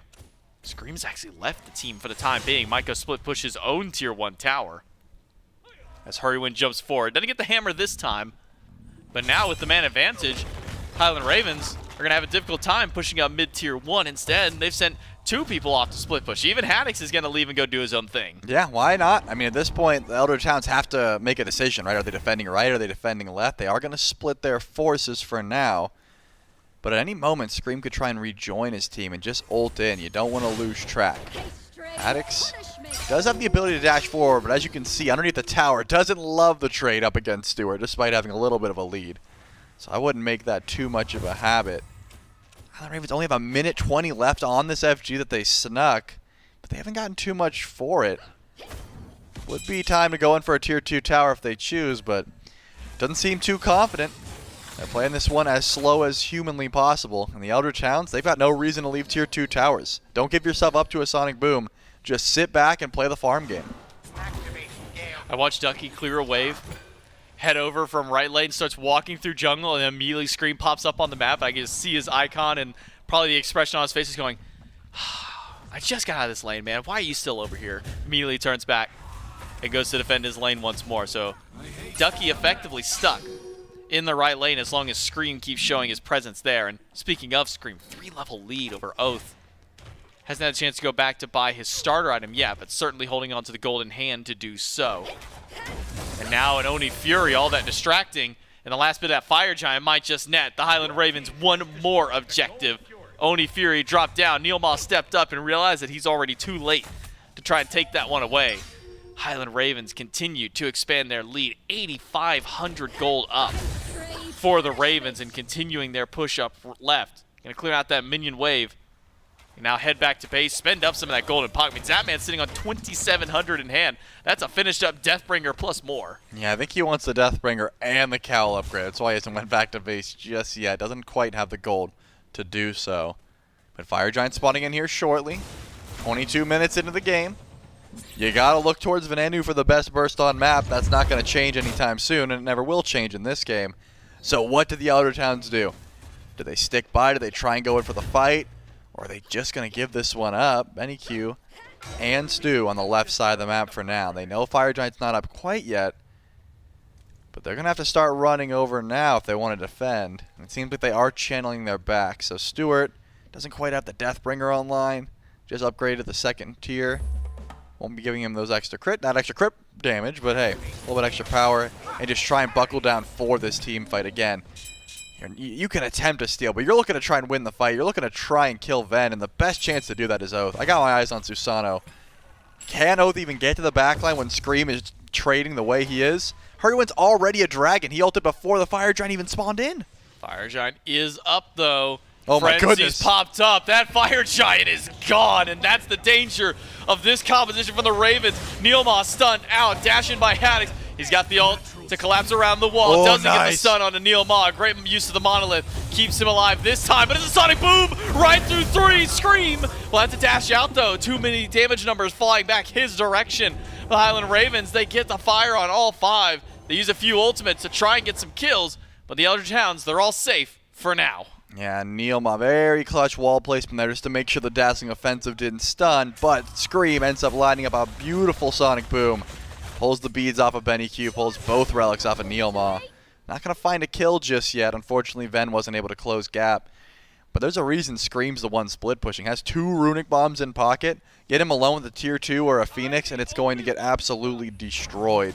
I'm thinking if I'm the Ravens, I'm stalling for Scream to get his ultimate back. I'm pushing up with these Titans and trying to split up our team fight as much as possible. There's no one on the Hounds that can match that presence and be in both team fights like Scream can, unless it's Stewart sniping across the map, which is not going to be the same impact that the 1k crits that Scream is able to grab are going to have.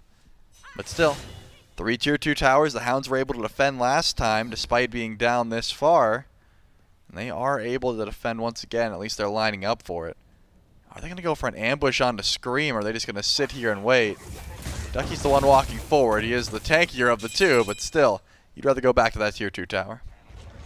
Defense around tier 2. Will it be a soft defense, or will it be a full commit to Stu? it? Might not want to. Stu's half That health. monolith might have saved his life. Sonic boom. Keep your eyes on Scream. He wants to go for that kill, but with a Titan marching in and all 5 of the Hounds surrounding, Stu's going to be safe for the time being, but tier 2 tower, not so. The Highland Ravens will push up, take down this Titan as well, and can now continue their efforts here up in the left lane. Their Titan's still going to be a while before they get there, but everybody except for Haddix is already pushing up towards this Phoenix, while Haddix is still nearly half of Ducky's health by himself.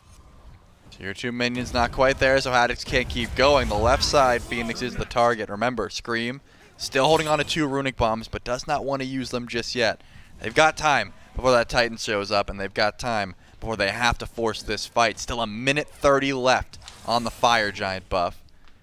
I really think you send someone over towards mid. I guess it's just going to be Haddix. He's got no reason to try and back up here. Scream is actually leaving for the shield buff. Why not? He's got Sonic Boom. He can join at a moment's notice. And remember, Benny Q doesn't have the beats. He has to stay behind this Phoenix. Watch the positioning. Benny Q's never giving himself up to a Sonic Boom. And here comes Scream. Ravens trying to push into this Phoenix. They've let their Titan get the damage done. Neilma's already popped the ult, but the Ravens are playing patiently around the team fight and around the Phoenix. But I'm a Monster goes through, and the Highland Ravens have already taken down one with Stu in the sky. The Ravens might just continue their push forward. Veneno is low, though, but so is Stu. He is gone, and their Titan out as well. The Highland Ravens will now break their way towards mid. Yeah, still one more runic bomb. Scream's got onto it, and you've lost your duo lane. The Eldritch Hounds have to play defense. That's Benny Q's job, but with his cooldowns down, here come the Highland Ravens. Hurrywin gets a stun. Second Phoenix drops, and there's still one more with a tier 2 to go through. Otho trying to make the hero play and will take down Hurrywin, but Zatman puts him down right after. And the Highland Ravens will lose out on some of their front line, but not concerned with ending the game just yet. Instead, we'll head over towards the right side tier 2 tower, knock it down, and leave only one Phoenix left. Full-on retreat call. That Fire Giant buff has fallen off. This is the second Fire Giant of the game, but not quite in hand, so that will be all she wrote for this push. With one more Phoenix left, the Highland Ravens can play this one about as slow as they need.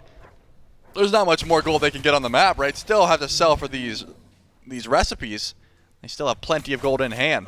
2,600 is the lowest. Scream. Yeah, my God. He's working towards 5K. He wants to back with 2 3K pots. He's like, you know what? I'm keeping my gooseberries. I'll just get both elixirs of power. Jokes aside, the Highland Ravens in a fantastic position to try and go in for this end call. They just need one more buff. I'm trying to highlight the strengths of the Elder Towns. Sure, Benny Q does have good wave clear. Stewart, decent crit damage, but it doesn't seem like anyone's able to kill Haddix. That's the big issue, right? This Amaterasu is able to build tanky with just some auto attack speed. This Kin's procs are shredding. That's why you send Haddix to be the one that's split pushing. Hurrywin doesn't even have to waste the dragon form, but he's going to do it anyways because he sees the Elder Towns are stepping forward. They're not clearing waves. They're actually nearby. They want to try and fight here. Fire Giant once again is gone. What are they even doing here? Oh no, Neilmaw caught out again. The I'm a Monster clips him for half his health, and the Monolith only buys him a moment. Haddix goes in with the stun onto Stu this time, but Neilmaw is still alive. Hurrywind is low, and it's a Sonic Boom in from Scream, but Ducky's already gotten one. The snipes from Stu aren't quite enough. The Highland Ravens had to back away. They got fire, but they lost Zapman for that trade. Yeah, the beautiful ultimate from Oath. Just the whole entirety of the Ravens grouping up in a small corridor in the jungle. You could tell the Hounds weren't sure if they were going in for a steal, if they were going in for a fight. Neilmaw gets to 1 HP, but ends up surviving because of Oath's play, because of Benny Q, and the snipes from Stu were just too threatening. Now Primal Fury goes down. The Elder Towns do have some legs in this race. Still, getting caught in the jungle is not going to be a good call. You still have to deal with fire minions. And the Highland Ravens, despite losing Zapman, he didn't use any relics. In typical Zap fashion, he can get back and still be very impactful in this team fight once he groups up. And Fire Giant still available for 3 minutes. The Ravens, I think you send Scream over to left lane. He's got his Runic Bomb. He can go towards that Phoenix once it spawns in. Take a 1v1 versus anyone that shows up. And just bring the rest of the team over to right lane and try and get that right side, Phoenix. Looking over at Ducky's missing health, and that's just from what Venenu did to him with that one crush. 6-slotted Scylla versus no magic defense Ducky on the Raijin. And this is another game where he's going against double physical in his lane, says, okay, cool, I'll get breastplate. And then he doesn't go magic defense, and Venenu is just tearing through his health. Last time I was on Thoth with small chip damage here, small chip damage there. This time it's Venenu saying, hey, there's 30% of your health. Here's 50% of your health. Just waiting for that big shot from Venenu. I'm a Monster reset. Haven't seen one just yet this game. I'm a Monster not the one getting those kills. The Highland Ravens. Left side Phoenix respawn, but Scream can walk right up and take that one. Crush hits 2. Neilmaw and Ducky both clipped by that one while left side Phoenix goes down. Transformation from Hurrywin on the right side. Another crush thrown out to zone away. Stu and the rest of the squad. The Highland Ravens can't get in just yet, but they've got Haddix and Scream waiting in the wings. Yeah, Benny Q is just keeping so much pressure. This Merlin has plenty of DPS to stop anything the Ravens are going for. And this Draconic Transformation is going to last a long time, but Hurrywin is going to transform back eventually. One more bird to try and go for, and it looks like Neilmaw's the target. 1 stun, 2 stuns, but Ducky goes to the back line. Neilmaw stunned out by Haddix, not enough damage. Ducky goes into the ultimate, but Scream wants to try and get the damage out. It's an Aegis from Ducky and snipes from Stu. He needs a few more shots. Zapman avoided one, avoided all 3 of them. The Aegis buys him just enough time and space to get out of this team fight. But that right side Phoenix is still alive through all this. The Ravens just can't breach that side of the base. Yeah, Scream still does have the bomb, but has not opted to use it yet. Didn't have to on the left and middle birds. That was free because of the pressure Haddix made.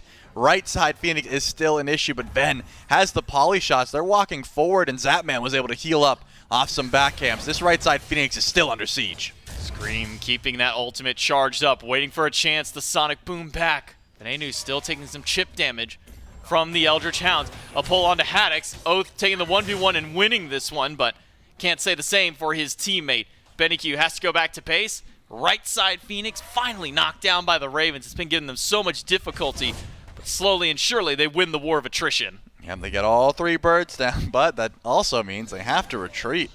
You don't want to go in for the end call without Enhanced Fire Giant, and Fire Giant buff falls off in 10 seconds anyways. Full-on retreat call, get some extra gold online.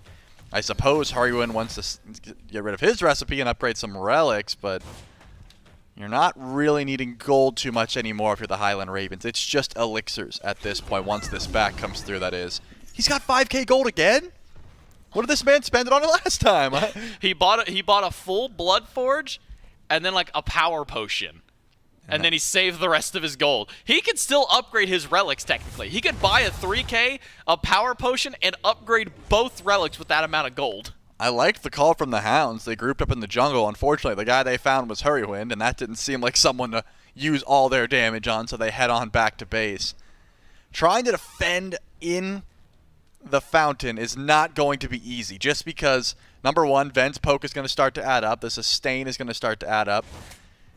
And the Highland Ravens are able to split up these team fights so well. Haddix and Scream alone threaten so much, and they're able to split away and have so much movement speed that even if they find a kill, could be trouble. Ducky dashes forward. Haddix does not care too much about it, but all of the Hounds are here. There's already minions on the fountain, and Neilma's making the pull? Difference in the last fights was that the Ravens were already starting up fire by this point. This time it's the Hounds on the aggressive. Scream pushing up through mid. He's gonna go ahead. Minions are there. Oh, He'll he's just ending. go for a Sonic Boom to the end of the game. Ducky takes down Haddix. Sonic Boom gets Scream right to the backline with a minion wave and It's a couple over. of runic bombs. Scream will backdoor the Titan. Not quite. Benny Q made it back in time More to defend. minions. And now he can hold out on his own defense. Zapman goes down to Stu. Scream, though, will walk right in, take down Benny, end the game.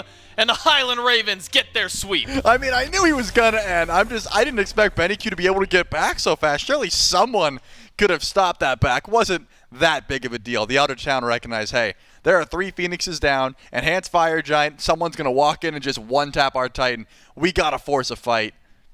The Ravens weren't interested in fighting. They literally just ran and said, Scream, go, and we will just run around and stall as much as possible. At that point, why not? You have every lead in the map.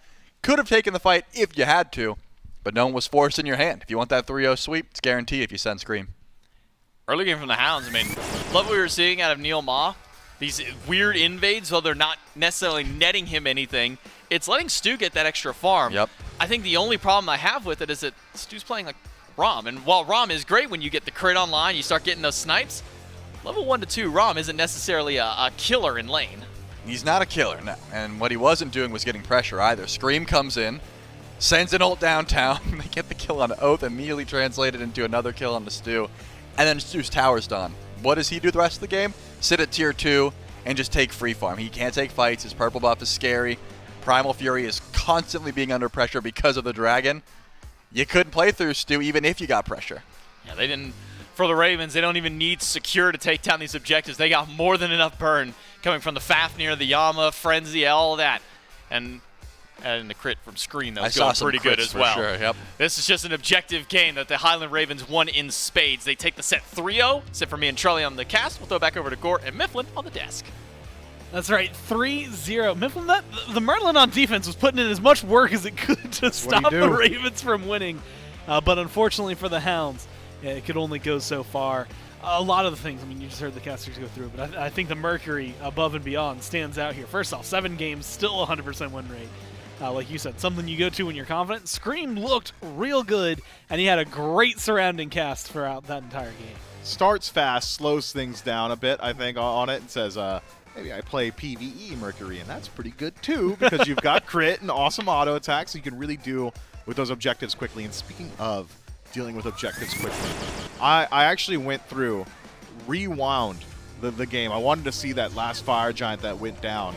That was approximately like 2.8 seconds from 100 to 0 on the Fire Giant. An absolutely ridiculous pace. I think perhaps one of the fastest Fire Giants just about ever. Wild. And that's exactly what the Highland Ravens composition was built around. Not only do they have the burn, but also the Secure to be willing to go for plays like that. Bit of a Scream snoozer end, right? Going for the backdoor. I think Charlie highlights it best. Did he need the backdoor? No. Did he? Yes. And the win is guaranteed essentially immediately after that. That is not to say, though, that the Eldritch Hounds were losing steam, though. I felt like towards the end of that game, things were starting to clean up a little bit. Fights were getting a little bit closer. Team fights were looking a lot more even. Had the Hounds been able to get those Phoenixes back, perhaps the game gets a bit closer from there. But Unfortunately for them, simply not the case, and the Ravens win out cleanly.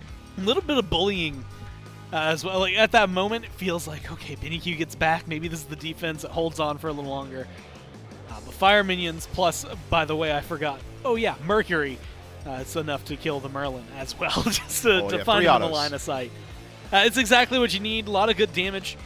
You know, I know going into this, like Scylla's not something we see often, but Vin keeps going back to it every now and then, and it's looked good every single time for the Ravens, and more importantly, Mifflin.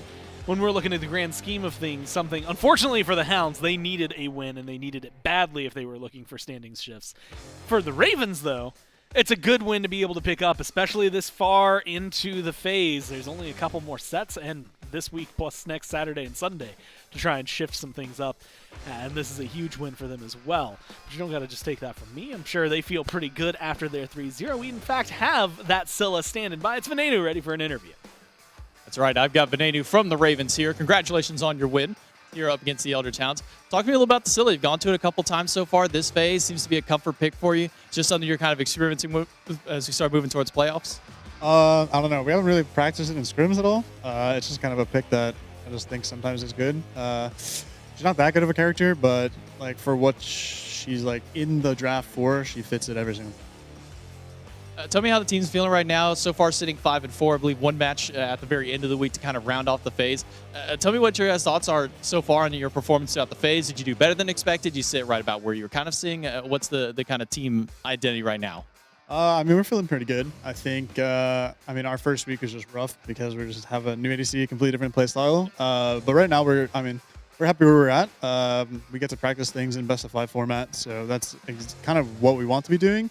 Because I mean, SPL day is just the best practice, so it's just kind of warm up to playoffs, and yeah, just keep testing stuff, see how it goes.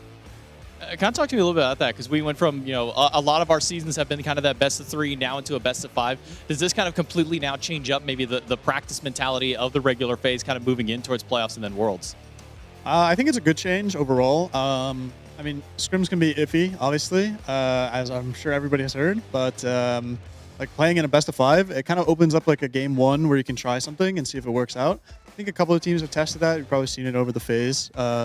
People like to go try stuff, or like even if you're up 2-0, I mean, you just have a little window if you want to try something out. It's just a good format overall to like be testing stuff and whatnot. Seems to be working out for you guys. Congratulations, Ven, on the win. I'll let you get back to the team. We'll throw it back over to the desk.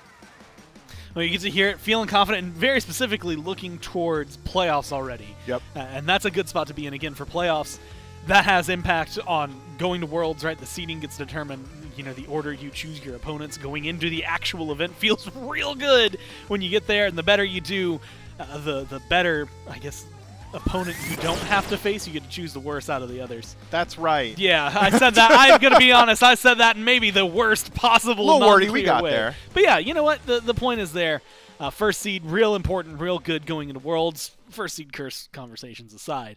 Now, though, we do still have to figure out what the seeding is going to be going into those playoffs, as well as which teams are going to be there. Remember, the bottom 2 of each, or I guess the bottom 2 teams, the bottom of each division is taken out. So you're only going to get the top 3 from Order, top 3 from Chaos. And the rest of this week still affects a lot of that. Ferryman Kings start things off tomorrow. Dragons and Warriors, which is one I'm really excited to watch, with the Dragons having a little bit more of a hot hand lately. Hounds and Gladiators there on Sunday. And then to close things out, another one that I think is going to be phenomenal. Ravens, who we just saw, and the Leviathans, who we watched earlier, both getting their 3-0 wins today. And I think that matchup, Myth, could be massive. I mean, if you could only pick one, Gore, what is your big look forward to? Because for me, it's Ravens Leviathans, and I think have to agree. This matchup up against the Hounds from the Ravens, I came into this death segment, egg on my face. I thought we were going the distance. I thought it was going to be much closer. I was thinking at least 4 games, all incredibly long and back and forth. And this is a different version of the Ravens. Yeah. They have come out absolutely swinging. I think could make a conversation to start breaking into that top 3, that illustrious top 3 that the Ferryman, Leviathans, and Warriors are currently holding up. That's going to be the heat check right there. And what I think is maybe the most important, it's the second time those 2 teams have played all year. They've been in the opposite division each time, so they only had 1 matchup in Phase 1. They've only got the 1 matchup here in this Road to Worlds. And when we did Masters, we've done all the brackets, things like that. They've just never had to play against each other. They've been on opposite sides of the bracket. and one or the other has been eliminated before they can get to a spot where they would meet up. And so now we get to see them. The first time around, it was like the very first set. Shinto's on ping. You know, a lot of things are still going there for the Levi's. So now we get to see them, like full power, what they're going to do. And again, it affects some of the standings. So I'm excited to watch it. It sounds like you're excited to watch it. And I'm going to stop using all the talking points now because we're going to need them on Sunday. And instead, I'll thank you guys for tuning in. From myself, from Mifflin, all the other cast, and of course, everyone back there in production. Everyone here at Hi-Rez Studios, we appreciate it. And we'll see you tomorrow morning at 11 a.m. to do it all again. I didn't thank them.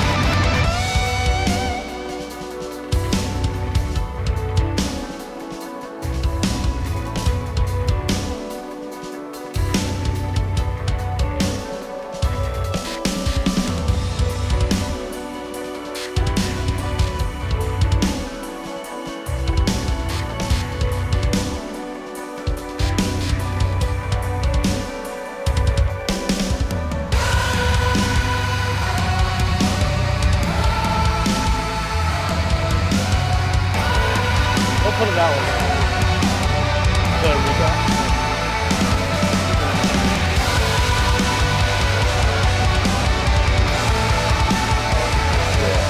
Oh, did you already upload the team check-in? Yeah, I want to check out the comments on that. Y'all got a crazy back at it. I'm gonna ask one question and then scream and fucking murder your cat and start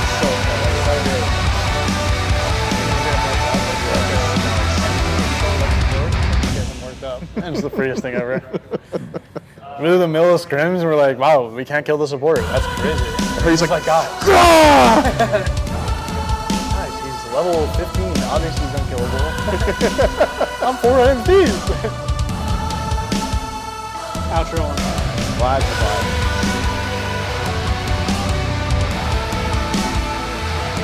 Yeah, you'll do that. Yeah.